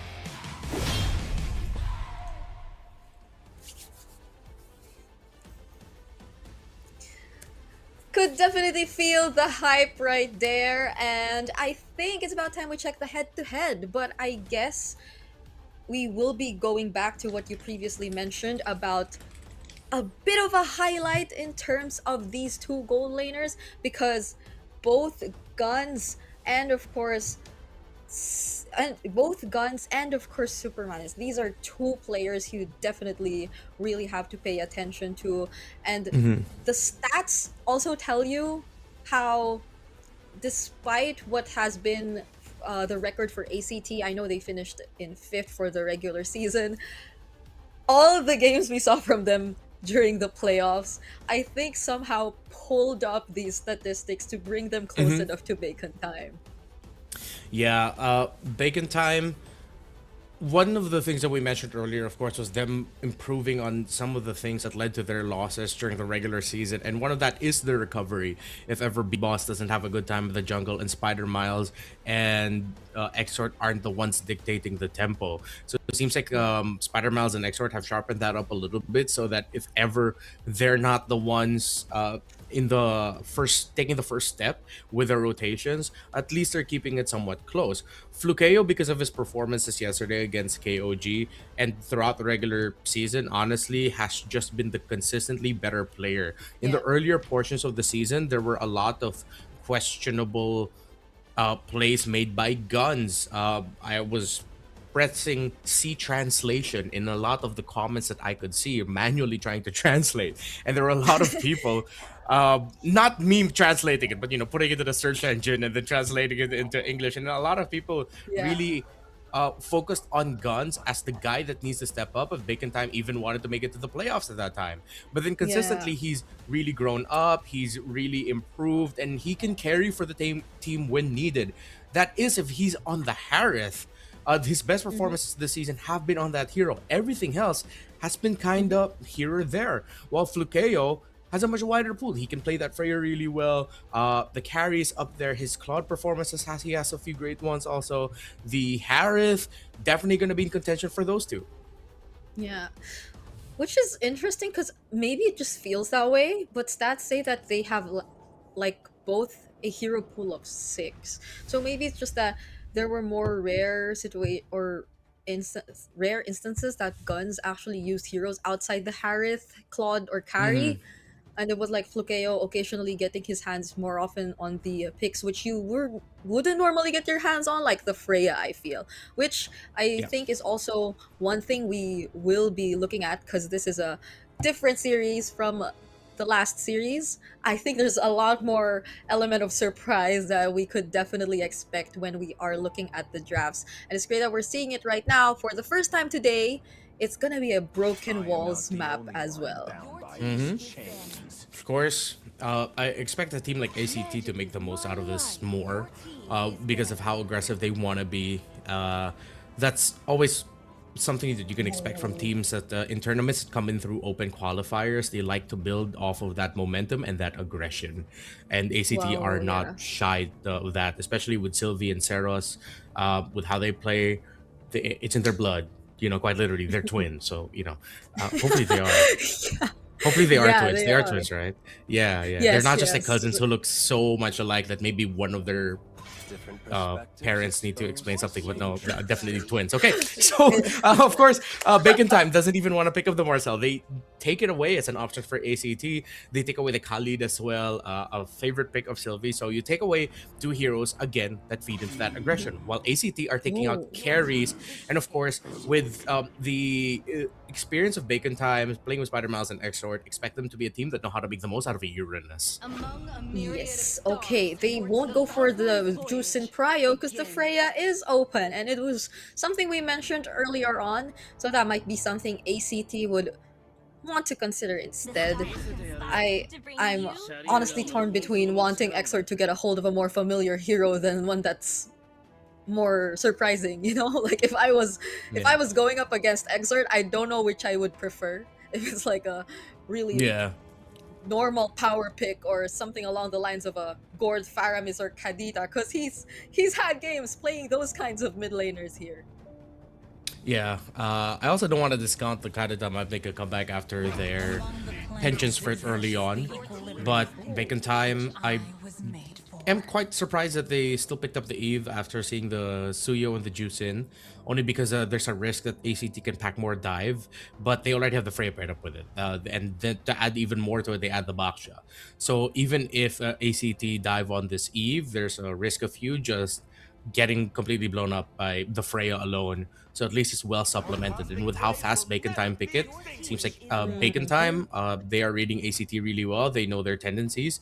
Even forgoing their gold laner pick. We're not fully sure if this Freya will go to the gold lane. There's still a chance Kang might show up with it suddenly in the EXP lane. They keep a flex option available.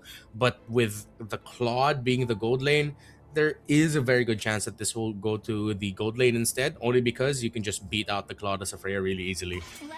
Yeah, so it is sort of like as expected. The dive is diving for ACT, but yeah, after what happened yesterday, they just probably would rather not try, because I think it's already somewhat setting up for that kind of roam. Like there's a chance you slot in a Florine considering the Baksha in, well, I assume the jungle, but there again is a chance you get to flex it now that they took out the Florine. So now we could probably revert to the more common roamers like the Khalid and to pair up with the Eve. Definitely the Khalid would be one, but Spider Miles, I can't tell anymore because he's had chip games. Yeah. I think Spider Miles ending up with a really wide pool of heroes is going to be the bane of a lot of teams' existence here in the playoffs. At least for 2 more, because it's ACT and then whoever, either KOG or ACT, again, depending, we don't know how these results will end up. I think they can ease up on the roam bans and the EXP bans. I think they just try to manipulate the draft in such a way that maybe the gold is a little bit more obvious. But no, they're really just worried about the chip. See, this Spider Miles and Bacon Time are inside of ACT's heads right now. Yeah, this changes so much in the normal way of drafting. It's like, Yeah. no, you gotta consider like Spider Miles. So it's literally them just forcing him to be on a more normal kind of roam for this game, and also Bacon Time taking out a bunch of XP lane picks for okay, Cairo, but then Cho. Look at the amount of dive. Yeah. They can still slot in Hilda, and Hilda would slot in with the draft for Bacon Time really well. Just one quick use of your power of wildness, it'll make even the Claude think twice. Or I mean, if you hold on to it, you think twice about entering as a Claude. So if they're just gonna go Hilda, they can afford it. They have the Frey and the Baksha anyway, and then maybe an EXP laner for Kang. You could either go for something as crazy as the Benedetta, or something as Ooh. stable and just going for raw burst again, such as the Lapu Lapu. Either of those extra crowd control would be great of options. But oh my god, he brought back the Estes. I wish, I really wish considered this. I was thinking about it when I saw the Florin ban. I was like, I wonder how crazy Spider Miles is enough to bring back an Estes. Oh man.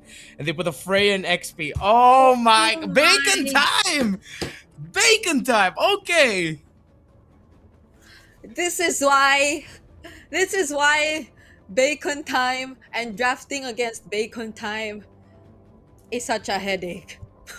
Yep. But and it's not like they're just experimenting. You know, Spider Miles is just that kind of roamer that he can either be pure utility or pure tank like the Grok or whatnot, but he makes it work. So okay, at least they somehow pick up an XP later, which could really answer well to that Estes. Yeah, I thought of them taking out the Glue and Terizla, which is taking out like tempo breakers, you know, strong fronts, all of that. But then it makes so much more sense now with the pickup on the Estes. I'm Filipino, y'all know I'm rooting for the lineup with Estes. Not because they're Filipino, but because it's an Estes. Yeah, we miss seeing the Estes, and my goodness, it's an all Purify lineup. Yep. Bacon Time. Oh, Bacon Time. I think I'm No, gonna this is so regret fun. predicting against them. Let's see. This Cho, who is he gonna pick off? Obviously, the target that doesn't have a Purify at that time. I think you're gonna have to use the CC as a means to force Purifies out, but then you waste a lot of great utility on the curtain call. This could go really bad, really quick for ACT, or it goes good for them until they can no longer kill the members of Bacon Time because of raw heal and sustain. Yeah, I can't say if there'll be an in-between or it's just either that or that because I know I know you as a pro player usually time all these battle spells and whenever they're down, but looks like you have to keep track of a lot more than usual because these are 4 players on a Purify. That's gonna be an early skirmish though. B-Boss actually found himself in danger right there. That's the jungler going down at the first minute of the game. Okay, B-Boss, what the heck? Man, that is not the start you want to have. You're... That, no, just no. That's the analysis. Why? That's why I was waiting for your reaction because of the way he just jumped in. The way he just jumped in without even knowing where Sylvie would come from. Yeah, it's... You already had Sylvie show up in the mid just for a little bit. He locked in onto Carnes, which was okay, but then you already use your shield unity to bump into someone. You can... You obviously didn't look at the state of the EXP lane, whether your Freya was the one shoving the CC back into the tower, or if it was dead even, because if it's dead even, there's a chance CC could jump in. So Pivas really just looked like he didn't take any conditions, and that's hurting their early rotations even more. Yeah. I would have been okay with that if the roamer was a Khalid or something. Because the Estes and Eve could not really provide as much help. You know, even if you use the shield unity onto a target in the early game, even if it was Zeros, okay, now it's gonna be Karns going in with the Crimson Beacon. That's a knockoff from Sylvie, but the Valkyrie Descent coming in from Kankao might just turn things around, but Flukeo says no. Zeros finds the kill. It's actually gonna be Flukeo at that, but there was a huge chunk of damage coming in from Zeros right there. I don't know if Bacon Time's just excited to be playing with an SS, but the SS isn't level 4 yet. Do all of this when the SS is level 4. Early on, just focus on getting items on the Freya. If you didn't lose, if you didn't get picked off early on, and Spider Mouse didn't suffer that death, definitely you could have fought. But at some point, they're just gonna have to let go of certain moments of aggression here. Here's the predictions, by the way, from our friends at the Thai broadcast. Bird 5-star is the only one who went Bacon Time, as Wawa and Dr. Marks all see this going towards ACT. Yeah, so you are the same as the other two. It's just me and Bird 5-star who thinks Bacon Time will be winning this. But the thing is, all of us except Bird 5-star think it's gonna go to game 5. Yeah. See, and this game 1, I feel like is very telling that there's a high chance we do that. Yeah. Well, so far it seems like it's going towards the route that the other potential that we posed, which was it goes well for ACT until it doesn't. So far, it's going well for ACT, and we still cannot fully confirm it will hit that portion where until it doesn't, because so far they're doing everything really well. They're taking control of the river, of course, as expected with the Cho. With the early kills that they served up onto the jungler and opposing roamer, you get to control the river for majority of the game. I think Turtle 3 would be a turnaround. Okay.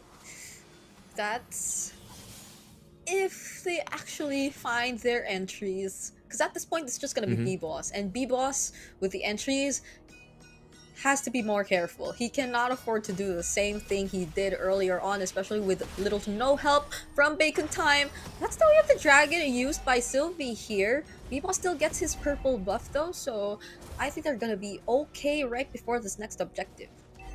Yeah, so close to the turtle, you use your kick.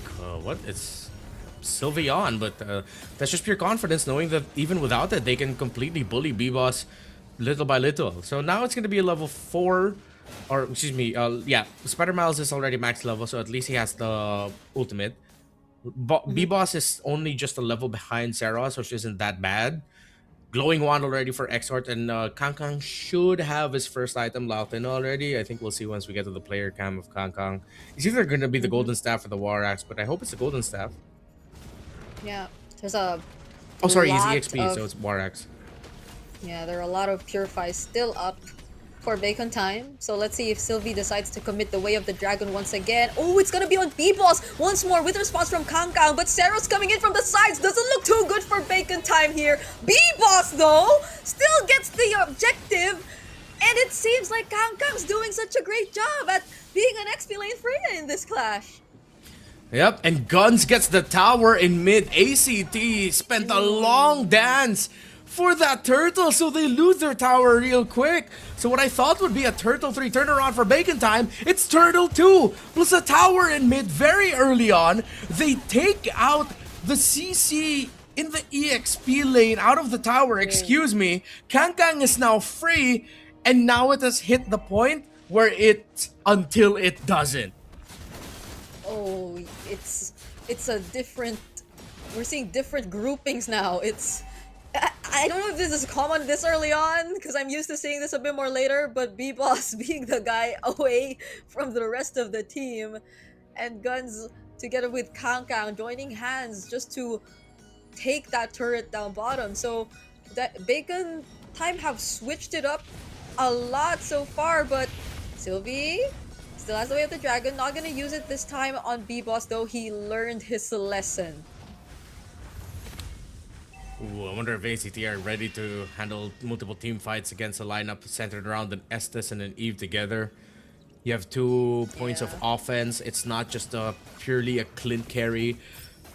It's a lot of the river control definitely is going to be towards ACT, but it's the team fights that could be different. So I'd like to see ACT play the map a little bit more, but Bacon Time are doing what they can to take care of that as well. They go top side. They want to force the push there. B-Boss also cutting, proxying the wave, and he'll be able to be the front line, seeing the rotation of the Juiced and Cho. This is just a great rotation by Bacon Time. ACT tries to respond. The kick coming out of Sylvie, but he gets punished!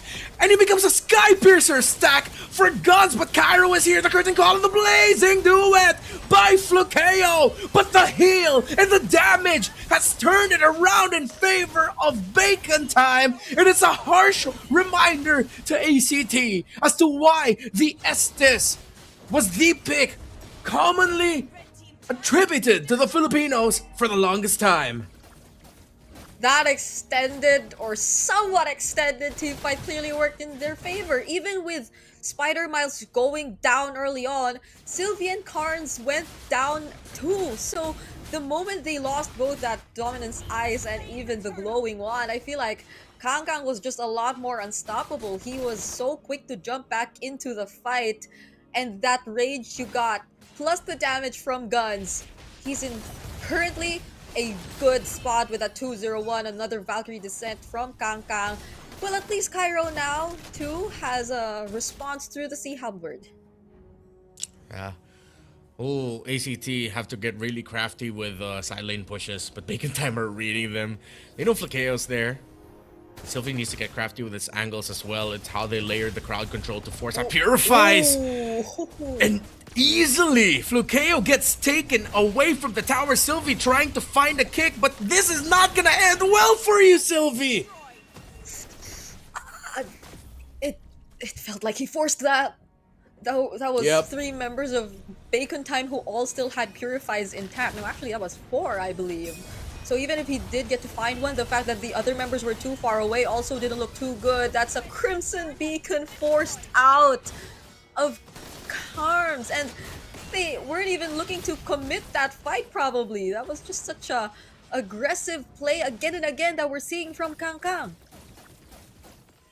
This is just a reminder of why people hated us, Brigade. People hated us for the longest time. Because Estes is so anti-fight, and if you aren't ready to go up against a lineup with an Estes, then you're not gonna be able to beat it. Yeah. Oh, they don't even really have their sure burst because they packed the juice in. The juice in would have been great if they used it to help temper. But wait, a fight might break out. A kick by Sylvie, but they can't engage into it. Oh no. Oh, ACT, I feel for you. I feel for you, ACT. Yeah, you know what? Even I personally kind of like missed the feeling of being a bit more careful of whether or not I think this is going to break into a team fight or not when doing my play-by-play. Because earlier, that was exactly what happened. It was just Kang looking like he was about to start the fight, but he was not. And it's just an Estes lineup all over again. So have we set aside whatever happened in the first rotation for B-Boss now? Yes. I would say yes. 100%. And at least we set a precedence for it. Again, it will work out for ACT until it doesn't. It's the inevitable result of going up against an Estes lineup. Ooh. Okay, Holy Shields are about to... Oh, what? Oh my... What? No, I was not prepared for that, Redma. I swear I was not prepared for that. Guns is unstoppable right now. That's the real world manipulation, the blessing of the Moon Goddess, everything being laid out for Bacon Time and this potential one-way push. Sylvie couldn't even find the right angle. Not even the Blazing Duet could deal with everything all at once. Bacon Time, they're just forcing their way through ACT and their base with another minion wave approaching, and this is the way they end the game. I have no words.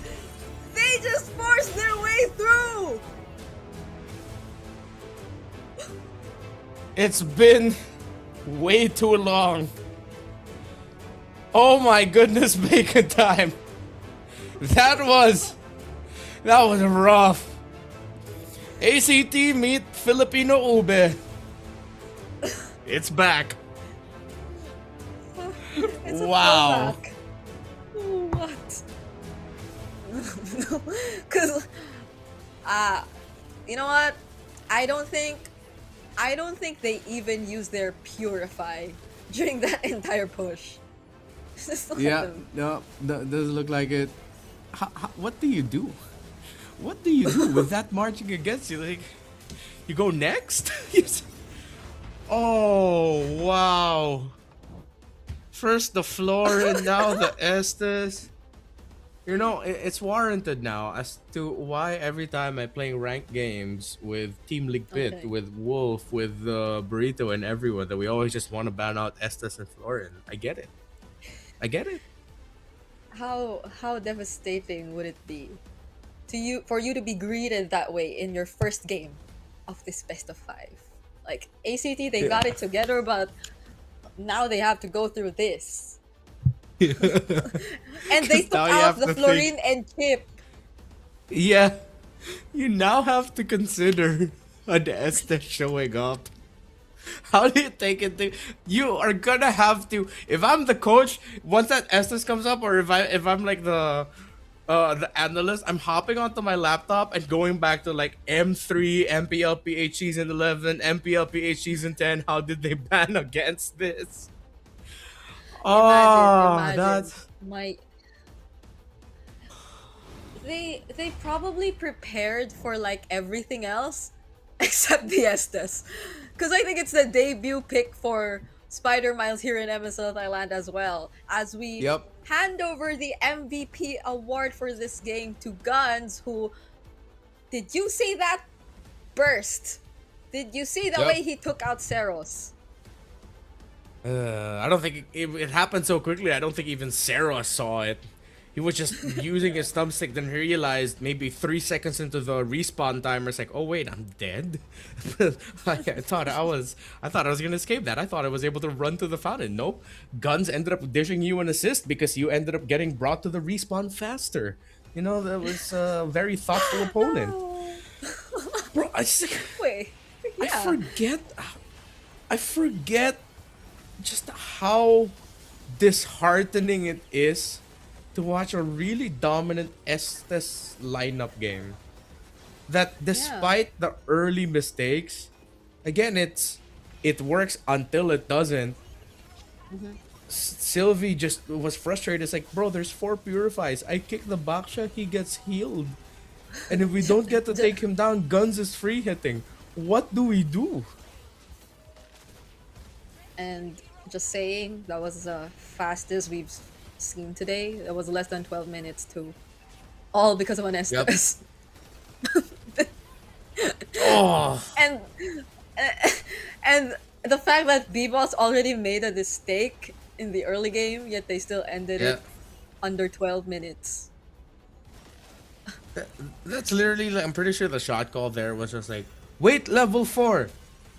Once we have all ulti, we never die. It's like yeah. That's exactly what happens. Exactly. Oh, wow. ACT were not ready for this. They now have to think about the Estes in the draft. I'm at a loss for words because my brain's already trying to rack how ACT might be handling this draft, knowing that they have to consider an Estes of all things. Bring it down. I would say, like, if this is inevitable either way, I just go all AoE. Yeah. Like, I would rather not go Cho. I would just pick a mage that, well, the Juicen I think sort of counts. But this is so tough. Like, Sylvie, I feel like had the hardest job out of everyone in this game. Yeah, I mean, he was handling the river really well, especially leading up to Turtle 2. I think that's also one of the things that I didn't like that I saw from Sylvie, was that he committed the kick before Turtle 2, right? And then that's when, with the lack of a kick, what they do for it. I don't know if he meant to kick, what it was trying to achieve, but it achieved nothing. It just ended up giving Bacon Time one thing less thing to worry about, one less big thing to worry about, and getting kicked by Mhm. the Cho. That little moment of interrupt, that getting forced out of your purify, it would have really helped out ACT, which is why those things like that, it's again automatically you can't help but think that ACT aren't ready to go up against a lineup like this. They banned out the floor, and also they still showed up with the Nestus. I just hope Bacon Time run it back. Take out the floor and take out the Estes. Still show up with something like a Matilda or a Rafaela. Just do it. Just keep running back against the greatest hits of healers until you get full 5-man roam band. Yeah, because I am pretty sure Spider Miles can do that.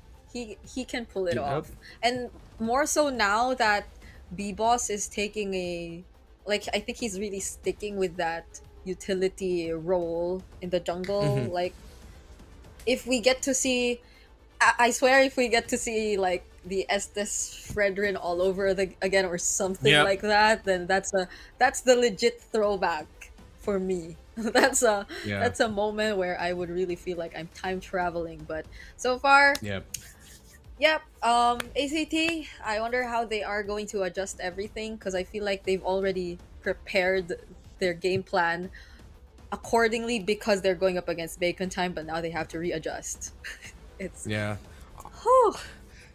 Honestly, let's just run it back to the M4 meta. It's like, okay, let's trade between two junglers only, Fredden and Akai. What's a Suyo? I don't know what that is. Let's just play around that idea.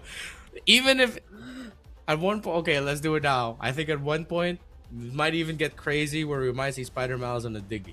Let's just go for it. Why the heck not? There's pick off crowd control. Like, that's what it's all about. Just give Spider Miles a Diggy or something. Pair it up with a Bruno or Rafael and a Bruno. But I want a Diggy. Just get B Boss to keep playing the really solid tanks. Either he's gonna go Fredrin. If it's another tanky, if there's a tankier front on the other side, hell, I wouldn't mind even seeing an X-Borg in there. Let's just get that crazy. I don't mind. I don't want to see no more Chos, no more Khalid's, Hildas. Just bring it back to heal. It's either we go. No, because M6 barely had like. Did we have a lot of Diggy Brunos in M6? No, Or was it just I like? don't think. No, it was. Or was it was just Bruno, right? It was just Bruno, right? Yeah, it was just So- Bruno. Yeah, so it's either we go all the way back to the healer eras, and what a statement would that be? It's like we were already pretty much having a much clearer picture of what the Thailand meta looked like, but Bacon Mhm. Time suddenly arrives and says they have a meta of their own, and like decides to reintroduce everything and say that they're the only team who's capable of flexing it this much. And it's Yeah. it's something that always catches the Thai teams by surprise. Mm. And I hope Bacon Time completely like try leaning into that, because the more you lean towards that idea, the more you have to pick up heroes that want to pick off. If they don't want to do it through purifies, you're gonna have to do it through suppress. You're gonna have to get Sylvia on something like a Kaja. Bacon Time look like they're gonna be hellbent on taking out the Khalid and the Marcel. That's a good start. I think a lot of the drafts moving forward for Bacon Time need to revolve around getting those heroes removed. If they can pick it up for themselves, sure. But if Freya's an option, then you get the Freya, because it allows you to think about those type of lineups that are revolving around the healing type roamers. Yeah, it's the Freya, it's a tanky mid, and as long as you end up getting the Eve, because to be fair, if this was Bacon Time crazy enough to play this into an Eve, then it might have been a completely different story. But since it was paired up with an Eve, it was very good. Yeah. I think it was a looking back at the sorry, let me pull up the draft earlier. Yeah, it was something they prioritized because the the the Juicin already showed up, but nonetheless they still really wanted to stick with the Eve, even despite like the many suggestions in terms of mid laners that we were actually bringing up earlier too. So let's see how this changes. It's bacon time on the red side. But I think the bans are still gonna be pretty similar. If they go Fovius Marcel here, then it's almost the same. Yeah. I think they can just lean into that. Especially for the Fovius. There we go. Khalid, Fovius. Now, I don't know if they're crazy enough to run back the SS or like healer types again, but I think it would be safe to just commit a Marcel ban here. Yeah. Because it's the AoE that'll be a problem. Unless it's again the Florine, which you don't really, have to group up together that just to it to work. No Baksha now though for bacon time. That's gonna open. Oh, the Harley and Harith is open actually, just because of this change in draft. Yeah, now they have to think about that trade. I think with the type of team that you're up against in ACT, I'd rather just give the Suyo ban the Harley. Let's see with the Marcel also an option. Whoa, wow, whoa! What are they thinking? Are they cooking some? What are they cooking up this time? I don't know. I think bacon time even got into my head. What are they cooking? Why? You remember that Jennifer Lawrence memes? Like, what do you mean? What do you mean? We are not sure anymore. Like if I only had a choice to just like watch this, but okay, at least for the juicing, it's sort of still like okay, something we sort of expect still. But without the Baksha, it's not like you really get to show the Wait, the Freya's still open? What? Yeah, they gave the Freya, right? It's like, whoa. Out of all the picks, really? You're willing to give the Freya? Hell, you could just pick up Freya Harley now and it wouldn't be overly greedy. With the Khalid gone, just expect that Hilda's gonna show up on the other side. But they went even greedier. They went Freya Harith. Oh, Yo! man. They get two strong side laners. What do you mean, Flex? We're not doing that. We're revealing everything. It's Harith and Freya immediately in the first 2 picks of the red side. Folks, if you're wondering why Brigham and I are reacting like this, I'm sure you all know that we cast MPL Philippines on the regular. So seeing what we've seen so far in this series has been something akin to being forced to reevaluate our entire lives.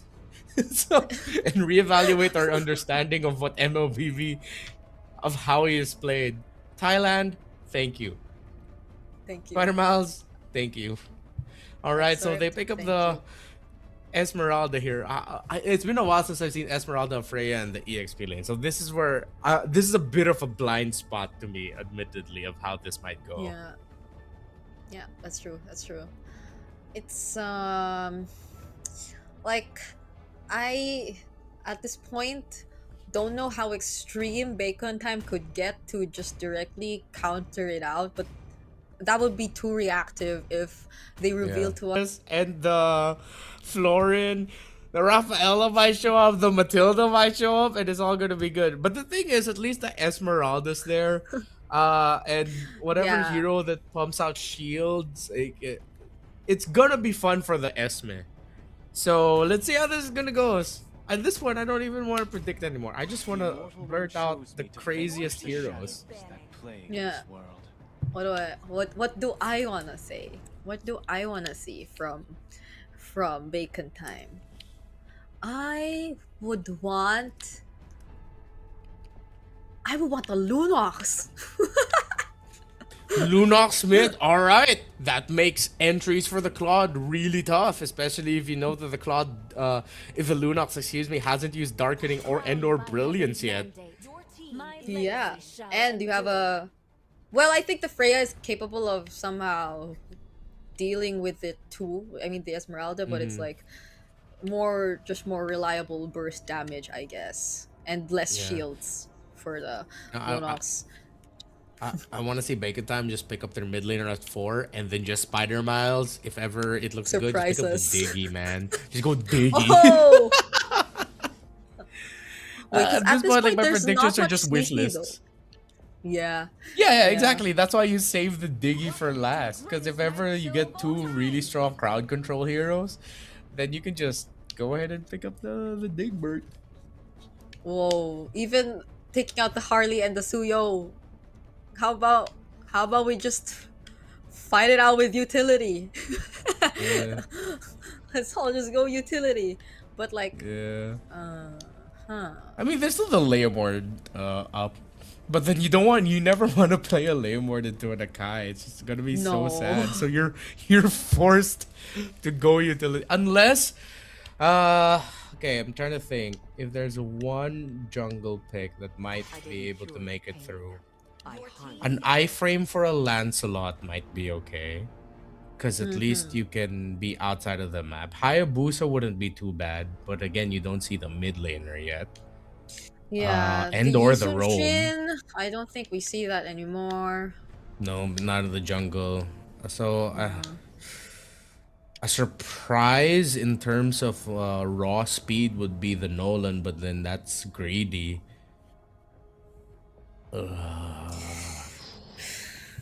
It's tough. Okay. Just please save Spider really Mask for tough to- last. Yeah. Okay. Yeah, see, if the pick of the Lilia too. Oh, man. Oh, come on, Bacon Time. Just surprise us again. One more time. Please. Please. Imagine the early game of a Lilia Diggy. Right? You see, I like how you're falling into this like pit of madness with me. Join me. Don't get baited into picking up a crowd control roamer. Yeah. Or you can. They might just go all purify anyway. Yeah. Plus the Diggy. Or maybe they don't need to. You have a Diggy.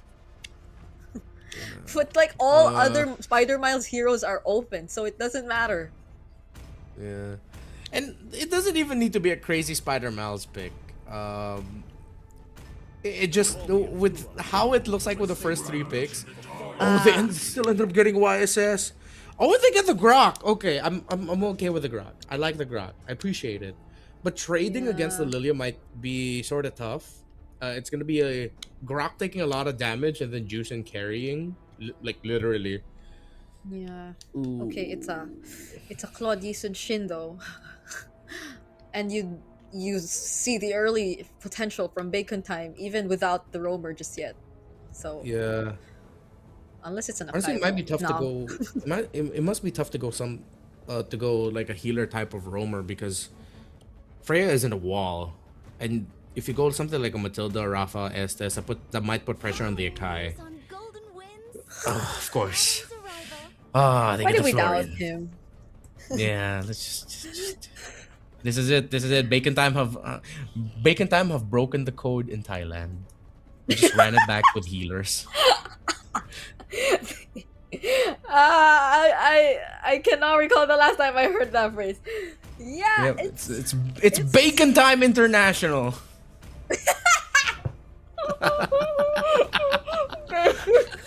International. Okay, I have to see that on social media later on. I hope you guys heard that. It's another Spider-Man's Florine game all over again. My goodness. Oh, Bacon Time, what have you done? But let's see. Even the Florine games yesterday, it was just there's a chance still that ACT can take control of the game through really great gameplay with the Grok and the Juicing together, or with really good control. But it will always, especially with healing type roams, the Florins, the Estes of the world, it will always hit that point of how the hell is the opposing team still alive? How did we take none of them down when we've used all our best abilities? The thing is, it's good now that ACT have 2 sources of continuous damage. Through the Yisan, through the Claude. They're not too burst focused that all of their bursts can just get blown out. But I'd want to see a tweak timing by Flukeo with how he uses his Blazing Duet. If he can use it, maybe after you get to see the Florin use the ultimate, then that's gonna be better because you get through what the floor and help the team regain, and then you just continuously poke.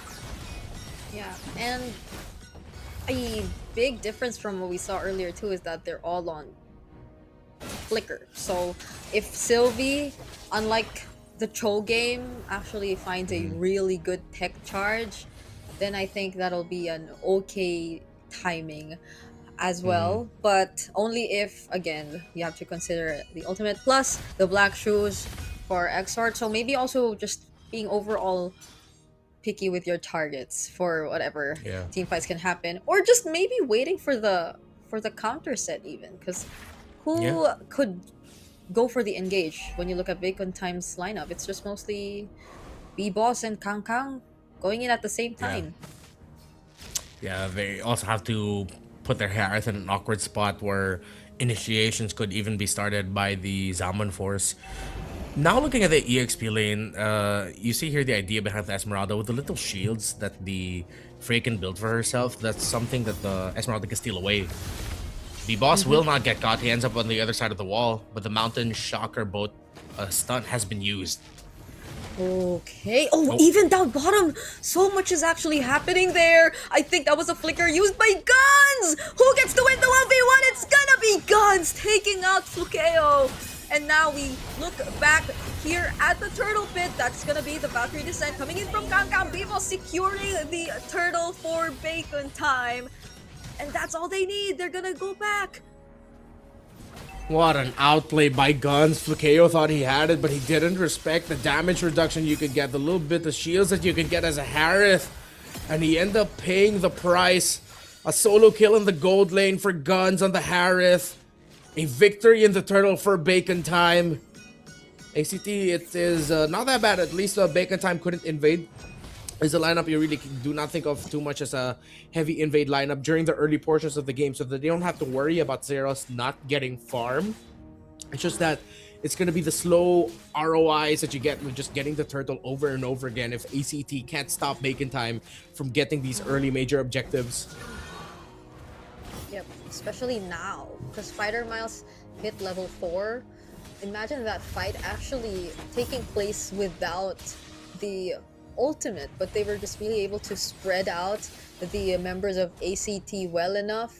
The way that Kang Kang just jumped in, and even Exort being able to throw out all those glooms and not using the black shoes up until the very last minute, where it seemed as if he was still trying to go for the chase. So Bacon Time clearly have shown us that they do have the upper hand in this game so far. But there is a chance, there still is a chance, so we get to see ACT go for those setups. We are never gonna take it away from them, even despite what happened in the lane for Flukeo. Yeah, which is why the heavy spin is going to be important for Bacon Time.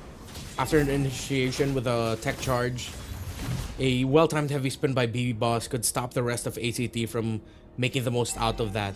And it's not like that they're packed with burst. If they get the initiation, they have to time it also with the stun from the Mountain Shocker, damage, or maybe even a follow-up set from the Esmeralda, damage and Blazing Duet from the Claude. So there's a lot of things to consider even after a good tech charge. How do you follow up with it? And taking note of this heavy spin that could ruin the follow-up. Oh, Guns! Guns is so brave, using the Salmon Force! But could Flukeo actually outplay him this time? It's not gonna happen. Spider Miles actually popped the bloom to save and help him there, because they didn't really need to be careful about using it. They got the turtle either way. Yeah. And now topside, Bacon Time look to proxy a wave as Cairo now under pressure. Oh, they're actually going to focus down on Cairo before even, or not even taking the turret. They just really wanted that kill. Okay, I wanted the turret, but Bacon Time is different. Yeah, no, I mean, the Cairo was able to clear out the minion wave. Now they'll be able to get the turret because now they have a minion wave to work with. Oh no, Kang Kang plays it safe. Yeah, okay. So they have the information that it could be risky and there could be members of ACT rotating topside, so they take the safer route. I think for ACT, they have to really... I'm already thinking about the draft for game number 3. They just have to take this Freya away from Kangkang. Yeah. But the thing is, even if you take away the Freya, you can still slot in a Benedetta in this lineup, and weirdly enough, it still works. Yeah.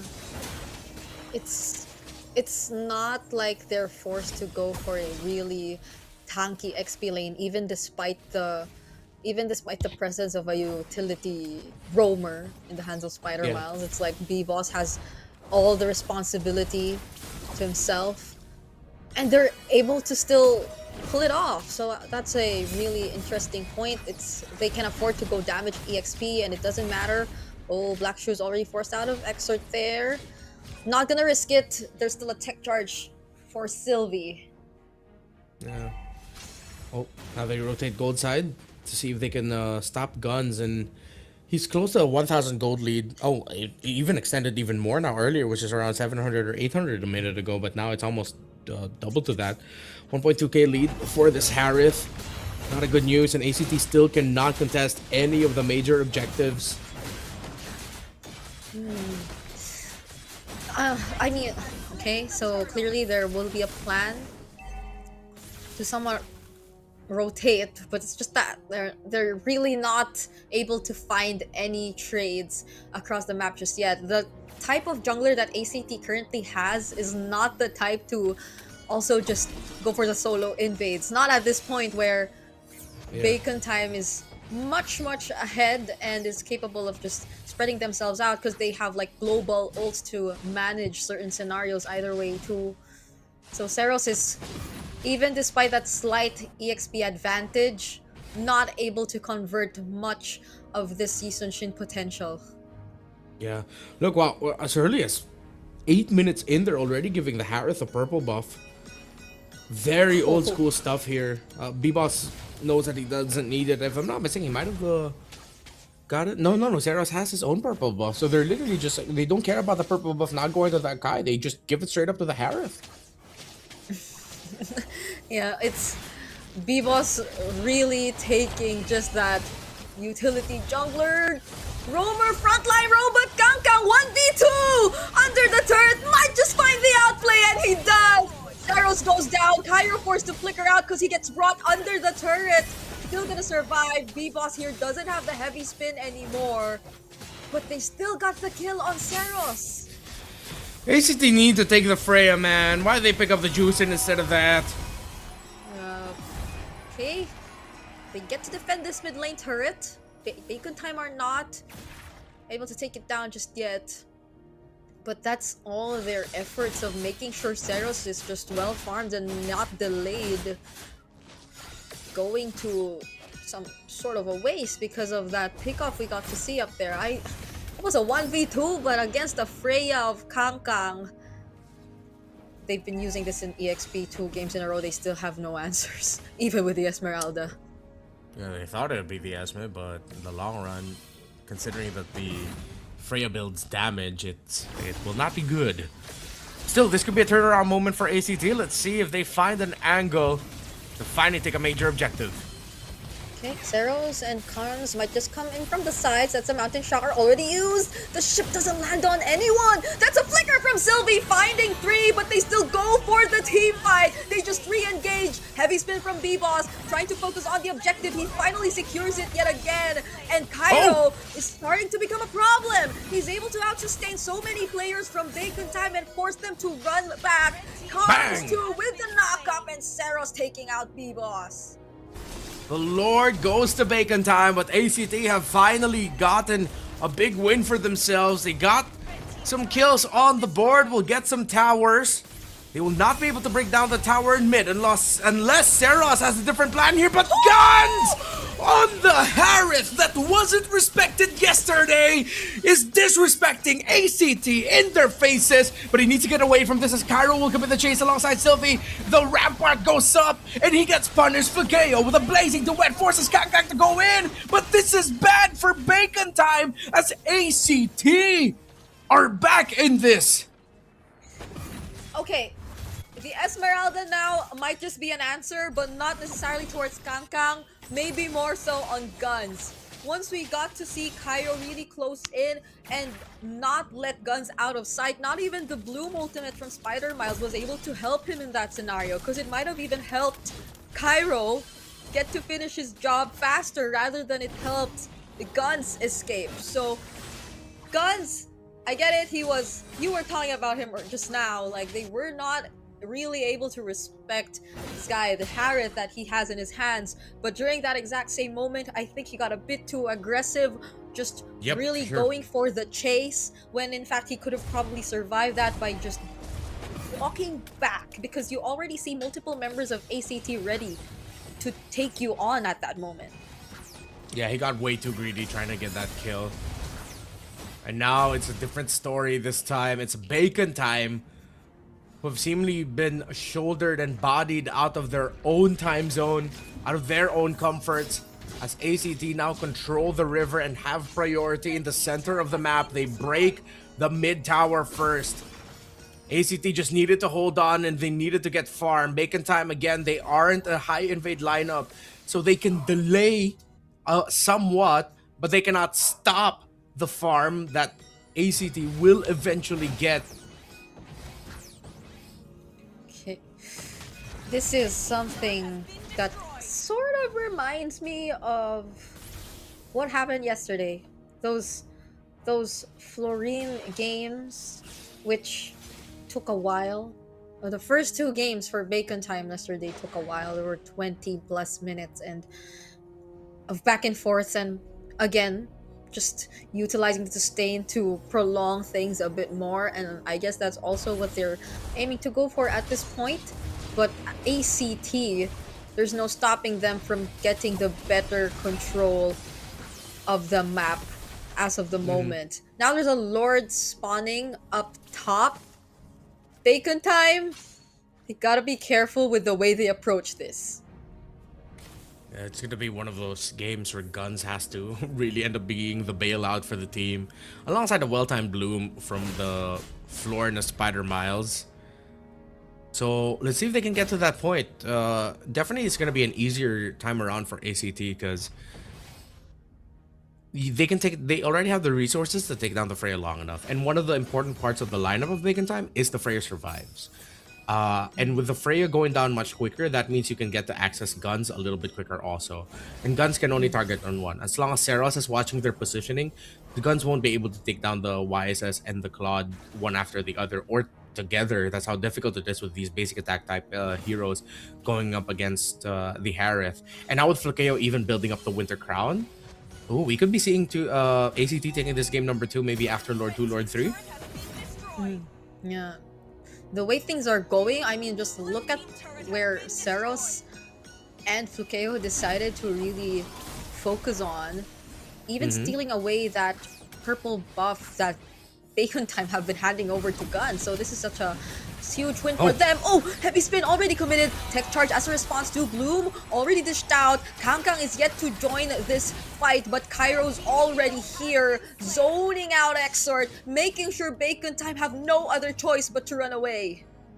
Yeah, very awkward initiation there by Bacon time, honestly. I myself was surprised why they decided to commit that. Once that heavy spin came out, you just knew that he was gonna get taken out by Guns. Oh my god, the damage!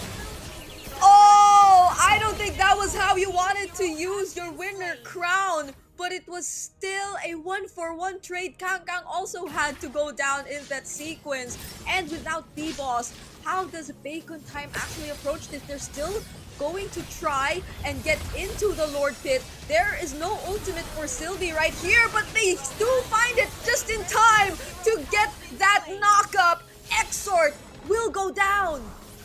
Zeros is getting really brought down low by the Lord. They're trying to get the Lord and the Zeros. He's gonna be able to dodge the damage, but Zeros gets there. B-Boss was there, but he didn't use the retribution. Bacon time. An unfortunate result of that. Zeros held on and still secured the Lord.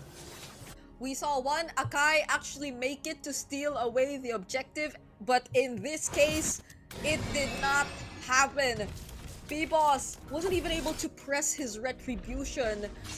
And even though it seemed like such a dangerous situation for Seros, they still got to finish the job. Now it is gonna be Bacon time once again on the defense.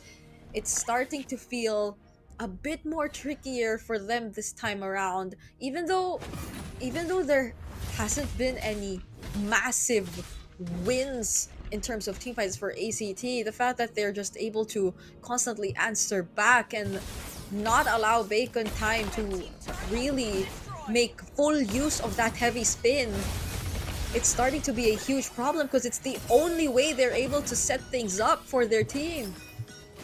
Yeah, I went back to the replay and I think it was a decision. B-Boss decided whether it's heavy spin or retribution, and he pressed heavy spin instead of the retribution when he was definitely in the range already of being able to secure that Lord for Bacon time. Unfortunate, but ACT, despite everything that they face in game number 1, have taken recontrol of themselves, of Bacon time, and now have built up to a 5,000 gold lead that will continue to climb here. This Freya early on was a problem, but now it's been dealt with as Flukeo and Saros have been able to farm. Even cards on this juice in is making a lot of team fights difficult for Bacon time. Yeah, and we're at the point where ACT's lineup seems more terrifying. It's they're both online. Flukeo and Saros are both online at this point, and you get to see B-Boss being forced to use his heavy spin even without any plans to start a team fight for ACT. It was just the purple buff that they stole away. Yeah.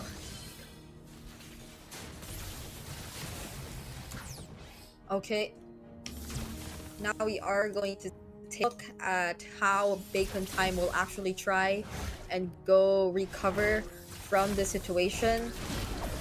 Especially because ACT have full control over their map right now. An unfortunate pickoff on gun. Spider Miles forced to flicker out as well just to survive that engage that we got to see from ACT. But very untimely. You lost guns yet again at this point of the game. 18 minutes in. Definitely not where you want to be. Kang goes in, but ACT will just take these turrets for themselves. Bacon time, the comeback for this is going to be really tough, honestly. When you already have the 2 carries of the opposing team carried up, they have their items. Cairo can do this and just dance in front. It's tough even for Exor to deal consistent damage onto Karns. The risk of getting hit by the tech charge. Earlier, there was a question of, can you layer the tech charge entry really well? With there not being any other really solid frontliner, and with the floor and working very differently from an Estes, it puts so much pressure onto Guns to blast everyone down before B-Boss can get taken out, or if ACT have misused their resources, won't have enough to get away from Guns and his Zaman Force and his Harith combos. Still, it looks like we are going to see ACT take this game number 2. All according to plan, at least for ACT. As Bacon time, just even the single wave down bottom, it seems like they're taking too much time and they have to use up so much resources just to get that job done. They will get to or have to focus on this incoming Lord for now, but it depends if Sylvie actually wants to go for the setup as well. Mountain Shocker already committed. They find a way to clear out the Lord, and that's the heavy spin already forced out of B-Boss as he just tries to get back to the base to regain the HP that he's lost. Minions already inside. They can't go for the tower just yet. Bacon time are trying their best to clear out these minions, and they successfully work their way through this defense. Exor 2 barely surviving, but they still keep themselves in the game. I think ACT were a little bit too overcautious there. I know they're respecting the Harith, but none of the members of Bacon Time have Purify, mind you. And they already got the heavy spin out. I was just waiting for Sylvie to get really crafty with getting a good tech charge, at least push Bacon Time back and just allow Saros and Flukeo to lock into the tower. I think they over-hesitated there. Still, they have the lead, but remember, it's 20 minutes in, this 9k gold lead. It's just you getting potions or having gold to be able to buy and sell. Bacon Time have majority, if not all of the items that they need. Imagine if because of that one play wherein they hesitated, imagine if they actually or Bacon Time actually turns this around. Well, the way that it's looking so far is not really suggesting that that will be the case. Yeah. But now they're slowly able to get themselves out of the map a bit more. And I guess the really tricky part is just really how B-Boss will decide to time and use that heavy spin, because it's as if there's just so many layers to the way that they use it. So far, it's been either for securing objectives, for pushing away opponents, setting up those kills. But now that it's ACT being all aggressive, I feel like the option's been mostly limited to using it defensively. But Bacon Time, could they be switching it up this time? Could the plan be different as they try and decide to burst on this lord? That's the knock-up on B-Boss. There goes another attempt from Cairo to just surprise them from the backlines, and he does! Falling Star Moon at the knock-up from the tech charge once again. Exort is the first to fall. B-Boss is trying to escape to the best of his capability, but they will probably lose guns in the process, and it's gonna be 2 members down. Mistimed, misplayed by Bacon Time and ACT. They are now definitely going to win this game number 2. It's going to take an insane amount of wave clear, maybe a little bit of luck. But time has run out for Bacon Time. No heavy spin that they could utilize, and B-Boss is down as well. ACT with his 10k gold lead tie the series 1-1. It's an awkward spot for Bacon Time. They can win majority of the early objectives, but if they're not putting pressure on the Yi Sun Shin, if they're not putting enough pressure on that Claude as a team, then there is a good chance ACT can just rock it out until the late game, get the farm that they need, get the items that they need, and win it through.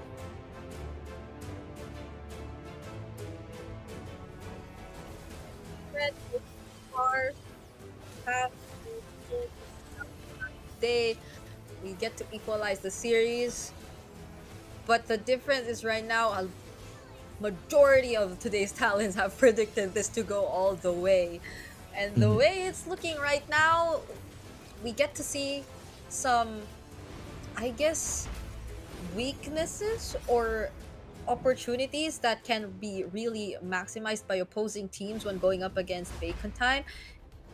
It's how they just really, I think, doubled down on Bacon Time's main condition whenever there is going to be a team fight. B-Boss did not have that much of a... I feel like his attention got split so much in terms of what he had to do for the team as the Akai, as the utility jungler. And that's apart from how they were just able to address the entire Kang Freya issue on its own. Yeah, it's a really tough situation for Bacon Time. Clearly, if this was an Estes, maybe it could have gone a little bit better because that heal extends the team fights a little bit longer. But still, I don't think it would have changed the result that greatly. It's just, again, a very awkward spot. So now we have to take into consideration the power of the lineup of Bacon Time in terms of if it can invade and stop the opposing jungler from getting farm. Carnes, despite our question, at least able to get to the point where he ended up becoming the MVP here. It was really tough for Bacon Time to operate around the Juicin. At one point, it felt like he was just doing an insane amount of damage, and that is with more utility-focused items more than anything.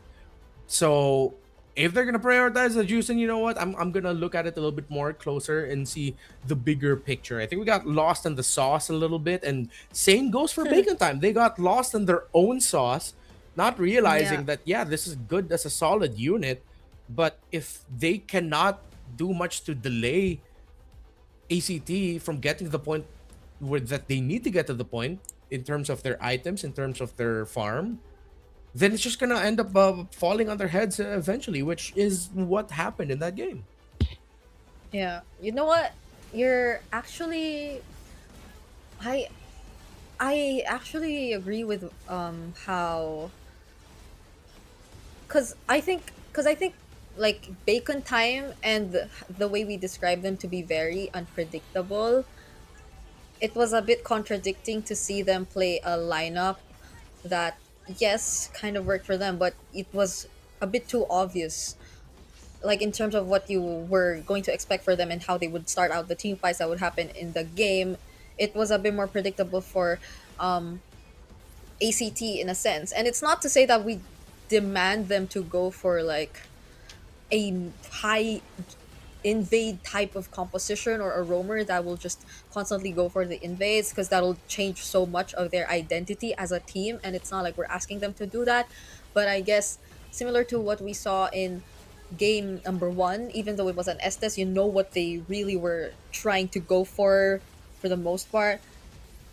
It's not always like a singular template whenever they go for the place in game.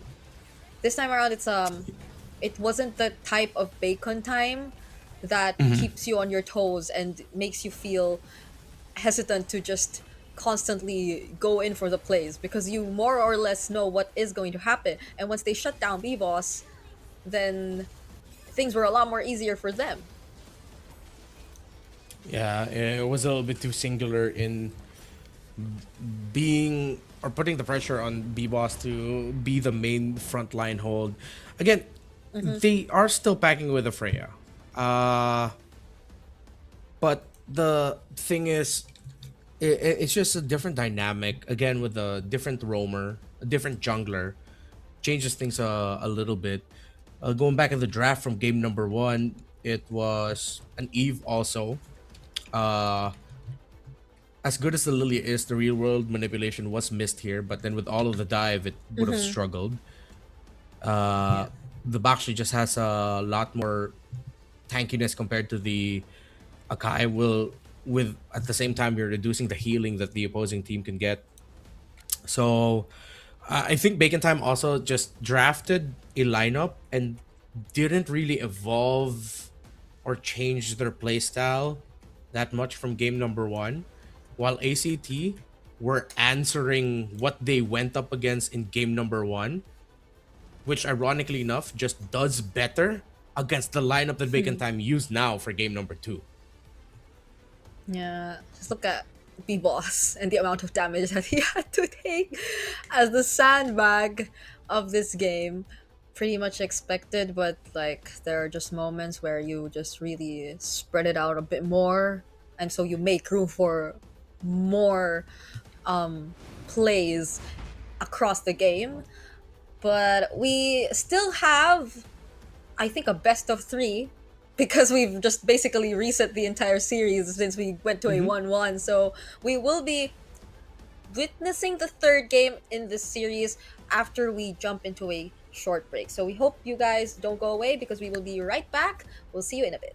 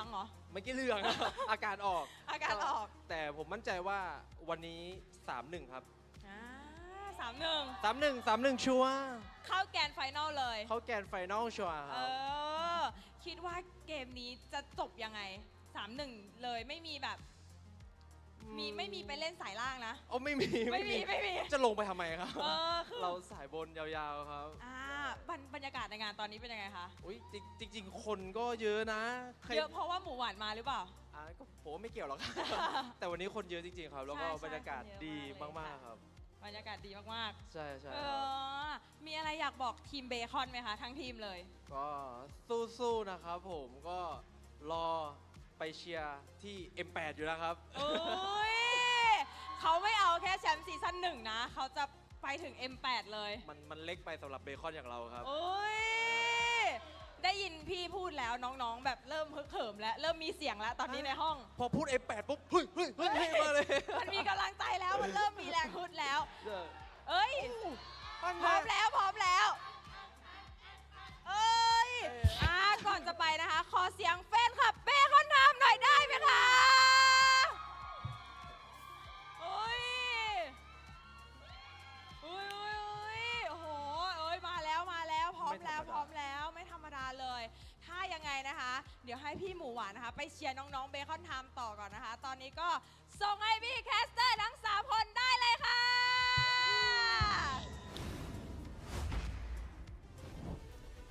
Loving the hype we have at the arena from the Philippines. At least they are 1 hour behind, so I think it's about 6:00 p.m.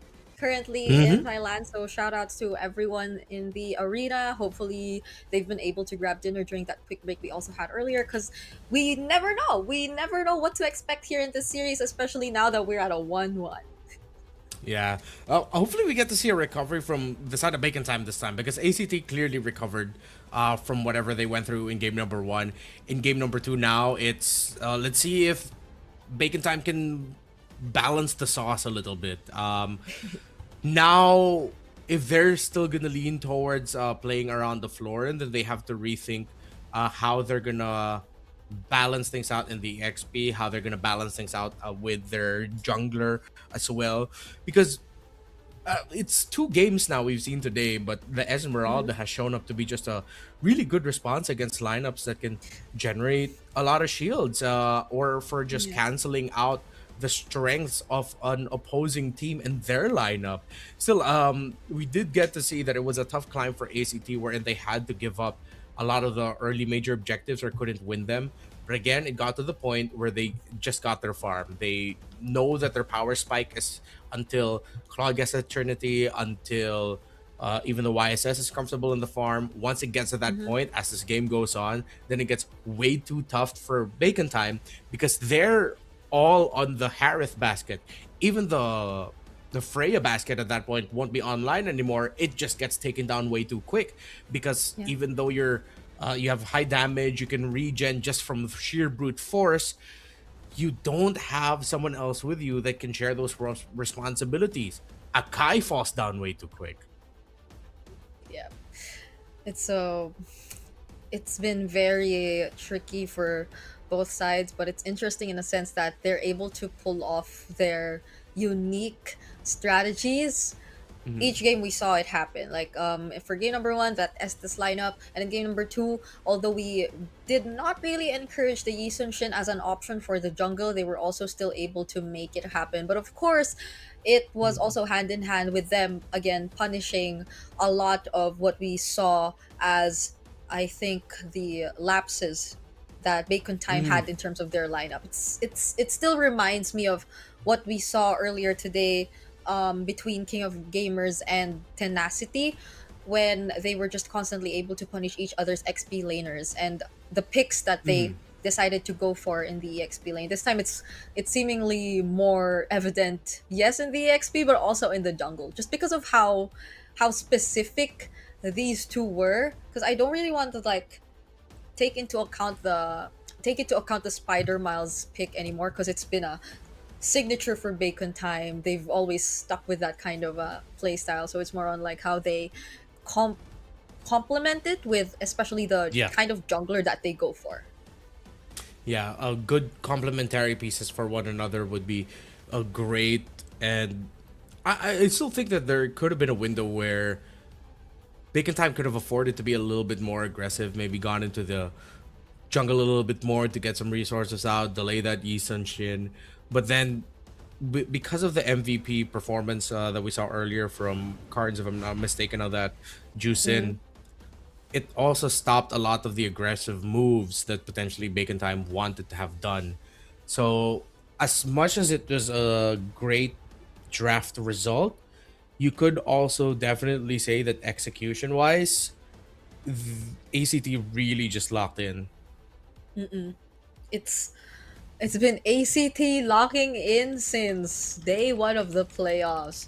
After that 2-0 against Buriram, and after that 3-1 against our top seed in the regular season, ACT has been on fire. And now that they've unlocked their potential yet again after that second game, Bacon Time might not afford to show us another draft that really doesn't go well together like that. I think it does.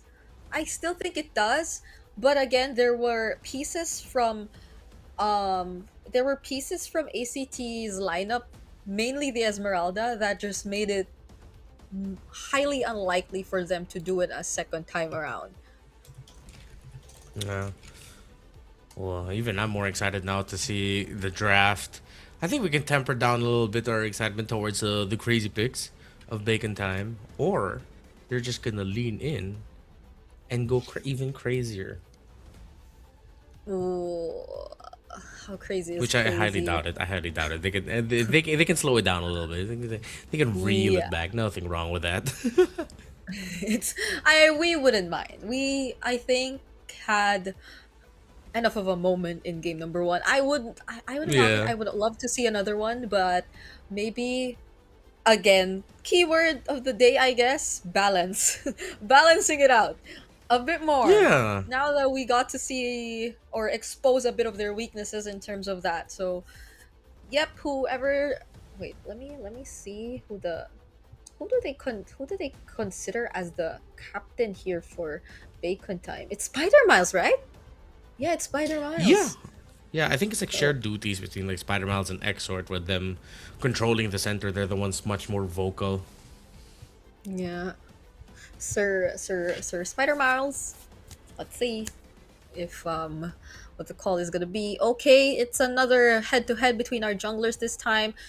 Very similar. Another shared hero pool, I guess. It's I I'm like I think these are already the most unique junglers in terms of hero pool that we have in MSL Thailand. There was just one earlier today, I think Water, who used the Aulus. So we're down to the last few teams being the more flexible jungler players overall. Yeah. I don't think in terms of the jungle we are gonna see any more like crazy surprises. They're just gonna be like, all right, cool, type of picks. If there's one thing maybe that they could adjust for Bacon Time is, I understand why they want to just pick up the Freya available for them, but I want to see them if they could go up against the Freya, if they could be okay against that. Because if they want to keep doubling down on this idea of playing around the healing style roamers, then yeah, make sure you have a much stronger set with really good damage EXP laner like the Sora, or just really too slippery to take down and has a big impact in a team fight like the Benedetta. If you want to go with those kinds of picks, still it's a wide pool. You can still definitely slot in something like a Terizla, but just as we said, balance is the key word now for the rest of the series. Yeah. I love how every time we just pan the camera towards the audience, they're playing MLBB while watching MLBB. That's how dedicated our viewers are, especially now that we're just awaiting the draft. So yeah, it's again something we mentioned time and time. Hopefully we do see it right now. I I would love for again these two teams to bring out their fullest potential and not just us constantly like pointing on a certain decision that they made or something lacking that they weren't able to accomplish. So they're so then we actually feel that they were able to give it their all during this series, because it's not the stakes aren't the same as what we saw for the previous series. It's not like the loser gets eliminated, but Mm-hmm. I don't think you want to go up against the top seed again in the lower bracket finals. I love that side. Look at that. It's simple. It's something anyone can copy. Anyone can write ACT on a piece of paper, and that is just the beauty of it. You know what? I think Bacon Time can learn something from her. There's a beauty What? in simplicity. Simplicity. Yeah. uh, okay. Okay. I I hope so. I hope they do learn a thing or two now that they're back in blue side. Um, this is exactly where they were in game number 1, only lacking the Marcel ban. Hmm. I'm trying to recall because I think there was a time that B-Boss was really just spamming the Harley as well. So if ever it Yeah. does get open, I'm wondering if they could finally decide to change up the priorities, or they just really Mhm. want to stick with, yeah, we're going utility all the way. Yeah, it's crazy because my early notes for B-Boss was he is flashy mechanics assassin guy.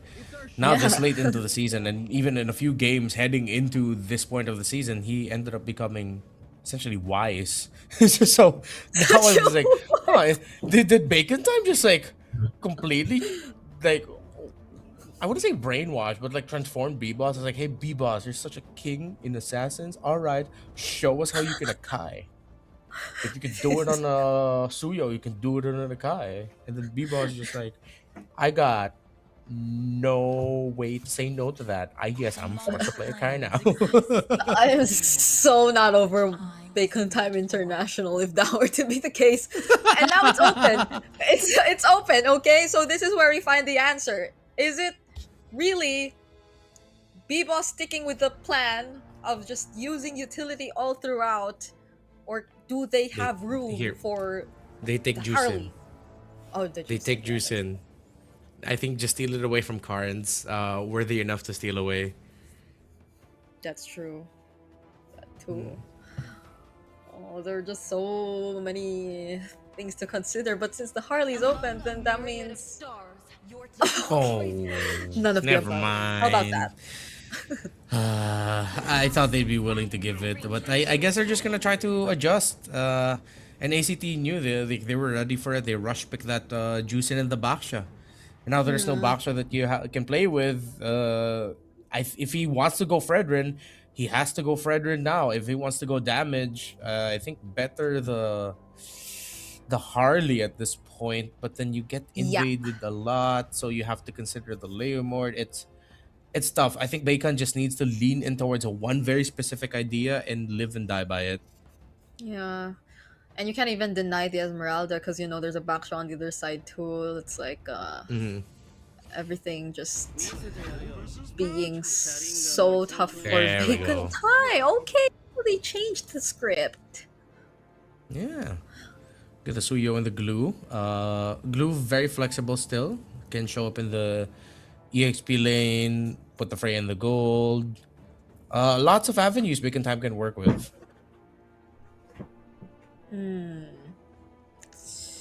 So is it about time that we see the gold? Okay, it's not gonna be the gold lane pick just yet revealed to us. Kalea Jusin. If that's the case, then they might be eyeing out the carry for later with the Claude and Harith gone. As long as it's with any burst, really. Carry, Beatrix is okay too. Clint wouldn't be too crazy. Yeah. Yeah. And so I guess this is also like there's room for a more active EXP laner as well. Yep. It's something you really have to be careful about, since again you don't know where the glue is going just yet, but either way you could just secure yourself the upper hand, because I think that's gonna help a lot if it's after or they're after like a fast rotating lineup overall. Considering the way they built it, oh, Bacon Time senses the carry. Now it Yeah. gets denied as well. Yeah, makes a lot of sense really to just take it out. It's one of the last best options here. Help, ACT, if you have it in you, just show up the Beatrix. I've already seen one of my favorite picks. Show me another one, please. What else actually are Yeah. marksmen out there? If it's not, well, the Bruno is gonna take time. Yeah, and the Bruno's more like matchup specific. Yep. They take out the Zeti, and Granger would still be okay for ACT if they want the burst type. They don't have a Sky Piercer holder. If they can't decide between is it gonna go into the Juicin or is it gonna go into the Granger, so the Granger's still gonna be okay for them if ever. ACT. Okay, if they were capable enough of playing the Yisunshin in the jungle, I wonder. But yeah, I guess a Sky Piercer hero that has more range rather than that, because it's more on the juice and the Kalea that they have as of the moment. Last ban for Bacon Time, though, it's the Moskov, so majority of the suggestions you brought up are actually still up for grabs. But if they because I might rather go gold and see where the glue goes. Yeah, I think they took out the Moskov because Bacon Time realized that if ever ACT went Moskov, then they really don't have a lineup that takes care of the map really well. With a Claude gone, they already show their jungler, so they can't play something like the Fanny to help take care of the map. They're not playing through a Hayabusa. So they needed to take away the best option in terms of macro. As Bacon Time, they might have just folded and have already shown to ACT that they're going to be thinking more about the team fights. They will live and die by that. Oh, the Obsidia. Picked 3 times so far this season, but doesn't have a win just yet. Ooh, well, they need the burst to take this down. Honestly, if it's time for them to bring it back, you can bring back the Kadita, just play it safe and pick something like the Farsa. They just need that long range burst. Right. Yeah, actually. And you don't want to really get close enough. So okay, let's see what the mid lane option is gonna be for Exort, and where the glue is actually gonna go for Bacon Time, because it still can be flexed either in the Roam or EXP. So that's so stuck. Good. Oh, solid. Very solid lineup here for Bacon Time. They don't have a traditional marksman, but this is one of those lineups that can take control of the game fast before the Obsidian can get farm. So they need an EXP laner that can dive. Honestly, if you want to temper this, you go either Yuzhong or Lapu Lapu. Sora, I don't know. I don't know why I'm kind of iffy on the Sora. I would rather see the Yuzhong or Lapu in this scenario. Although the Sora has risen up early, especially early on. Excuse me. It was the answer to the Gourd with the static nature of it. Very easy set, and you get to interrupt. But I think a longer, more engaged team fight would be good. More uptime, perhaps. Okay. They're still gonna go for the more common response, the way to deal with the Gourd. I guess I think it's mostly just really what the role of the Sora is gonna be anyway. It applies for any kind of mid laner that really has to stay behind, such as I've seen it a couple times even against the likes of the Eve and stuff like that. So all right, at least I think it's a much more well-rounded draft that we're seeing from both teams this time, especially Bacon Time switching it up a bit. Spider Miles on a glue instead of Florine to pair up with the aggression. B-Boss doesn't have that big of a responsibility on his shoulders that he has to do alone this time around. Exactly. And that's what they needed to change the most. At least now, instead of putting a lot of pressure onto B-Boss, you play around B-Boss in the sense where you just want to make sure that you're handling the map so that he can farm.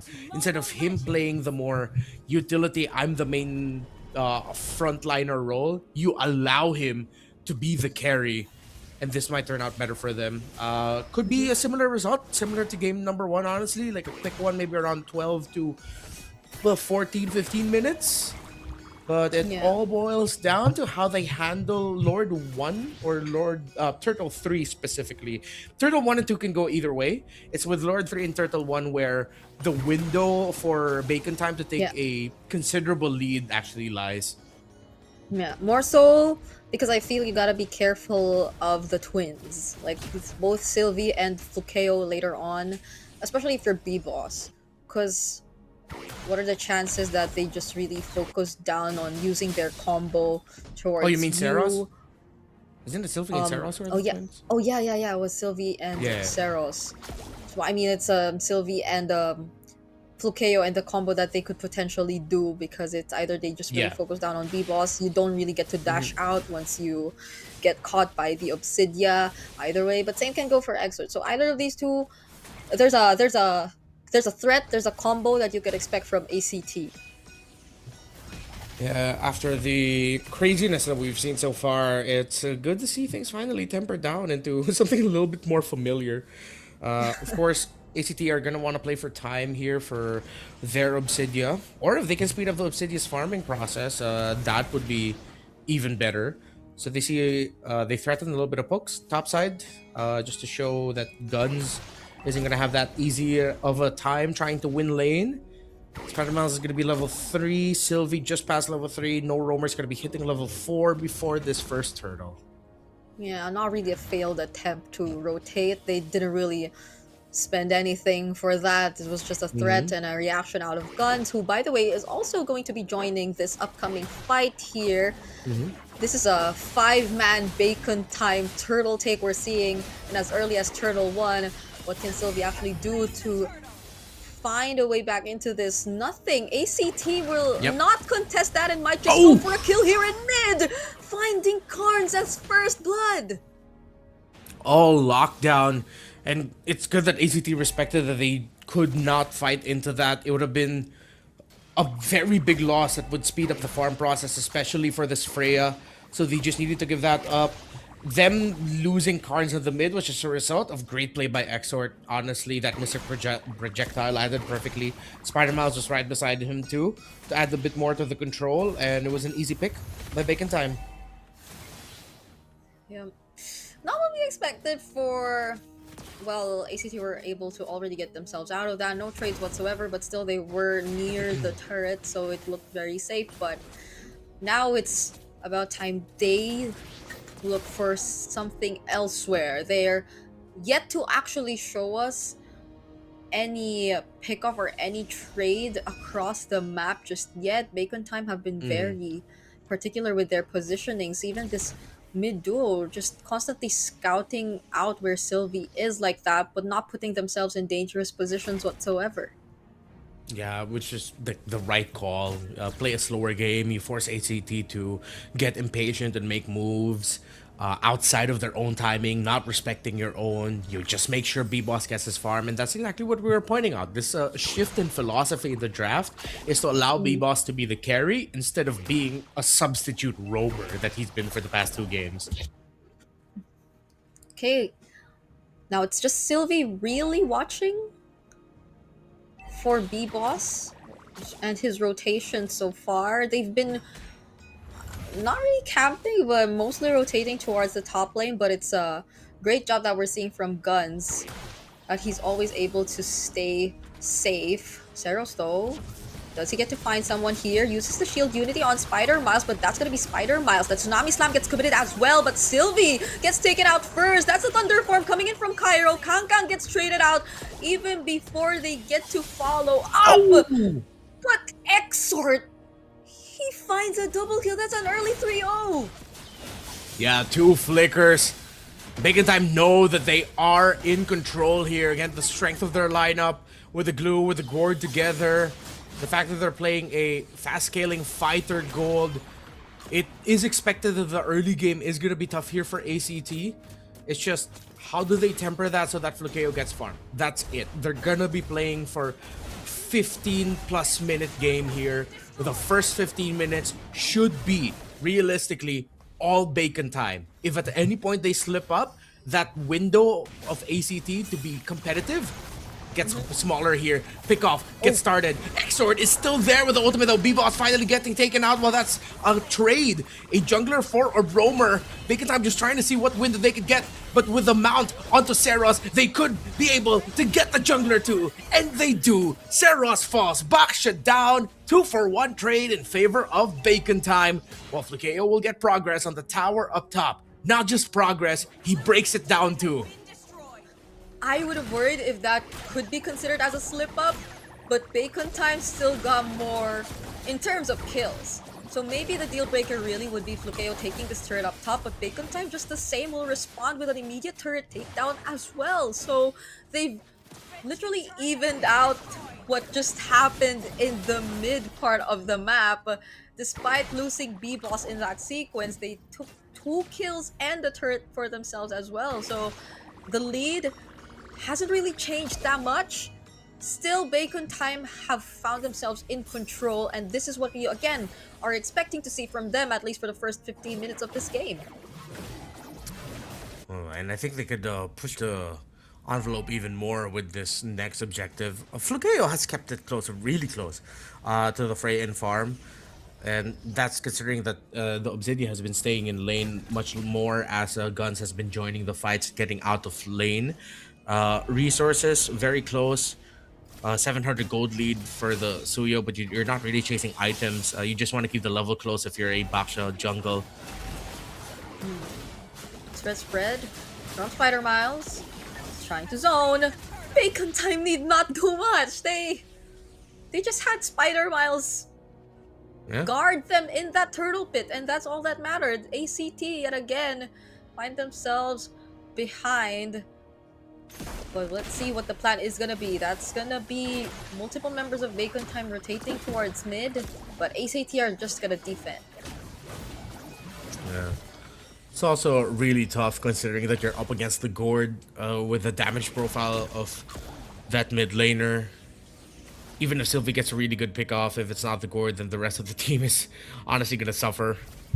And if ever Exort gets picked off and he's not taken down fast enough, he just needs to pop his ultimate and then flicker back, and you won't have the right crowd control anymore other than the Sora crowd control that could interrupt the Mystic Gush.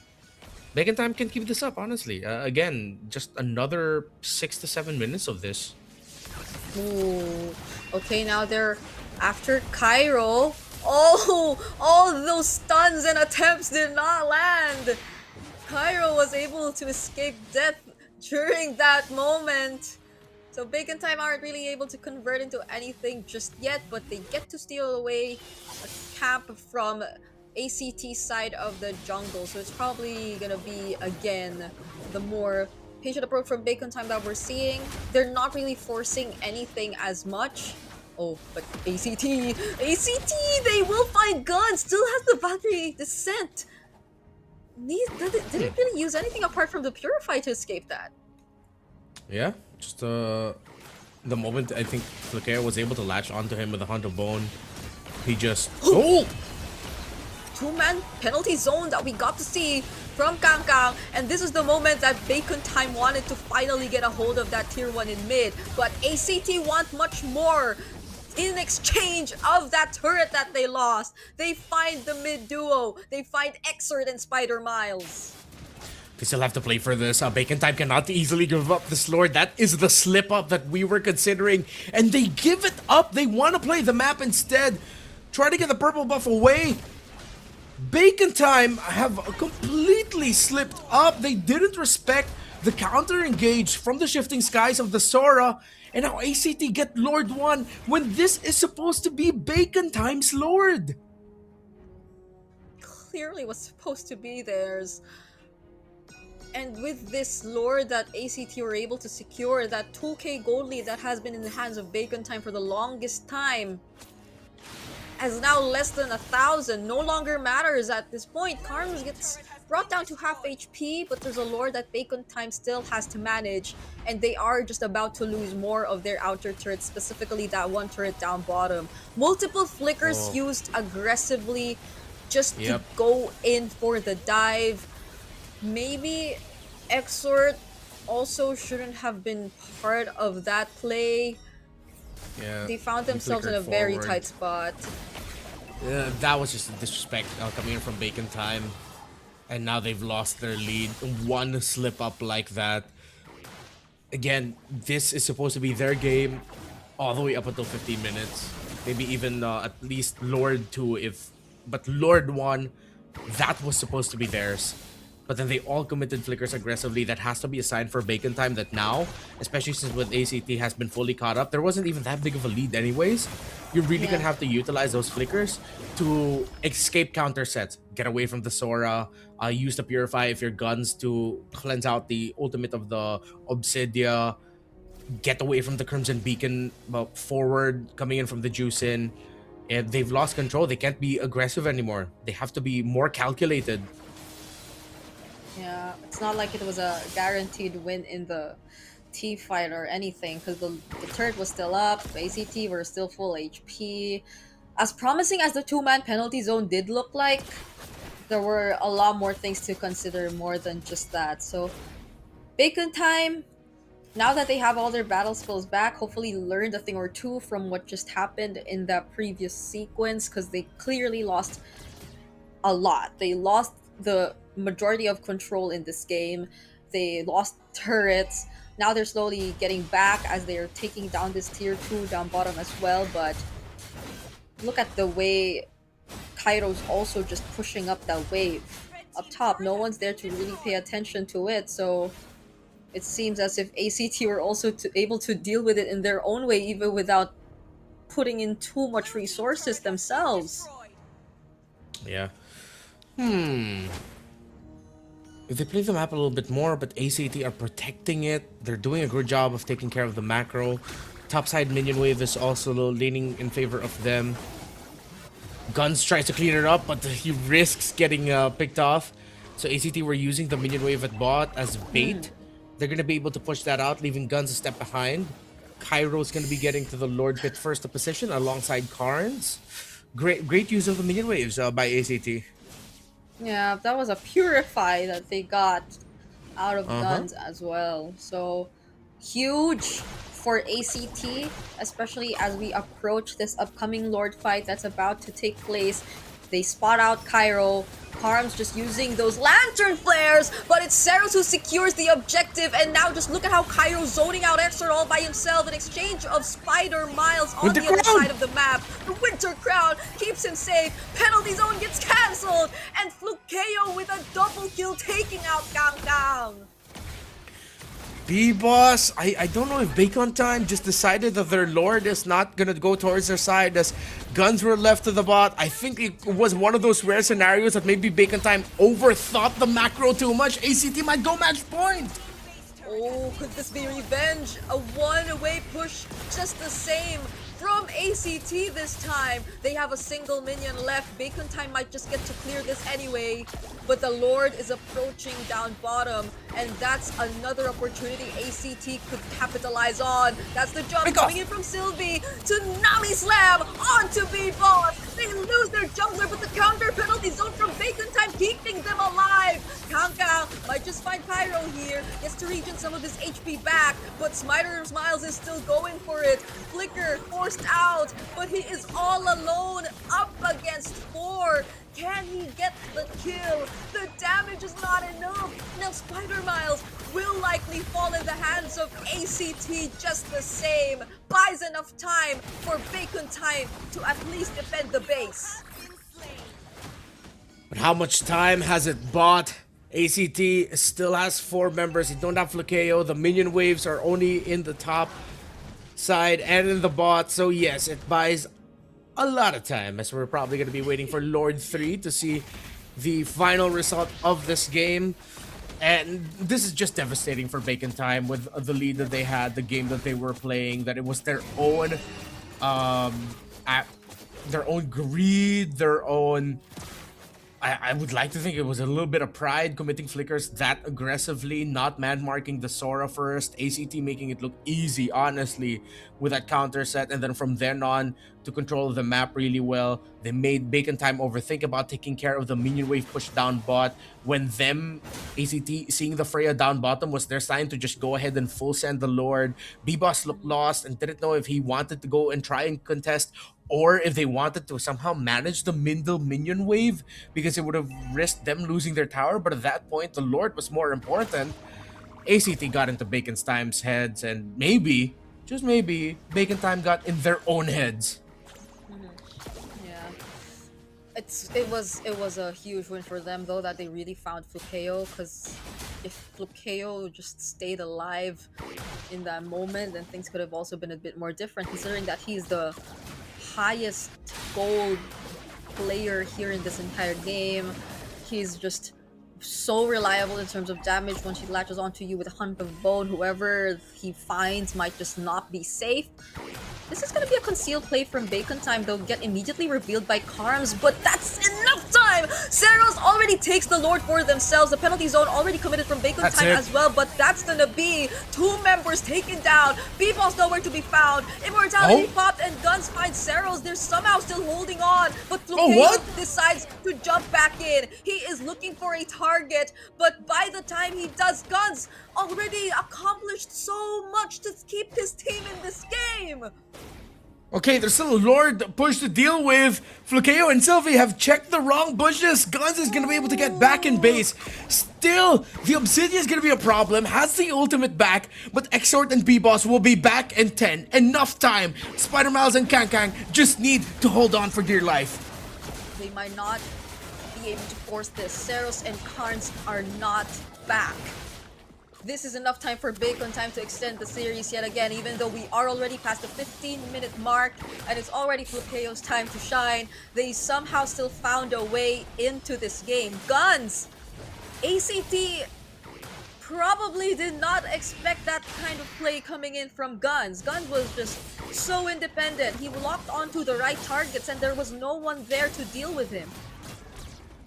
Yeah.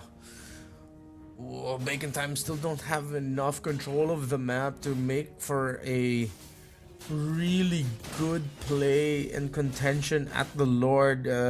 This could just be them delaying the inevitable. Still, maybe signs of life from the last fight as Guns was able to get a big result, but they still couldn't get the Obsidian down. So it has to start with the minion waves first, ironically enough, but there's barely any room to work with. With a Tsunami Slam used onto Spider Miles, they feel confident enough to actually take down the Roamer, but Spider Miles is still gonna get away with this. Has the Immortality, has the Flicker, didn't really have to use anything, so he's gonna be okay. Bacon Time is gonna be okay. I wonder if they will be confident enough to find another play or conceal attempt this time around as we're approaching the next and evolved Lord of this game. Yeah, I don't see any other chance here from ACT for a Bacon Time other than them miraculously winning a fight. ACT getting wiped out and at least one minion wave looking good for them. But look at the spread of where ACT are positioning themselves. They know they don't have to worry about the Obsidia getting found out, so it's a free orange buff for them. I think they're going to go for a full buff on the Obsidia. Let's see. Nope, they're still going to give the purple buff to the Baxia. They're also still threatening the orange buff. This next Lord, wouldn't be surprised if it ends up becoming another really quick rush and easy take for ACT. Hold on, that's the concealed play though. Valkyrie Descent coming in from Sylvie. No way. And the Tsunami Slam finally committed. Flukeo popping his Immortality. It's actually Bacon Time going all in. They're going for the full commit and they have enough resources to actually get the job done. Cairo has to dash away. B-Boss going for the chase. That's the knockout from Guns. And the shutdown from Bacon Time. And a 1-4-2 trade. They found the miracle. They found the members of ACT all clumped up together. They get a concealed play in, they get Flukeo down, they force cards out early. Bacon time, what a play! You can't help but appreciate it, but Saros is back to contest this. Sylvie's conceal of his own, but Bacon time have the numbers advantage, but the fray isn't here. Okay. There are waves in mid as well. Bacon time have to take care of that. Sylvie and Carms have enough information. Can they delay this a bit more? Saros finally able to make it! They're gonna focus on the heroes! B-Boss had to escape from that. The Lord is still up. They haven't been able to reset it just yet. But can Saros contest? There's the stun coming from Spider Miles. Saros still gets the Lord! A Winter Crown pickup from Pyro, but how is this gonna help? Because Flukeo is just going in for the free hits. Guns has his eyes on Cards, but there goes Flukeo with the shutdown and the double! A triple for Flukeo at that! Making it a maniac! It's just Exort all alone for this upcoming defense! That is it!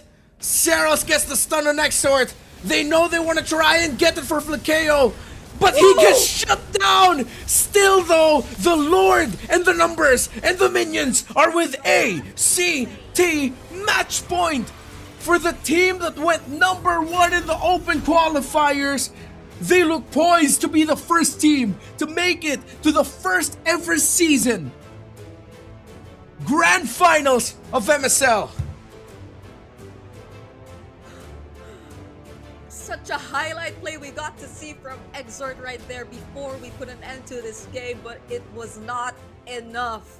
He still got to find the kill on Flukeo, but they had what was necessary to put an end to this game. Now match point for ACT as we take a quick look at the highlights for that 21-minute game, the longest we've had in the series so far. And admittedly, there were slip-ups, but there were also really good recoveries that we got to see from Bacon Time, because we had so much expectations in terms of how the way things would go for Bacon Time. It should have been theirs, but it didn't.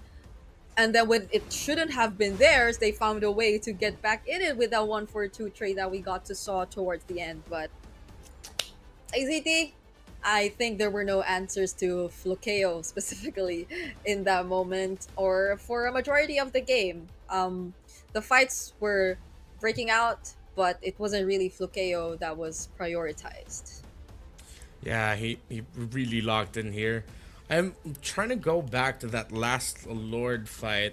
I know it got extended because they decided to turn and lock on the heroes, but that retry battle still looks somewhat good for B-Boss. I'm just really getting back to the replay here of how they missed it. Yeah. Did B-Boss not press retry? No way. Or was it early?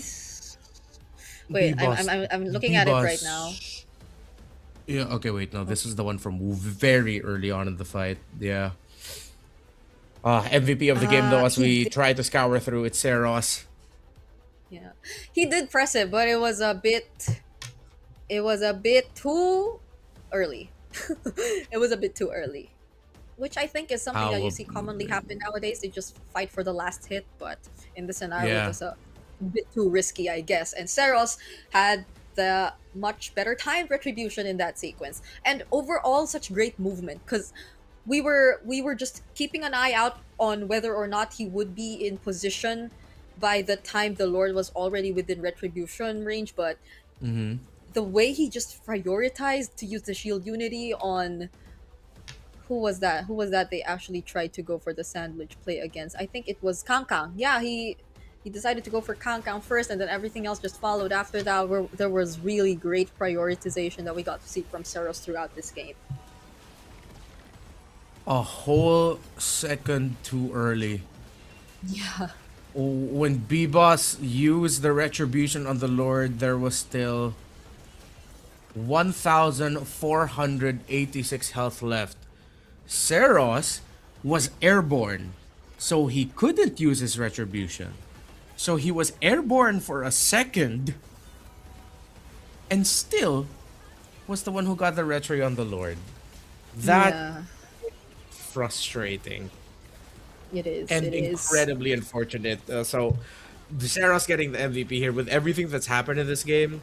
Yeah, he deserves to get the MVP. 94% team fight participation, a lot of the rotations and sequences pulled by ACT revolved around the presence of this Baksha. Again, Bacon time. That's such an Yeah, you unfortunate see it. moment. It's painful, Brigida. It's painful. It is, and a maniac happens right after that. So, how painful could it get? You leave Exert all alone to defend a Lord and 4 members of ACT. So it was a near impossible task for him, though he did still get a kill, pick up on immortality too. But that wasn't enough. That wasn't enough time to delay that Lord just pushing in and ACT finally sealing this game and securing match point. So yeah, it was. There were slip ups, but I guess the most regrettable thing we actually saw there was just the retribution. Like, apart from all the slip ups, it was really mainly just that. And so I think it's something you don't really get to easily recover from. Hopefully there will be enough reset for Bacon time after what happened, because it's been a roller coaster. It's been a game wherein they had control of it even when they weren't supposed to. They lost control of it even when they were supposed to not lose control over it and stuff like that. And then that retribution happened. Yeah, I think ACT are gonna look to just end it already in game number 4. Whatever their draft is gonna be, it's one of those. Obviously, they're looking to win this before like 15 minutes. They're not gonna allow Bacon time to get to the late game, get any farm, to get comfortable. They're really just gonna eye out ending this series right away, be the first team to make to the grand finals, at least secure their slot for MCCM Season 7, the Mekong Championship, have a shot of being one of the first Thai team to make it to Paris for the wildcards of MSC. They're gonna be relentless here, and they're gonna try to end it here. Yeah. We were predicting, like a majority of us were predicting game 5, but that I think is ultimately going to depend on Bacon time, because the previous games I think there were very clear lapses from their end, and so we have a quick interview once again. So in the meantime, let's check out what's going on at the arena. เข้าสู่ในช่วงของการพักเบรกนั่นเองนะคะเกมที่ชมเมื่อสักครู่นี้สุดยอดมากลุ้นแล้วลุ้นอีกพลิกแล้วพลิกอีกลุ้นแบบขั้นสุดแล้วก็ตอนนี้ค่ะพักเบรกกันแล้วนะคะตอนนี้เป็นแมตช์พอยต์ของทาง แต่ก่อนอื่นเลยนะคะมาบ้างอยากจะแนะนำให้ทุกท่านนะคะได้รู้จักกับบูธกิจกรรมนะคะของทาง Infinix นั่นเองซึ่งของเรานะคะเป็นผู้ใหญ่ใจดีนะคะผู้น่ารักมากๆเลยนอกจากที่จะมีอุปกรณ์นะคะเกมมิ่งโฟนดีๆตรงนี้มาให้ทุกท่านแล้วก็นักแข่งแล้วนะคะเรายังมีโปรโมชั่นสุดพิเศษด้วยแต่ก่อนอื่นเดี๋ยวมาบ้างพาทุกท่านนะคะเดินขึ้นมาทางด้านนี้กันก่อนเลยค่ะนี่อันนี้นะคะอันนี้มาบางลองเล่นแล้วสวยงามมากแล้วก็ตัวเทสของเขานะคะก็มีมากมายหลากหลายสีเลยแต่ที่เด็ดที่สุดนะคะที่มาปางชอบมากที่สุดอยากจะให้ทุกคนมาดูนี่อันนี้ไม่ใช่สีชมพูแล้วตอนแรกแอบเห็นว่ามีสีชมพูด้วยแต่ว่าตอนนี้เขาเปลี่ยนสีแล้วนะคะทุกท่านก็สามารถที่จะมาทดลองประสิทธิภาพกันได้นะคะเพราะว่าจอเนี่ยจะเป็นแบบ144 เฮิร์ตซ์ด้วยนะคะใครที่ชอบความลื่นไหลนะคะความสมูทก็สามารถที่จะซื้อเจ้าตัว Infinix ตัวนี้นะคะ GT 50 Pro นั่นเองนะคะเร็วแรงแล้วเขาก็บอกว่าด้านหลังเนี่ยจะเป็นเหมือนคูลิ่งด้วยเป็นเจ้าตัวระบายความร้อนนะคะเพราะว่าบางทีเวลาเล่นไปมันก็จะเกิดความร้อนนะคะนี่ก็จะมีความแบบว่ามีความร้อนเกิดขึ้นนะคะตัวนี้ก็จะเป็นนี่ค่ะคูลิ่งนะคะสวยงามแล้วก็ถูกใจเกมมิ่งทุกท่านอย่างแน่นอนนะคะ โอเค แล้วก็ตอนนี้เขายังมีโปรโมชั่นนะคะสำหรับโปรโมชั่นเนี่ย ก็นี่เลยจะแถมเป็นตัว Max Charge นะคะ แล้วก็มีเคสให้ด้วยนะคะ มูลค่ากว่า 1,599 บาทเลยนะคะ เป็นโปรโมชั่นพิเศษนะคะ เฉพาะภายในงานนี้เท่านั้นด้วยนะคะเดี๋ยวพาไปดู นี่ เป็นตัว Max Charge นะคะ แบบนี้เลย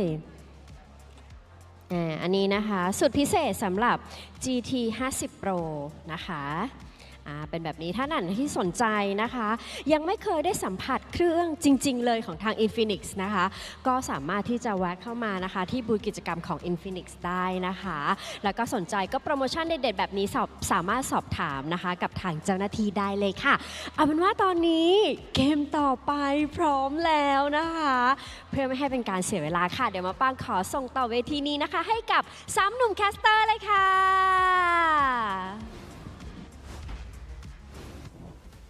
And we're back to potentially witness, not potentially, we will definitely witness the next upcoming game here in the series, which is again match point already. And it depends on whether or not Bacon Time are able to find a way back in this series after what's been happening to them for the past 2 games. ACT though, after figuring out whatever they had to figure out yesterday, they've been on a streak, they've been on a roll. Yeah, really, it really feels like we're just seeing the birth of what it could mean to be a professional MLBB team in Thailand. It feels like their story is the best. I wouldn't even say that they're underdogs, but in a way, compared to like the Giants and KOG and Bacon Time, if they go all the way, if they end up getting the grand finals first, and maybe even if they end up becoming the first champions, remember, this is a team that went through open qualifiers. They weren't invited. They had to grit and grind for it to get to that point.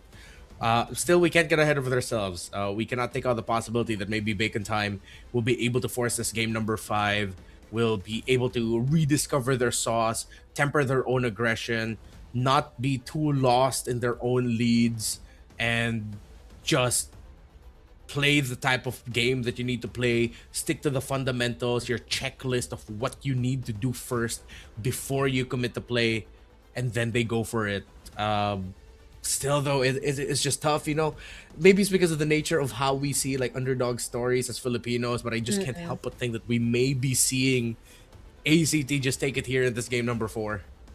Yeah, well, honestly, I might just be with you when it comes to that one, because I can't also help but feel excited to see like them really make it all the way through. Like if they go further from here and who knows actually makes it to the international debut, that's something I would be so hyped to see. Like the twins making it to that stage, this all Thai team really making it that far. It's just such a great story overall. But I'm also still gonna keep an eye out for Bacon Time, because just the same, like Bacon Time and their reputation in their region is definitely also something else. And the way that Spider Miles and Exor 2 as players have made it this far as a mid duo, and again taking that shared captain role or leadership role for Bacon Time to make it all the way here, and also being like a statement team themselves, because they're not the typical team when it comes to the playstyles. They really have their own flavor, which is something really familiar to us and reintroduced in a sense for Thailand and Bacon Time through them. But whatever happens, it's just that we're really hoping they're able to give it their all, because it's been a really beautiful series so far, despite everything that we saw. That's why it pains us to see those kinds of mishaps, those kinds of mistimed presses on buttons, like that retribution earlier on. Yeah, like, think about it. If ever Bacon Time lose this one, it's gonna be the top 1 and top 2 teams of the regular season, waiting, fighting it out to see who's gonna face the team that placed 5th. They are smack dab in the middle of the standings between a 3-way 6-point tie between Tenacity, Buriram, and United. Tenacity just Yeah. edged it out because their point differential is 1 over Buriram and ACT. Buriram just edged out over ACT because they got to sweep ACT on May 3. ACT have already gone through Buriram United. They've gone through KOG. They might just finish out Bacon Time here. And Yeah. they didn't even need to face off Tenacity. So the remaining teams in the playoffs, if ever, ACT have already beat everyone that was placed on top of them in the standings. That's right. Oh, that just makes the story a lot more meaningful Right? if ever ACT are actually able to make it through. So, okay, I I I am just really hoping we see the best from these two. It's gonna be expanding Rivers and ACT on the blue side yet again. Let me pull up the previous draft that we got to see from these two teams. Okay, they just switched up their sides. It's still the same. They never really want to let go of this Valir for some reason. Yeah. It was a really strong pick for Exort, and it makes trading in the center of the map difficult. ACT are locked in. They don't want to pick up the Boucher. They will not. They will just not give it to B-Boss. I think at this point, ACT don't mind if B-Boss end up with something like either like Harley or Suyo. It seems like they've looked at B-Boss and said, you know what, okay, end up with those assassins. We don't mind. Sarah seems to have his number in the jungle. Yeah, Sarah seems to be on point today, honestly, in terms of his jungling.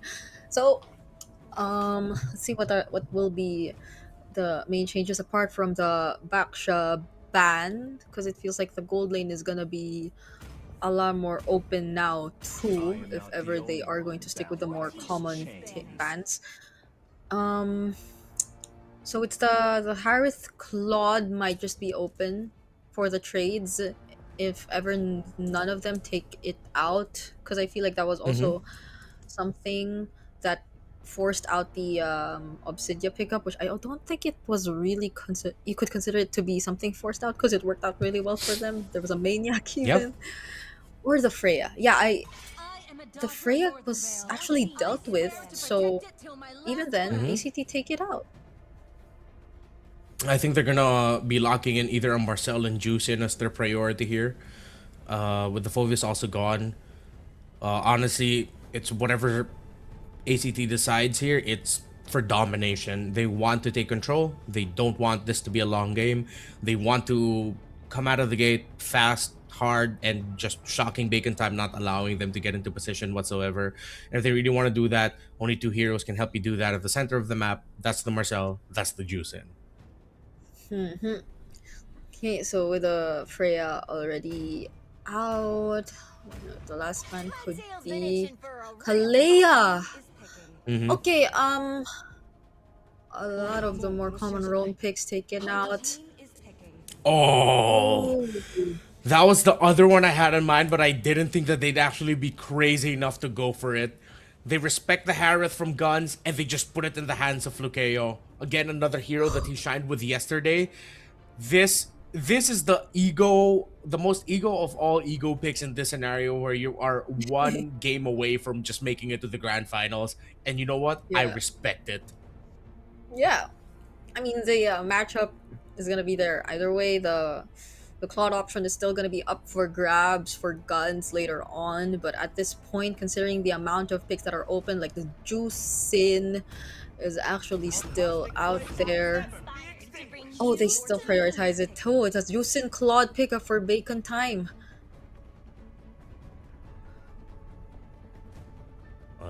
They're going to be playing the longer game here. Still get the Juicin. At least they take that away. With the Khalid gone, honestly, just pack the Marcel or the Hilda. Either of those two would be great. You get your jungler now also. If you're Seros, the Harley Suyo trade is still active. At this point, it's tough for me to really decide what to go for. If they want to be absolutely sure with it without the boxer, they can just pick up the Harley. Yeah, it's just that I already have the Harith, so it's gonna be mostly magic if ever you do lock in the Harley here. So there you go for the Sora Prio and the Harley. So there we. Oh, I start smiling even with the juice in. Okay. Could be the option here for bacon time before we. Do they also lock in their jungler? For B boss. Suyo's still active. Yeah, they might just have to. It's always tough to lay more when there's a Sora around. Or maybe save their jungle for later and then. I don't know if B-Boss has it in him to play the Lancelot. Oh, they go back to the Akai. Are they gonna try to run it back with an Estes or something despite it being in a Harith or Sora lineup? Let's see. An Estes Akai. That seems quite hard to manage though, but like if it's a bit too far from everything. Plus it's a Claude, so you would expect the BMI to also put him out of range if ever things get really messy. So maybe the other support roamers would be more of an option for bacon time. It's funny though. It's funny how ACT no longer just care about the roam picks. They just decide to completely snub banning out Spider Miles heroes ever since game 2. Probably accepting how he's never gonna run out of options anyway. So it's just Yeah. really XP picks that they're taking out at this point. I think the Florin won't even cut it. They also need more damage sustainability in EXP, so either the Yuzhong Lapu is fine, you don't need to worry about the Valentina. Some extra bits of lockdown. Arlot would have been quite awkward for me, so kind of surprising to me that they decided to ban it out, but well, we know how devastating a really good Arlot game could be, honestly, so maybe that's what they're thinking. Yeah, I may, or even the combo between the Arlot Akai, maybe it's like it's so way back, but it was once a thing. So Spider Miles still has all his options laid out for him. If ever he does want to go up for a utility roamer type of plan, still. But you already know what your XP matchup is gonna be, so let's see if they prioritize that. Okay. They're Send me Yuzhong. the Yuzhong. Yeah, this balance it out a little bit better. As long as they time it really well, then could be a lot of space for the Akai. I think the room for ACT just even packing in a high loss is gonna be tough because of the Akai and Yuzhong, but you just need that revitalize. You need that extra bit of healing and a slight bit of crowd control. Gatot's gonna be tough. No. I really feel like high loss is gonna be the safest bet here. Not even a Cho would be that great unless you're really just gonna use it to force out the heavy spin of the Akai. Hilda, you put too much pressure on the Sora to be able to hold down the front, so yeah, tough to go pick off. We mentioned the Marcel earlier and they still end up getting it just the long way around, and they get the Marcel and the Zetian combo together, which is funny in the sense that it's not the easiest combo to pull off, but if you time it, it's good. If you don't, then you completely waste it. Oh, the Matilda makes a comeback! One of the picks that we thought would show up earlier shows up now! Okay. This is one of the most interesting games draft wise that we will probably see. Matilda Akai. Okay, maybe you know what? Like whoever they decide to pair up the Matilda with, I will just watch and wait for whatever the plan is gonna be for Spider Miles here. At least they have a lot of ways to just help each other. Because I think even like especially without the presence of an Esmeralda now, you would need all those clutch shields to keep you alive, considering the pressure that you would expect from this draft that ACT decides to pull off. It's still a Harley. There are global ults everywhere. There's a golden R. So let's see how they utilize this Mathilda as it makes its comeback here in MSL Thailand. Yeah. Huh. They force out the passive already from the Zetian. Interesting. Or does she not get that until later? I know she has that early. Yeah, they just forced it out much earlier. I think Exort just Spider-Man just flew into the Zetian and took it out immediately. So that's gonna be an opening. Orange start for B-Boss. We'll play around for the Little Wanderer. So will Seros, who started with purple. So it's a mirror start. And it will go to the side of B-Boss. Who'll be able to go back into this jungler rotation. I think he has to go Golem here, then go for purple into Lizard so that he'll hit level 4. Yeah. Never imagined I'd be seeing like two of the historically most annoying roamers go head to head, because it's a Marcel just constantly doing that. But the Mathilda before also used to be very similar to the Marcel in terms of what it gets to accomplish in the early stages of the game. But I guess it's also just really Bacon time taking the more careful route. Cannot afford to really find or get an early slip up considering the kind of lineup that they're pulling off. It's gonna be waiting for guns all over again for this lineup. Okay, Sylvie's been holding into the Spectral Brush for a long time, but I think they now both have the info where they are at. They get to check the Marcel. B-Boss will miss the dash. The headbutt onto Sylvie. Will be able to clear out the middle minion wave. Both junglers level 4.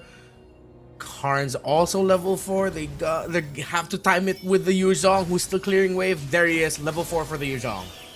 Okay, that's the Black Dragon form already committed, but Cairo goes in first! He finds Spider Miles. How unfortunate for Bacon time, as ACT also secures the turtle. Seros will get traded out though, but then Cairo finding a double. Lukeo also joining in the fight, but won't have enough damage to take out B-Boss. 2 for 1. Yeah, first turtle goes to ACT. They got a kill here and there, but Seros ended up becoming a trade piece as he gets taken out. Early aggressive rotations from the two gold laners. So appreciate that Guns is matching the exit out of the gold lane that you know that Harith is going to do also. So they're both double laning. Guns is also able to provide some additional firepower to make sure that they get those kills, get some trades, and stop ACT from just taking control very quickly, very early on. Goes back to a more static position, but now I think, yeah, they have to see if they can help Spider Miles a little bit better with Cairo around, because that was just an easy jump and Thunder's Wrath on the Matilda. Spider Miles got melted down by the Sora. Yeah, it's terrifying if you think about it, because it kinda makes sense for Cairo to go for Spider Miles first whenever there's like a team fight or an objective take, because you see him use the guiding wind. The amount of ways for a Sora to just chase after you, it's just so dependable. Considering how a Mathilda could be an easier target too, it's been very rewarding for them to go for that choice, because Exort I think was also a really decent option, but the fact that there still could be like those Crimson Beacon plays also, it's basically the same. It's just depending on who you see more fitting to be a priority target, I guess, for ACT, but nonetheless Cairo is a huge threat, especially as we saw Kang Kang right now forced to use that Black Dragon form yet again. There will be a bit of a help now from Spider Miles, and they find Seros in exchange of Kang Kang. I think that will be pretty decent, but a Cairo is on a roll. 4-0 early on the Sora. B-Boss though. Yeah. Okay. Turtle's gonna go to the side of Bacon time though. Still ACT. They know the weight of the Yuzhong in terms of the execution game plan of Bacon time, so they waited for his rotation and actually picked him off. Still a really crazy combo with the tail sweep coming in from the Yuzhong plus the guiding wind to help secure that kill, and I believe extra shot stack that they just needed onto Seros before they could finally take him down. So if they're gonna disengage, I think they play it mainly for the Yu Zhong. And disengage if Yeah. ever, you just need to save B-Boss. I am now starting to see how maybe what could be one of the biggest like roles for the Mathilda in this game might just be the lockdown capability. Kong Kong! Okay, what a dive. What a dive we got to see from ACT right there. Saros immediately gets out of it. Sword and Spider Miles get spotted here in the mid by Sylvie. Okay, going back. Yeah, because Mathilda still has that lockdown capability. So Saros, so far, those two deaths were all mainly because Spider Niles was able to somehow lock him down. It looks like we could be seeing an MVP performance here for Cairo. Oh, he's going at it again. If he gets this with the Petrify, the tail sweep, the counter by Kangkang, but he cannot commit the fight. But here comes B-Boss. Saros and Cairo back off. Exort there for the cut alongside B-Boss. They're not going to commit it. Could have been disastrous for both.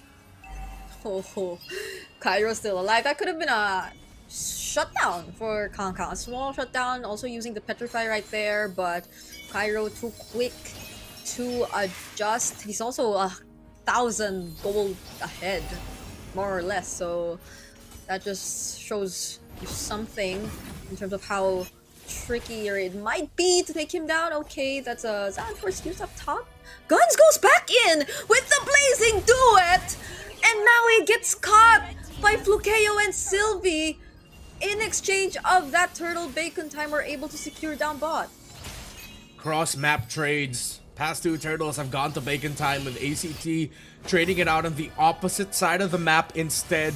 In the long run, this might actually turn out better for them, but oh, with the return, Spider Miles still locked there on the Saros, but the golden hour saves them. The heavy spin animation continues. Flukeo goes in with the Zaman Force, dancing on B-Boss. No one falls. Saros Unless walked around possibly one of the most dangerous routes, but still survives. Cairo 1v1 again with Kangkang. Are they gonna push through? Cairo might not want to fight Kangkang at this point, but going back, yeah, Saros, he did not go through a shortcut. He was literally walking around that turret, but still made it out alive thanks to the golden hour. Now Kangkang will go down as Saros finds him with the deadly magic. There is... Oh, a lot of damage coming out from this Harith. Oh my. Still, bacon time are just... It feels like they're trying to put out fires across the map, and one big fire on the opposite side has been that Sora. Cairo took a fair bit of damage there, but he's stopping B-Boss. No flow towards the bot side minion wave. Looking at the items, Kangkang needs to go for that Radiant Armor because of the damage coming out already from the main magic damage sources of ACT. Which puts them in an awkward spot because of the heavy physical damage getting dished out by Cairo as the Sora. I appreciate though that Karns also rushed the Divine Glaive, knowing that instead of trying to slow things down and play for utility with the Zetian, you play for just getting her damage much quicker, much early on. Again, ACT are operating with that mindset of just pure aggression. Cairo finding Kangkang again. He keeps having to use his Black Dragon form to just try and stop. Saros survives, but not any longer. Heavy spin. Here comes the counter from Bacon Time. As that is a shutdown on the Sora. Heading into this Lord. No Saros. And ACT might have just been too overzealous. Bacon Time, look to get this Lord unless Sylvie gets the delay alongside Karns. Oh, that was such a great attempt from Karns. He nearly saved him right there. Oh, but ACT are still going for the fight. Golden R freezes the Lord. Sylvie once again going in, and it's Flukeo who actually gets to secure the objective. What a play from ACT. How do you recover from that? How do you recover from that? B-Boss was there. Was he still caught in the golden hour? I'm sorry, I have to go back and watch the replay on a separate screen here. Did he just not press Retribution again? No way. He just... Oh, it was on cooldown. It was on cooldown. 2 seconds. The golden R was just too perfect. Sylvie was able to extend so much of that Lord fight. I am at a loss for words. That was a golden hour that really turned things around for ACT. Another golden hour committed here just to keep the Lord up for a bit longer. Immobilize 4 guns. That's a blazing 2 and already cancelled out. Oh my goodness, Saros was ready. Fortunately, the guiding wind and the heal will keep guns alive. But ACT, they're taking as much as they can. And they will keep this up because they know what is at stake. The first slot in the grand finals. Cairo, he's been taken down once, but he's been unstoppable for majority of the series. Kang has been effectively taking out a lot of major sequences because he's been too busy in lane trying to deal with the Sora. And without the Black Dragon form, the similar problems that Bacon Time had in game number 2 will arise. ACT are feeling it and it looks like it is inevitable, but here comes a fly-in! But the golden hour is perfect! Just slightly off timing, but it still hits X-Sword! ACT! Remember the names and remember the letters as they might be on their way to cementing themselves as grand finalists. There are still holy shields to work through, minion waves to work through, but that is a dagger in the game if I've ever seen one. With a flicker committed by Spider Miles, it was just a quick punish shown to us by ACT. A single golden hour enough to turn things around. Another deadly magic onto Kang. The holy shields actually going down just in time, so ACT could access these 2 base turrets. Everything is just favoring ACT so far, seconds away from this next Lord. If Bacon Time eke this out and is still miraculously able to secure the Lord, back off and minimize losses, then that would be one for the books. But they find Sora, they find Cairo, they force out an ultimate already. Guns with the free hits, but Guns gets saved. But the Fury of the Phoenix just stuns him just enough in time. The golden hour, a snapshot to be immortalized in Thailand as Kang falls. But Guns with a blazing to it gets blasted by ACT. B-Boss, he tried his best to at least clear out a bit more of the minion waves in mid, but he has to recall, he has to provide help, but with no heavy spin, what can they do? Spider Miles trying his best, circling Eagle already committed, but ACT are just moments away. They take down B-Boss and they take the win on towards the grand finals for the first ever MSL Thailand. Sylvie, Carnes, Piper, Sheros, and Flukeo etch their name in the history books. The first team to make it to the grand finals in the first ever season of MSL Thailand. Number 1 from the open qualifiers. Legacy made, bar set, ACT. It's been such a beautiful journey and story for ACT. All the way towards the grand finals. And GG's to Bacon Time just the same. They stuck with an idea, but ACT had more ways around it. They were able to study their opponents so well. And this golden hour play, my goodness! We really thought, well, especially I really thought that this Marcel would be coming as the first pick. Because you know when you are in the lead like that, that's a pick that you want to go for if you just want to be dominant and end it quick. But then they surprised, and suddenly it still made it to the end after some great pickups along the way. The ego pick and rushing the Harith, while also it being respect. Oh, I don't know. They rushed the Harith. They still got the sword. They got the Harley. 3 power picks right off the bat. Bacon time then was with their Yuzhong out of the picture again, single-handedly handled by the Sora, by Cairo. Intense. It wasn't just a great draft. It was also them really just playing it perfectly. Yep. I'm so excited to hear from our first grand finalist here in MSL Thailand, so let's quickly throw it over to the stage. เสียงแบบดัง กระหึ่ มาก มกระหึ่ม ฮอว่าใหญ่แล้วแต่เมื่อกี้เสียงคือแบบดังทั่วฮอเลย ใช่ ต้องบอกเลย ใช่ ว่าจริงๆเมื่อกี้เป็นเกมที่แบบสูสีมากเลยเนาะทั้ง3เกมเราเล่นกันกี่เกม4 เราเล่นกัน4 เกม เราเล่นกัน4อาจจะเบอร์ลุ้นเกินวันนี้มันลุ้นคือแบบว่ายื้อยุดฉุดยื้อฉุดกระชาก จ้ะพลิกไปพลิกมา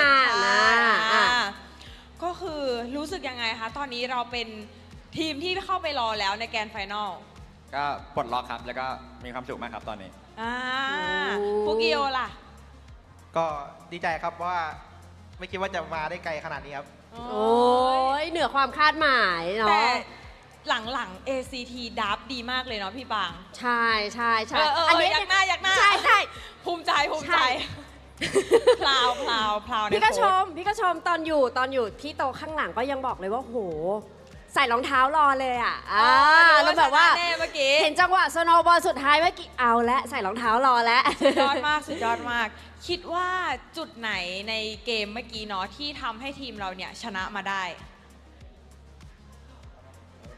ก็น่าจะเป็นเรื่องเล่นใจเย็นนะครับเพราะว่าตัวเราค่อนข้างใช้เงินนะครับต้องฟาร์มไปเรื่อยๆแล้วพอถึงกลางเกมก็โหดครับ แค่รอทามมิ่งที่ใช่นะกับตัวละครที่ดับมาการล่ะ สำหรับผมอย่างอื่นก็เลยก็ที่ดาบครับผมรู้สึกว่าดาบตาท้ายผมต้องทีมแบบเล่นง่ายมากครับต้องขอบคุณโค้ชที่ใช่ โอ้โหขอบคุณโค้ช ชาโด โค้ชยิ้มเลยโค้ชยิ้มอยู่ข้างหลังเลย ตอนนี้พวกเราเชื่อใจกันมากครับก็เลยทำให้เล่นได้ดีอย่างที่เห็นเลยครับ แล้วตอนแรกไม่เชื่อใจเหรอ เชื่อใจอยู่แล้ว ก็เชื่อใจ เชื่อใจขึ้นไปอีก ใช่ เจอกันกับเบคอนครั้งเนี้ยต่างจากครั้งที่แล้วไหมเพราะครั้งที่แล้วเขาชนะเรา 2-1 ใช่ครับครั้งที่แล้วที่เจอเบคอนตอนรอบเก็บคะแนน ใช่ แพ้ 2-1รอบนี้กลับมาชนะ 3-1 ก็รู้สึกแตกต่างครับ พอใจแล้ว ยังไม่พอใจ ยังไม่พอใจ ผมพอใจตอนที่ผมได้แชมป์ครับ พวกกิโยอ่ะพูดบ้างก็เบคอนก็มีแผนเซอร์ไพรส์ครับก็แต่พวกเราก็รับมือได้ครับ นี่ เตรียม มี ดั ส บ ติ แก้เตรียมดับแก้ สติและความเชื่อใจมาเป็นอันดับหนึ่งนี่ สุดท้ายคิดว่าทีมของเราเนี่ยจะได้ไปเจอใครในรอบแกรนด์ไฟนอลในวันพรุ่งนี้ สำหรับผมคิดว่าตอนเบคอนเจอ KLG ผมคิดว่าเบคอนชนะครับ เท่าไหร่ชนะเท่าไหร่ เอาเป็น 60-40แล้วกันครับเพราะว่าเบคอนค่อนข้างมีแผนที่หลากหลายครับต้องดูว่า KLG เขาจะแก้มาได้หรือเปล่าฟุกิโยล่ะ ผมอยากให้เบคอนเข้าครับผมอยากเจอกันเอ็นซีอีกครั้งหนึงครับ NC เจอ NC คือยอมจริงๆนะเด็กมันชอบขิงกันจริงๆเลยเด็กเราก็ยังเด็กนะเราก็ยังเด็กโอเคฝากอะไรนิดนึงเนาะกับแฟนๆเนาะโหเนี่ยวันนี้มาเชียร์เราแบบดังมากจริงๆเป็นกำลังใจสำคัญเลยนะแบบมีอะไรฝากบอกแฟนๆนะทั้งหน้างานแล้วก็ออนไลน์นิดนึงก็ขอบคุณแฟนๆทุกคนนะครับก็พวกเราก็จะทำให้เต็มที่นะครับเราจะเอาแชมป์มาให้ได้นะครับก็ขอบคุณทุกคนที่มาเชียร์นะครับก็ขอบคุณทุกคนที่สนับสนุนครับไม่ว่าจะเป็นทั้งทีมเบสทีหรือทีมเบคอนไทม์นะครับที่แบบมาเชียร์ทุกคนก็มีผลต่อวงการเกมครับแล้วก็ผมจะตอบแทนทุกคนด้วยการเอาแชมป์ในวันพรุ่งนี้ครับ ยเลิศเลิศเลิศเลิศเลิศพูดให้แทนแฟนคลับข้างล่างเลิศเลิศเลิศเลิศเลิศเลิศเลิศตอบดีมากตอบดีมากเดี๋ยวตอนนี้ให้น้องๆเนาะไปพักแล้วก็ไปดีใจกับทีมกันข้างในซะหน่อยขออนุญาตส่งต่อให้กับพี่แคสเตอร์ทั้ง3คนได้เลยค่ะ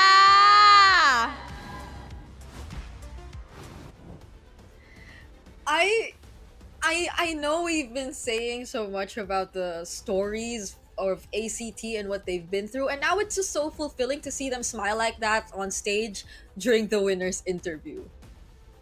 Yeah, their journey from the open qualifiers, being an uninvited team, going 6th in the standings at the end of the regular season, to now the first team to make it to the grand finals. Along the way, they took down top 1 and top 2. Top 1 was undefeated. Top 2 just barely made it to that spot. Congratulations to ACT. Well deserved, insane gameplay. How the things that they did in that final game was just otherworldly, honestly. The decision to just lock in some of the biggest ego heroes that you could go for and play it to near perfection. Perfect. Yeah, I know I did predict for Bacon time, but I love how this series turned out. It was super well deserved.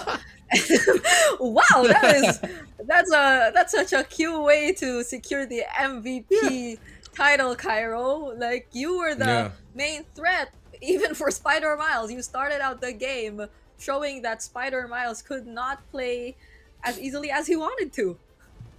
Yeah, Bacon Time did not have an answer for this Sora. They took him down once, and then after that, it was like, okay, cool. What else? What else are you gonna do to me now? Single-handedly taking out Kangkang. There were a lot of signs, and I think Kangkang is actually a very popular player in Thailand. A lot of signs for Kangkang, saying he's the best EXP laner, showing support for him.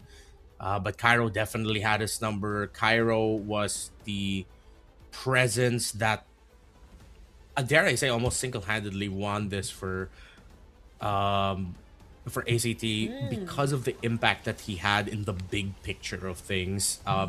Not to discredit everything else, the other members of ACT and what they did, but the impact of the Sora was so obvious. Yeah, that was an early one, 4-0. And we saw, see, it's always been like double kills across the board, and the fact that not even Yuzhong Turtle 1 felt like a problem meant that he was already able to do so much for his team in terms of managing his lane matchup. And it's been so easy for like Seros and the other members just to provide assistance whenever they rotate down bottom, because he pretty much also single-handedly just made sure that Kangkang was not able to play his game. And so we look at what eventually transpired after this really great start that we got to see from ACT. Everyone just were able to do their own thing. There were these perfectly timed golden hours. There were these very perfectly timed Fury of the Phoenix as well. And it's just so refreshing to see this team from the open qualifiers actually learn and grow so much in a short amount of time. Who knows what they've been studying and where they've been trying to learn and pick up all these things, right? It seems like they just really put everything, mixed everything, and found an identity for themselves. Yeah, it's cool that that's how you see it, because it just adds even more to the lore and the figure that is ACT. That we don't know much about them. Maybe our friends over in Thailand, but I hope this ends up becoming such a big point of inspiration for anyone in Thailand who decides to take a career towards the pro scene of MLBB. That bunch of dudes from the open qualifiers can show up and play ball and just go nuts with it. What a story for ACT. What a game. The Marcel, and I think it's also poetic to it that the Zetian being one of the top picks for Thailand this Yeah. season ends up becoming part of the lineup that makes it to the grand finals first. Yeah, I agree. And it's also like them winning against a very Bacon time type of lineup. Like we're pretty sure this is a lineup that Bacon time would normally play and that they're very familiar with because it's the Kai for B boss. It's a utility roamer. Although again, it is the first Mathilda game we got to see, but everything else feels very signature for Bacon time. So it was really just ACT outperforming them in Yeah. this game and in this series as a whole. I guess it's really something you could say or consider as a as one of the pros when you just really play the longer route. Like Mm-hmm. you're always you're always playing, the momentum is just always there, and you learn so much more of how the current meta is along the way. So we got to see that in action from ACT and the way that they took this victory from Bacon time. Congratulations to them. Hard to expect now. I have a feeling though that for tomorrow, we're gonna be heading in to the closing portions of this segment. You ain't gonna see my prediction, but I'm gonna lay it down. I think it's gonna be KOG going to the grand finals. They had Bacon Time's number. I think it was also a very, how do I call this? A very enlightening game to watch if you're KOG, waiting to see who you're gonna face off. Because now it feels like you know very well how Bacon Time want to play, and how Bacon Time want to draft, and where specifically you're gonna put your pressure on. Spider Miles and B Boss. Take those two out, and Bacon Time just has a lot of difficulty of playing their game. Well, for ACT, if KOG are now gonna be looking at ACT, you look at it position to position, roll to roll, because it's rare to find it these days that an EXP laner playing solely in the EXP lane and just showing up the objectives ends up becoming the big reason why the team ends up winning. Yeah. It's tough because you reveal so much, but it's something they will definitely utilize as we head into another interview on stage.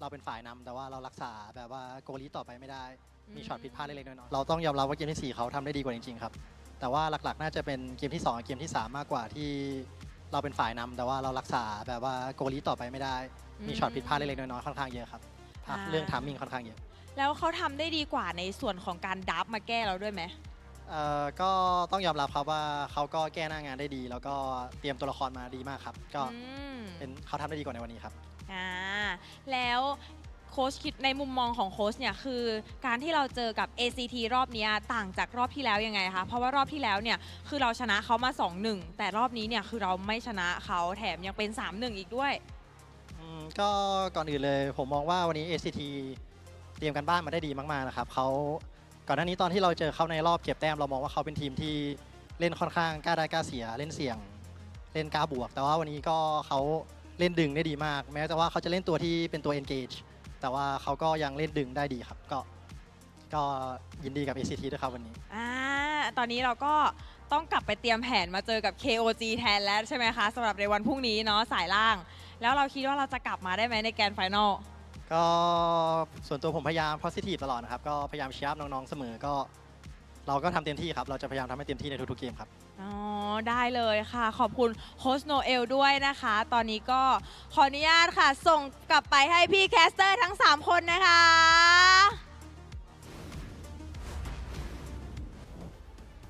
Thank you so much to Minimint. We still see how there are definitely a lot of active viewers who are eager to share their thoughts about what has recently happened and probably about what is about to happen for tomorrow, because we are all fast approaching the last day of the playoffs. As previously mentioned by Renmar, he already dropped down his own predictions that he thinks it's going to be KOG versus ACT.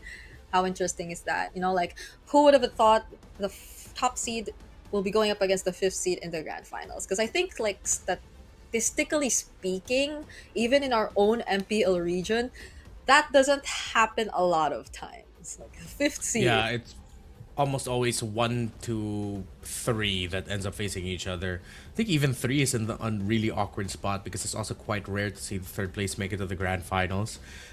We've seen it once where a 6th place team made it to the grand finals, and Omega, I believe it was in season 9.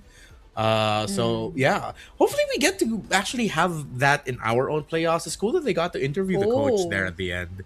So I believe, if I'm not mistaken, that was Coach Noel from Bacon Time that they got to interview after the one that we just saw. So hey, they got some words from him after the loss, and hopefully we can do that in MPLPH. Maybe we should try to suggest it. That's really cool that Thailand has for that. playoffs. Yeah.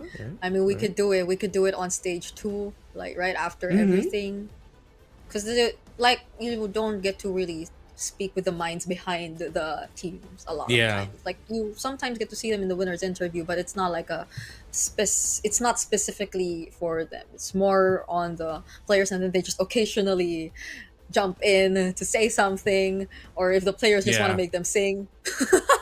Like there are a lot of random things happening on stage, so it's great to see that there's a dedicated time for the coaches. And we have another one coming our way, so let's see who this is this time. Wait, there's another interview? Okay, wait. I think it's. I think you just read the old previous message. You just read the previous message. Okay. So, we are gonna look at the updated playoffs bracket instead. So, you see how, ACT will be waiting in the grand finals, but we still have lower bracket finals between KOG and Bacon Time. And of course, ACT waiting in the grand finals. It can be a best of 7 series. Oh, if I'm KOG and Bacon Time, I'm looking to end that series quick. They're gonna go into battle right afterwards, maximize the rest time that you could get, and good luck to everyone. It's been a great ride here for MSL. I've been lucky enough to, my schedule was free enough that I wasn't lucky enough to be able to also cast 3 games. So hey, if there's anyone from Thailand watching this or who gets to watch this, I hope that English talents in Thailand also come out. It took a few seasons, but Cambodia has their own English talents as well. Yeah. So, and I know we have some good friends in Thailand who are salivating at the opportunity to cast our home league, and I hope they get it. And you know what, Thailand, you guys are cool. It's been an honor. You guys rock. That's true. It's also been a huge honor. I specifically got to witness the beginning of MSL Thailand Season 1 and now the second to the last day. So I feel like there's been such a huge time skip.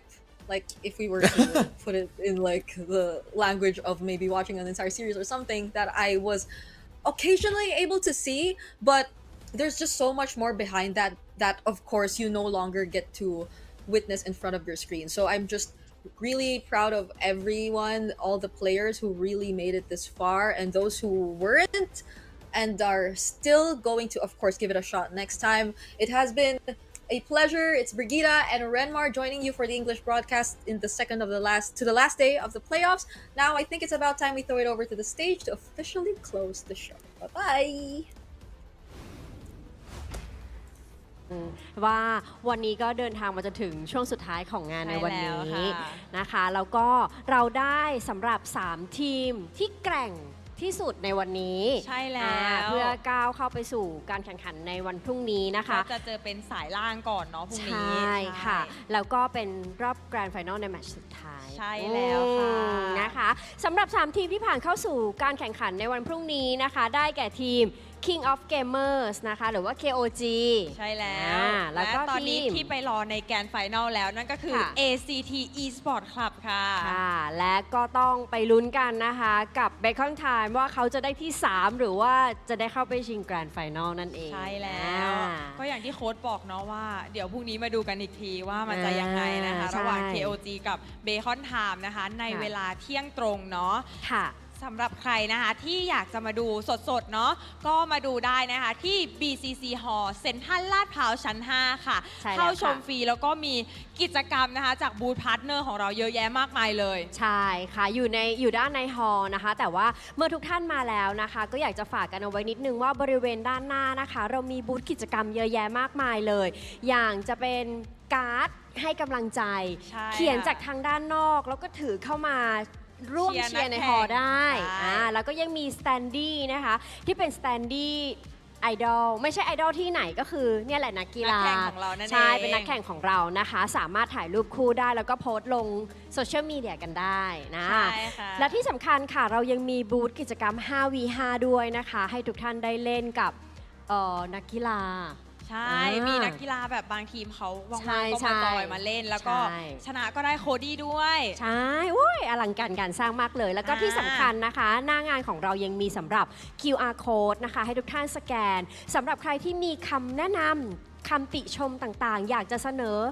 ฟีดแบ็กนะก็สามารถที่จะสแกน QR code นะคะ แล้วก็ร่วมเสนอข้อติชมต่างๆนะคะ ผ่านทางลิงก์นั้นได้เลย จะได้เอามาปรับกันเนาะในซีซั่นหน้า ใช่ซีซั่นหน้าก็จะเจอมิ้นท์แบบนี้ไอ้ หรือเปล่าอ่า อ่า แต่สำหรับวันนี้นะคะก่อนอื่นเลยนะคะ ต้องขอขอบคุณเนาะพี่ๆแคสเตอร์ทั้ง 3 คนเลยนะคะ พี่ ค่ะ วาว่าพี่เบิร์ด5 Star นะคะ และพี่ดรมาร์กเนาะก็คือ ค่ะ พากันแบบมันสุดๆเล อุ ย ตลุดมาก มันเกินนัก มัน แข่ง มาก ด้วย ใช่ใช่แล้วก็ลุ้นสุดๆเลยและที่ ใช่ สำคัญ ค่ะ ขาดไม่ได้นะคะ ก็ต้องขอขอบคุณแฟนๆ ทุกท่านนะคะ ทั้งที่อยู่ภายใน BCC Hall นะคะ แล้วก็รับชมทางออนไลน์อยู่ด้วยทุกคนก็คือแรงผลักดันสำคัญนะคะ ที่ทำให้เกมของเราเนี่ยมีการพัฒนานะ ใช่ แล้วก็ยิ่งใหญ่ ไปต่อ ยิ่งใหญ่ยิ่งใหญ่ ขอบคุณ มาก แล้วก็ ขึ้ จะ น ใหญ่ไปเรื่อยๆ ใช่ค่ะเอา อ่า ล่ะ สำหรับวันนี้ก็มินท์นะคะ มินนี่มินท์และพี่มะปางนะคะ